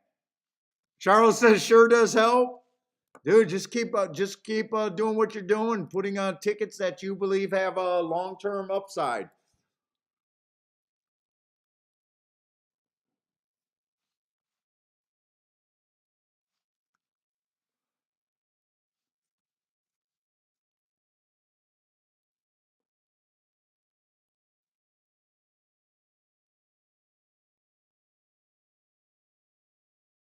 Oh, Disco, was that your single too, or are you oh you're at Parks maybe talking about you got the same single as Grandma?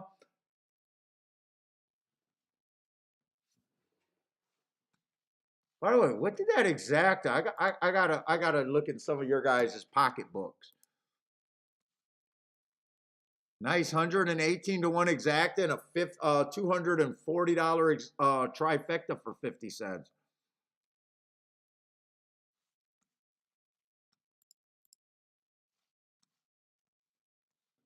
God, and I gotta pee again.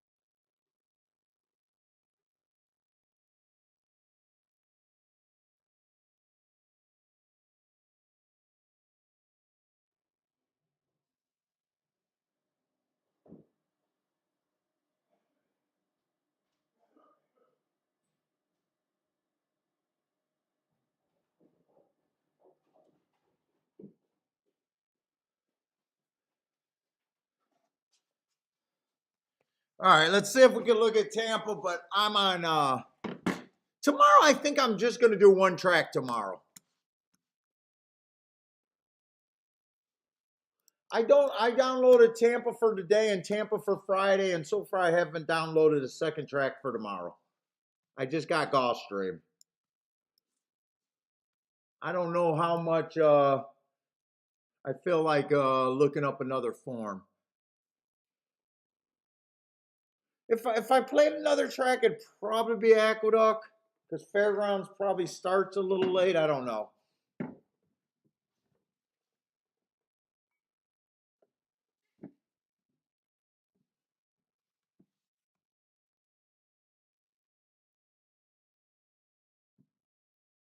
Let's see, the one is out.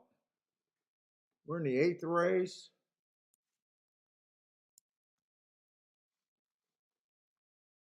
Oh, I already got him out. Okay, but I got to scratch him here.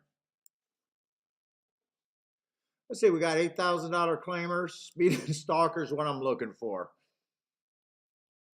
One Fitz, stepping up a little bit. In very good form. 4 races ago, it was an inside stalking closing day at a route. Ran against the bias, comes back, gets a speed favoring track at a shorter distance, go wire to wire. Comes back, earns a heart, and then comes back and wins again. Slowest pace of the day, average at the finish. Stepping up, but in sharp form. He might not be the only one stepping up either. 3-1. We'll see how that one feels. 2 looks like a stalker. Ran on a bad rail last race. That could be a little bit of upside. Been lower than this level. Been higher than this level.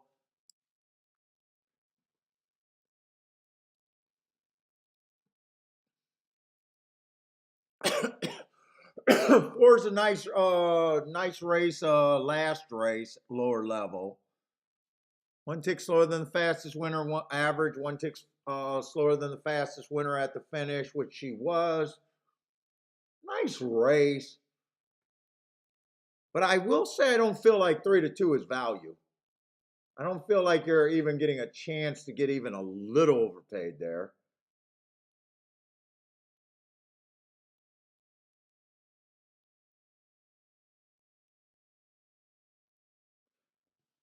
Five, I agree. I'm not crazy about.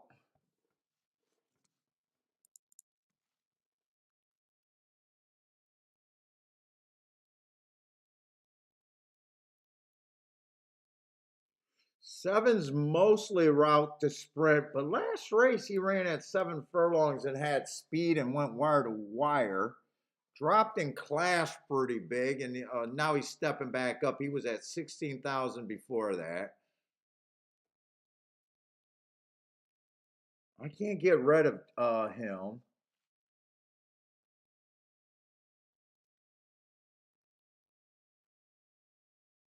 My biggest opinion in this race is I don't care for the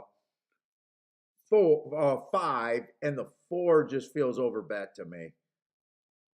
And everyone else I can get to.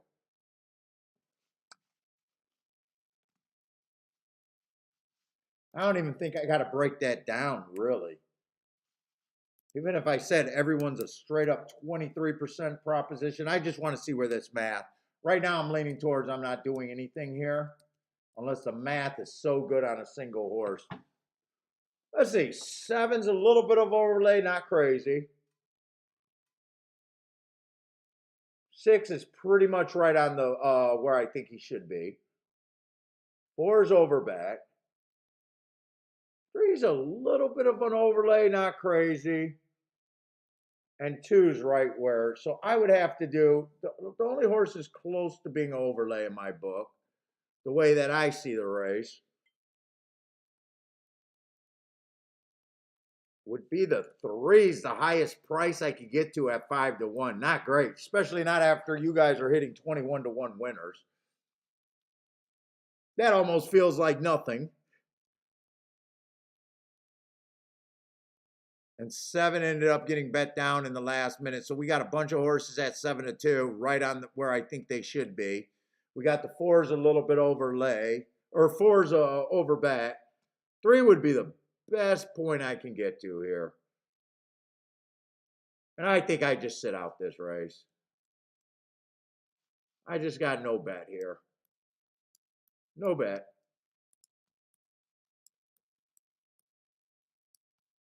I don't need to force anything.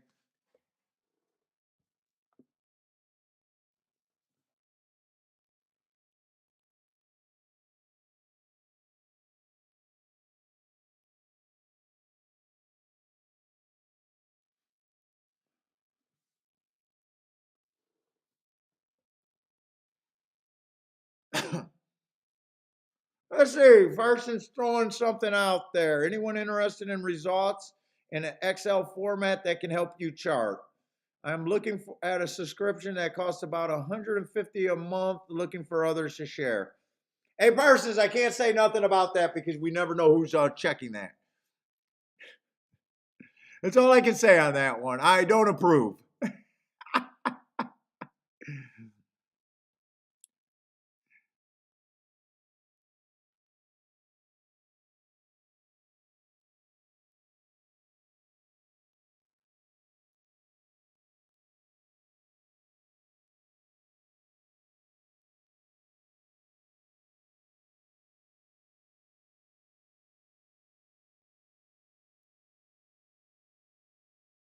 That's it. Austin just hit something, hit exact. Oh, he hit the 611 exacta. Nice job, Austin. Another one that hit that.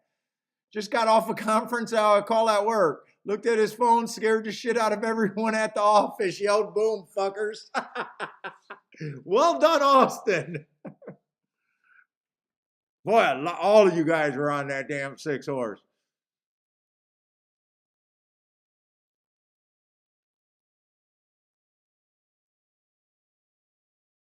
Let's see, 2 got a fairly easy lead here. I thought anyone can win this race other than the 5. And I just didn't think there was much room other than rooting for the 3 to get first and second, and I sat out here. What's up, Peter?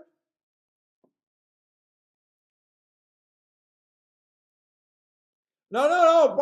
Parsons, I just can't get busted for that. That's all I'm saying. I'm not telling you what to do. I just can't get associated with it, is what I'm saying. I don't approve.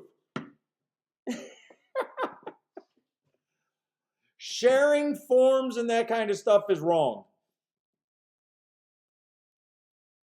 That's all I'm saying.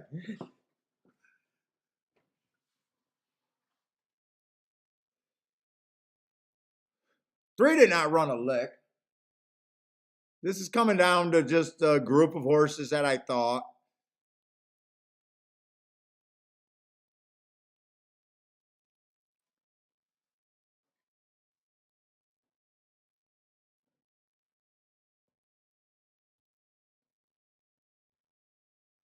I think it came in 2-4. Looks like it came in 2-4 because they're focusing on the 2.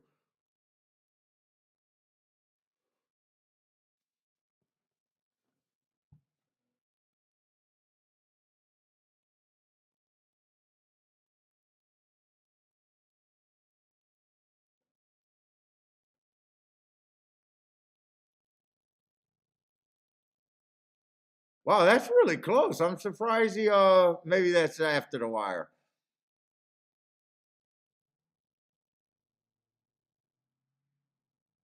Lloyd has the 2 and 4 exacta big time, so he does not care about the result. He got it both ways. Looks like now he thinks the 4 horse won. So maybe the 4 horse did beat the 2.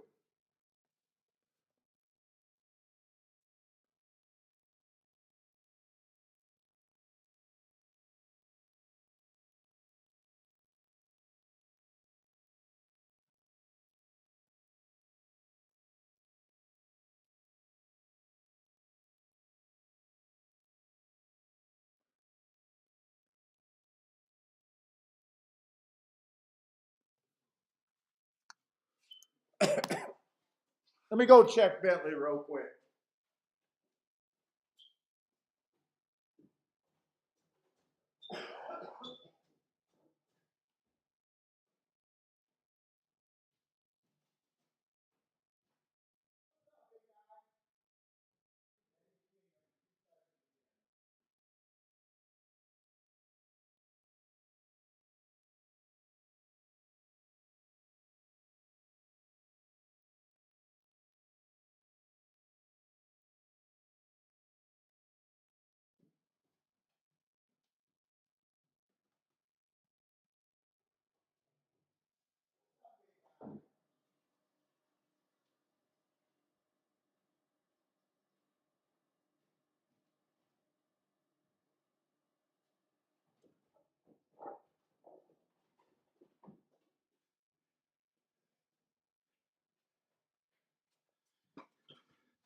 Okay.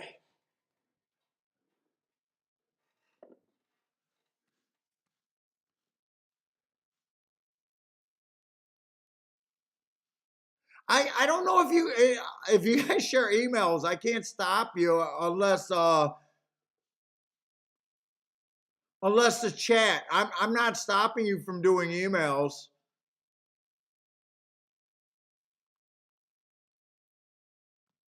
You guys aren't talking about sharing forms, right?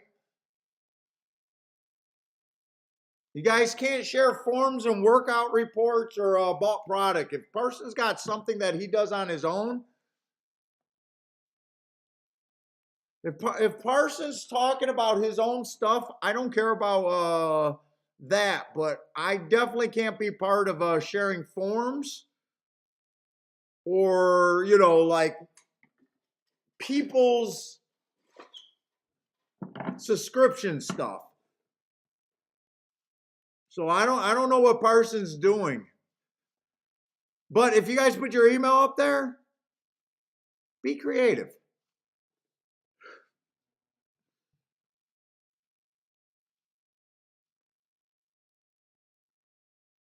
I don't know if the chat room has a blocker on email.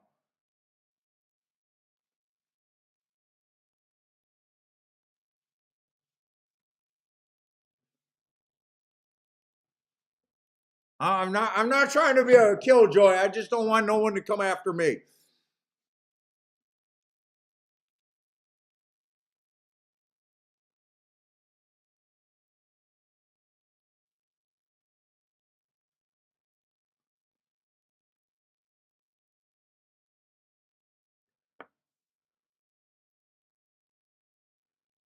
And believe it or not, they got busted in Discord sharing forms and everything. So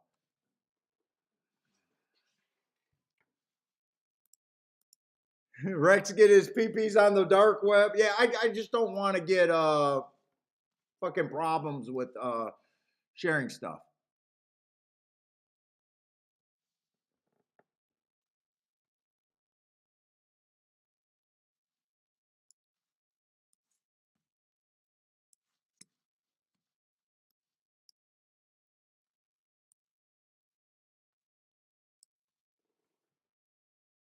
Can I put up my email? I'm not even sure. Am I allowed to put up my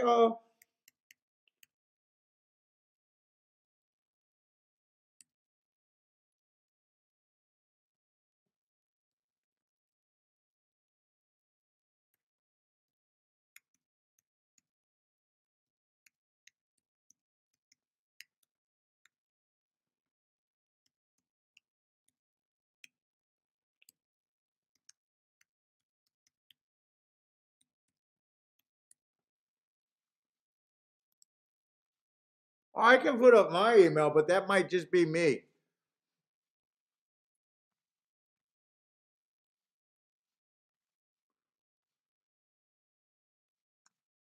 Is this the last race at Gulfstream?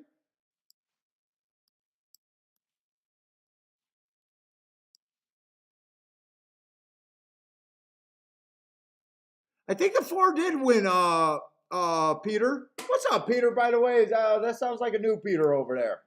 Thank you very much, man. We're just trying to make handicapping fun, and if you guys are new to handicapping, we're giving you a good point to try to advance your game sooner. Cut down the learning curve. If you're an old player, hopefully you can come up with some new ideas if you aren't already beating the game. Trust me, your competition's not that smart. They're smart. They're smarter than they ever have, but they're still not that smart. Let's see. I'm looking for speed and stalkers over here on the Tapeta.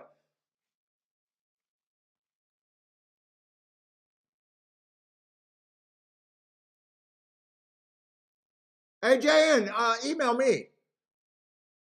JN, email me.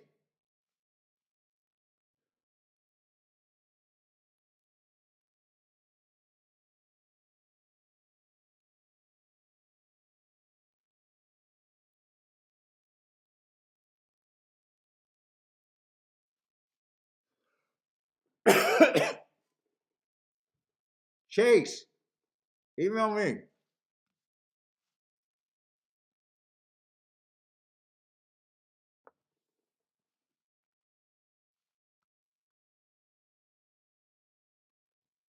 Let's see. One's a first time starter, four's a first time starter. Let's see. Four at 9 to 5. I just don't know if that price is anything.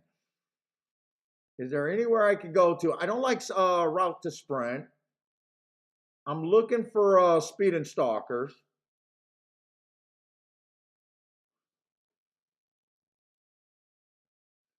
This looks like a kind of a. Well, I do like the heart on the 6, but he's definitely a long shot. I like the first race how he ran on a bad rail, and the second race he went too fast to win. But he's cheap, but the price, I probably think he might have a 10% chance. To where the price, I wouldn't hate a win bet on him. I don't know about a major bet. Let's see, 8 I think has the wrong running style.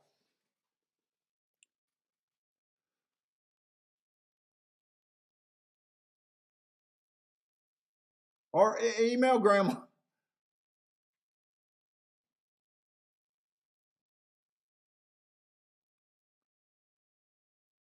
7, I was going to say might be a little interesting, but I don't think at 3 to 1. I don't see a lot of speed in this race.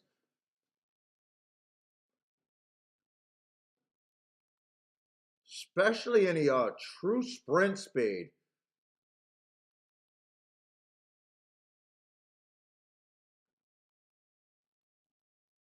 I'm gonna make a little bet. I'm gonna bet the 2 and a 6. Just win bets, not too crazy here.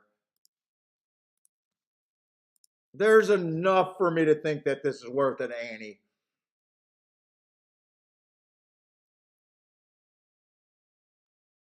If I went more, it'd probably be 2, 6, 7 in a box. But I don't know. I don't think this last race at Gulfstream is worth too much to me. 2, 6. If I did more exact, that'd probably just be a 2, 6, 7 box.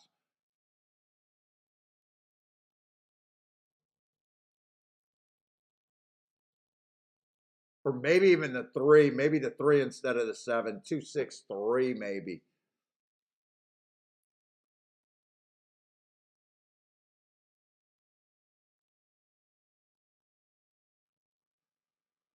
Six, I'm reaching for, but I will play that bad rail. Getting Lasix for the first time and went too fast to win last race, even though it was at the basement. Lone speed, possibly. 6, I would just be happy if 6 has a 2 length lead at the top of the stretch and I can hold my breath and however it turns out. 6, I would say it's successful if I just get the lead at the top of the stretch. I kind of know where I'm at here. This is nothing but a severe play bet for me. in a race that, I could have just as easily sat out.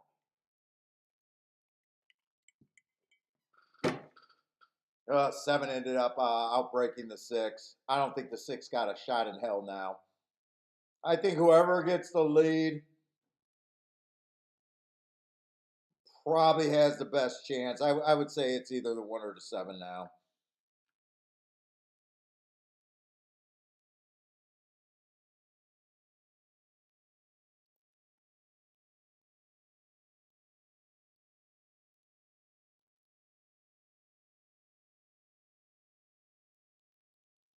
Two, I didn't trust the two to have front end. I was kind of just hoping. Although I know there's no way I would have took action on the four, whether he comes off the pace and gets these or not. Four, I wouldn't have been interested in it being a first-time starter at a short price. Looks like the four is going to win, though.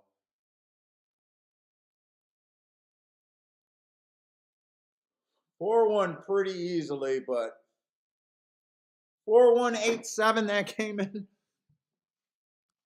Paul put a six. Well, I also put a little bet on him. I would have liked to have something in the last race there, but honestly, there was nothing there. And in fact, if that was in the last race, I probably don't even touch that race. Not even with a playback.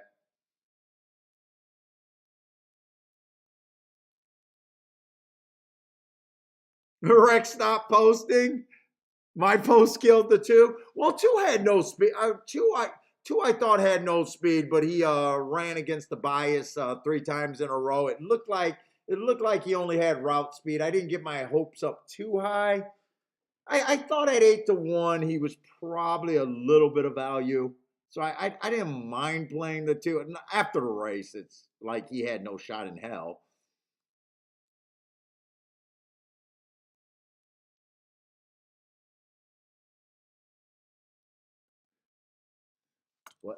God, I'm on my little system where I'm pissing fucking every 15 minutes right now.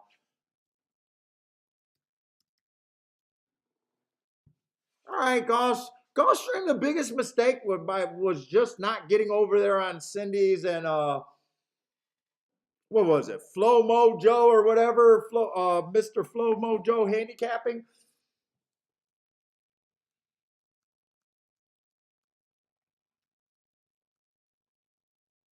I would have liked to had enough time for that race. I think I would have at least had a little bit of a win ticket there, but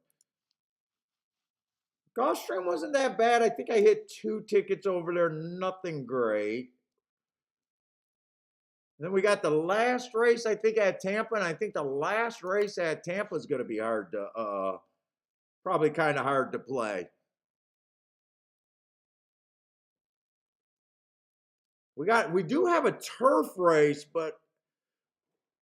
and I do love a perceived bias over there. But I got a bunch of horses that I got a couple first time starters and a bunch of horses that ran only one race. That makes it automatically feel like it's not a race that I'm gonna be super, super crazy about. Unless I just think someone's just being ignored completely.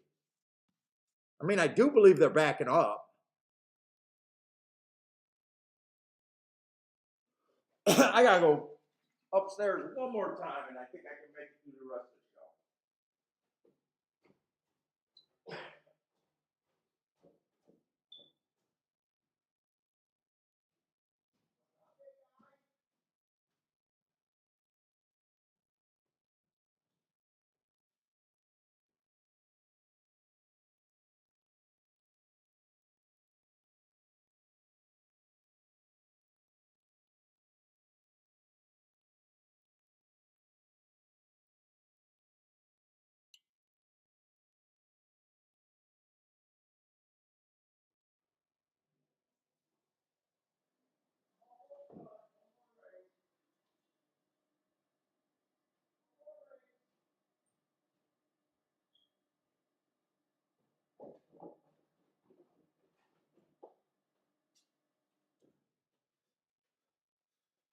Let's see if anyone emailed me today.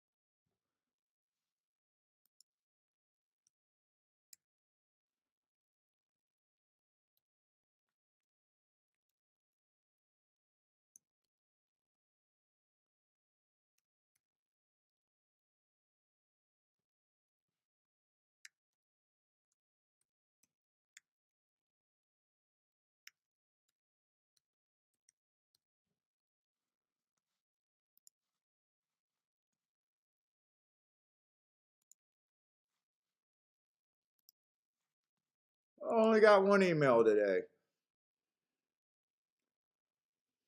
Usually, guys are sending me tickets.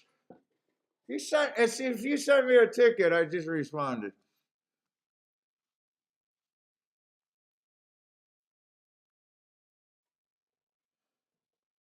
Let's see. I would say one has the right running style here. Let's see, 9 horses. They all start at 13%. They're just lightly raced horses. It'll be hard for me to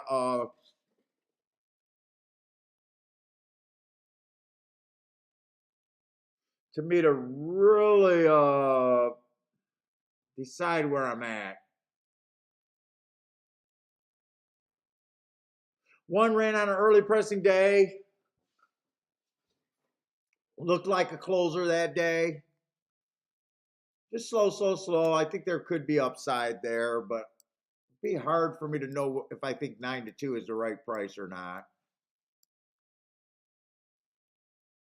Two try to sprint, stalking closing day, came from 4 lengths off the lead. Who knows if what his running style is at a route.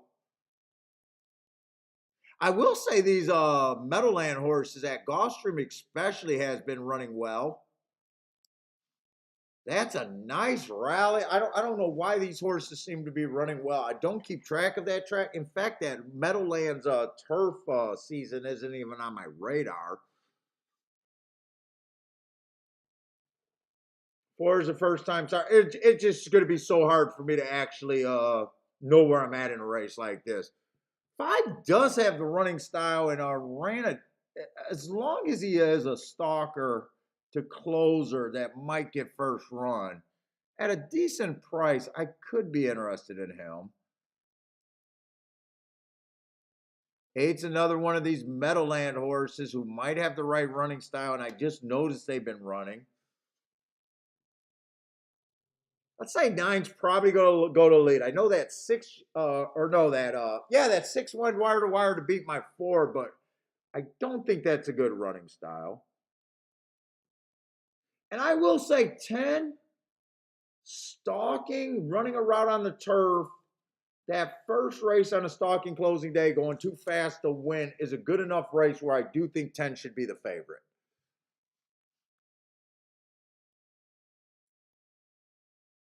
I do believe he's at least where I would have the favorite. Definitely can't say he's a coin flip with so many unknowns.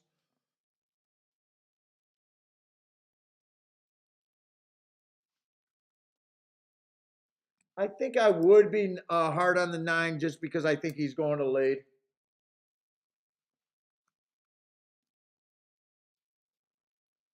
Let's see, they all start at 13%. I'm just gonna mark the first time starters. at about an 8%. I just know I can't get to them. If they win, I won't be shocked. I just know that I'm not willing to and I just got to give them points to reflect and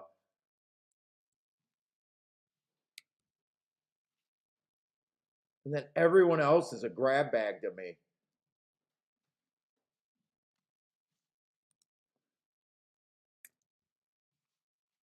Let's say everyone else is just the same as a grab bag. What?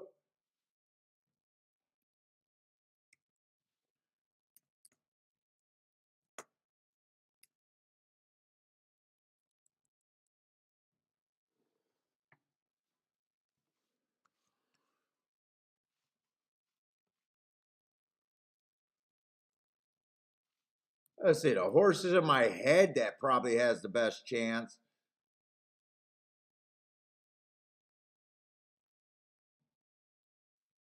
Ten and five.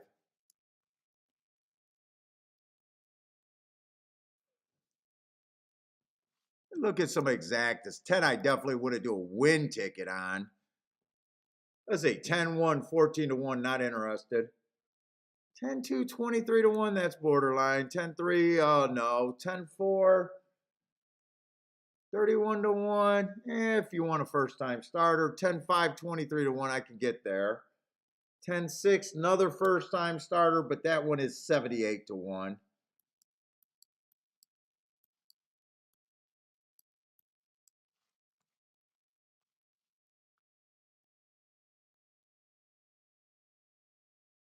10-8, 42-1. I would actually play that. I would play 10-6 for less, though.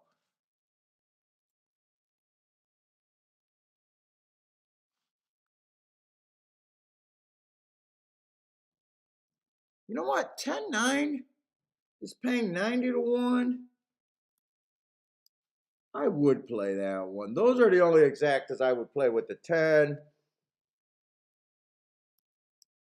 10-6, I would just play for less.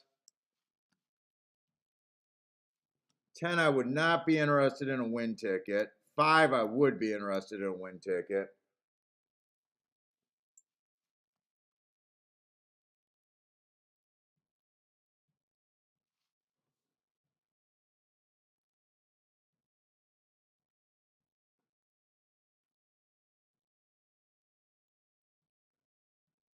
Oh, two's a Chad Brown.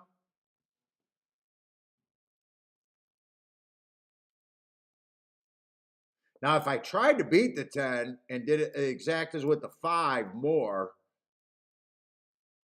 I would still play the 10. Then the doors open up for different horses. Let's see. If I was playing the 5 first and second, I would definitely be playing the 2. I'd be definitely playing the 1.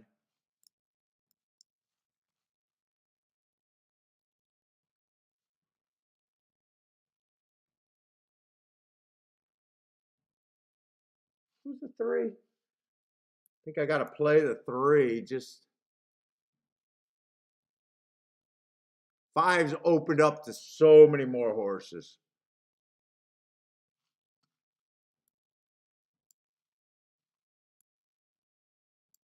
8, I could play.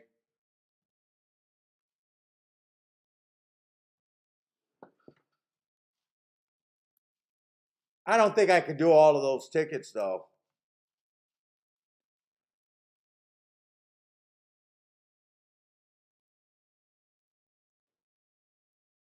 I probably could, actually.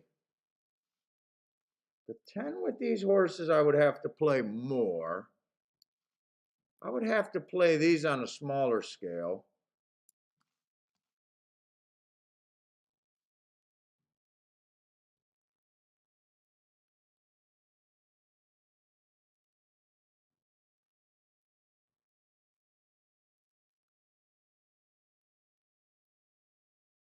Or you could pick one direction to go or the other. Can I play both is the question.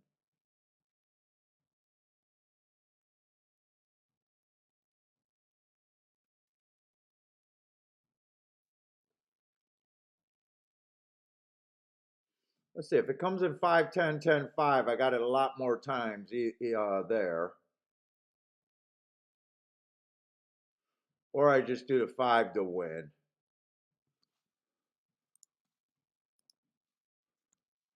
Let's see, I will do the 5 to win to start out.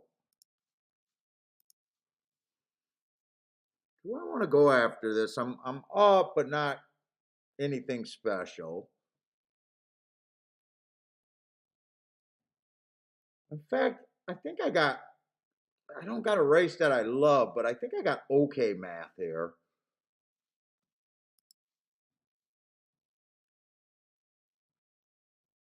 10, 5.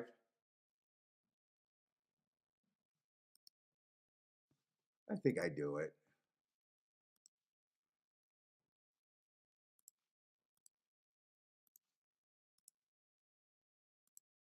5, 9, and 8.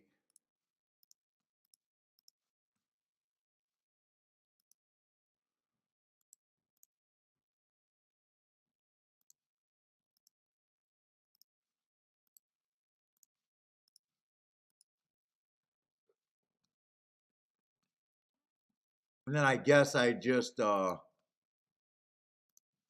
touched that 10, 6.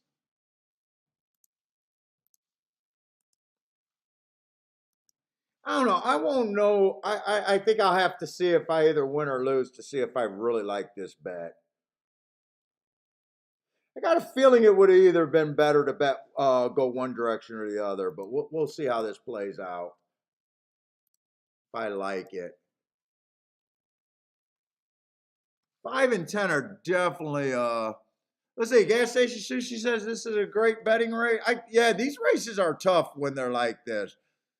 I could see a lot of people thinking this is a great betting race. Let's see, you like the 4, 6, and 9. So yeah, you definitely think this is a good betting race when you like a 44 to 1, 33 to 1, and an 8 to 1. Yeah, you definitely believe this is a great betting race.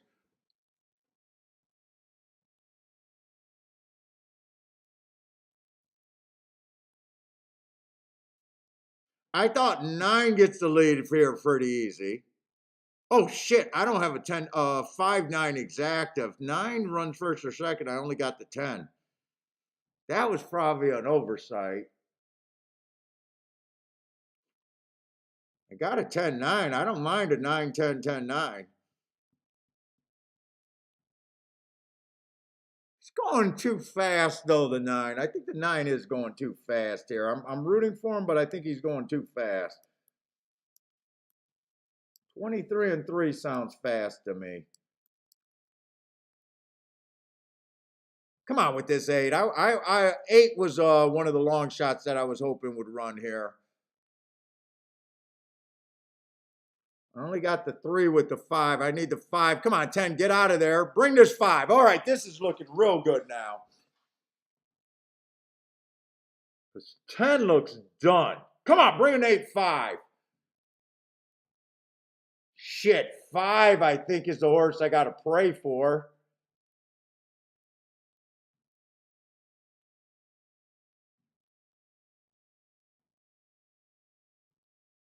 No, I got nothing. I got nothing here.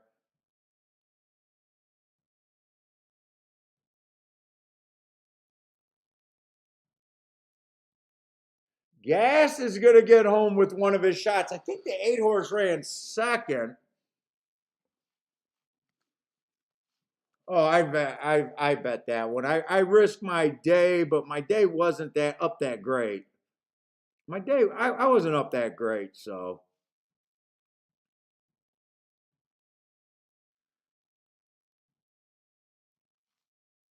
I think he came in 438, maybe 48, but I'm pretty sure it was 438.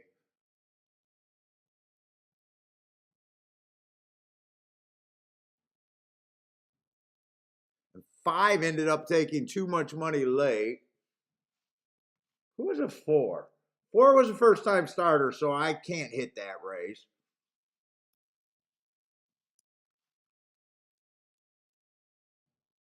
So I judge what I did there based on him not running. 3 I used with the 5, but I couldn't use them with the 10. I like the 8. So if that would have came in, it would have came in. If the first time starter doesn't run, probably would have been 3, 8, 10, where at least my opinion is not as terrible. As terrible. Charles got a boom. There's an inquiry. I don't know what the inquiry is. It might be the 9 take. Oh, it's probably the horse missing the break. 6 reared up at the gate. I think that's what they're looking at.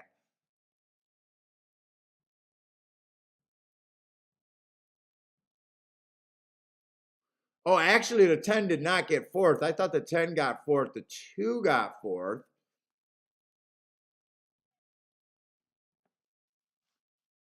So I used a lot of horses though, but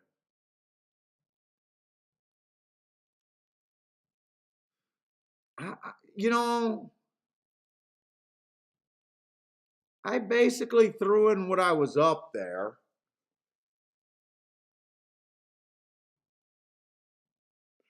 I honestly don't think I hate the play. I could have argued I could have set out that play or not.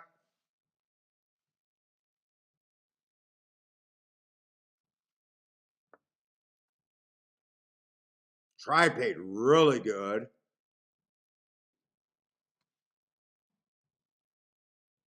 I can sleep at night because I know that I wasn't close. I could have got to the 4 horse being a first time starter. That's not my style. I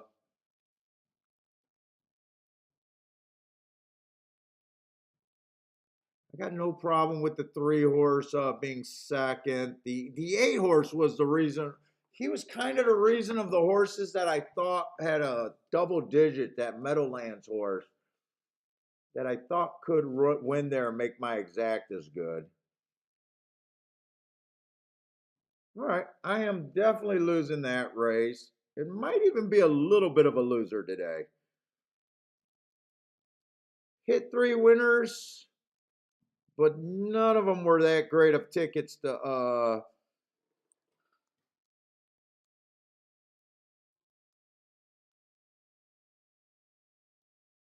really guarantee me up that much. Let's see. Charles with a good hit. Gas station sushi might have got something there. I'm not sure. He definitely liked the 4, the 6, and the 9. I don't know if he was just win betting or what.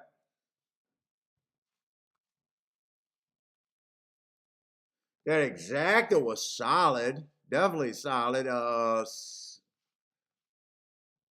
62 to 1 on the exacta. So Charles hit that. Nice job. Charles started out weak today and hit 2 races that mattered. Hit this race and hit the race with Cindy.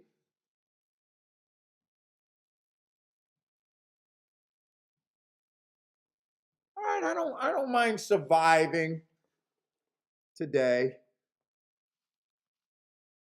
But I'm definitely done. I just right now I'm leaning towards only one track tomorrow.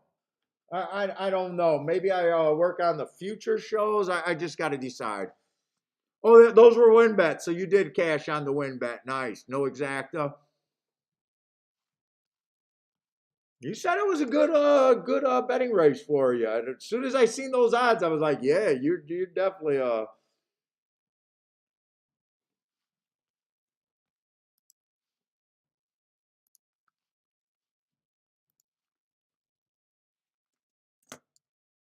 let's see, 1-4-23. I just got to get the right year. So I got that saved. I'm done. I'm not sure what I'm going to do tomorrow. Might just be a one track day.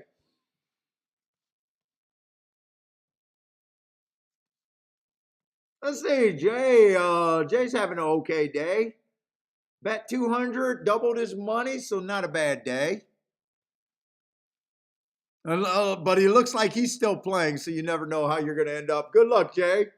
Charles is saying Turfway. Well, like always, if you guys are playing tonight, good luck. I'm definitely done for today.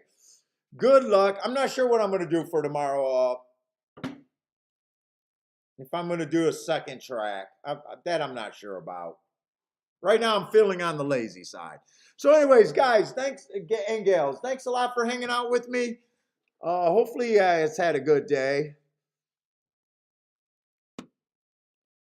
Good luck tonight, and hope to see everyone tomorrow, or at least this week. Check us out again. Take it easy, everyone. Good luck. Stay safe out there. Uh-oh, and Bentley knows I'm signing off. Here he comes.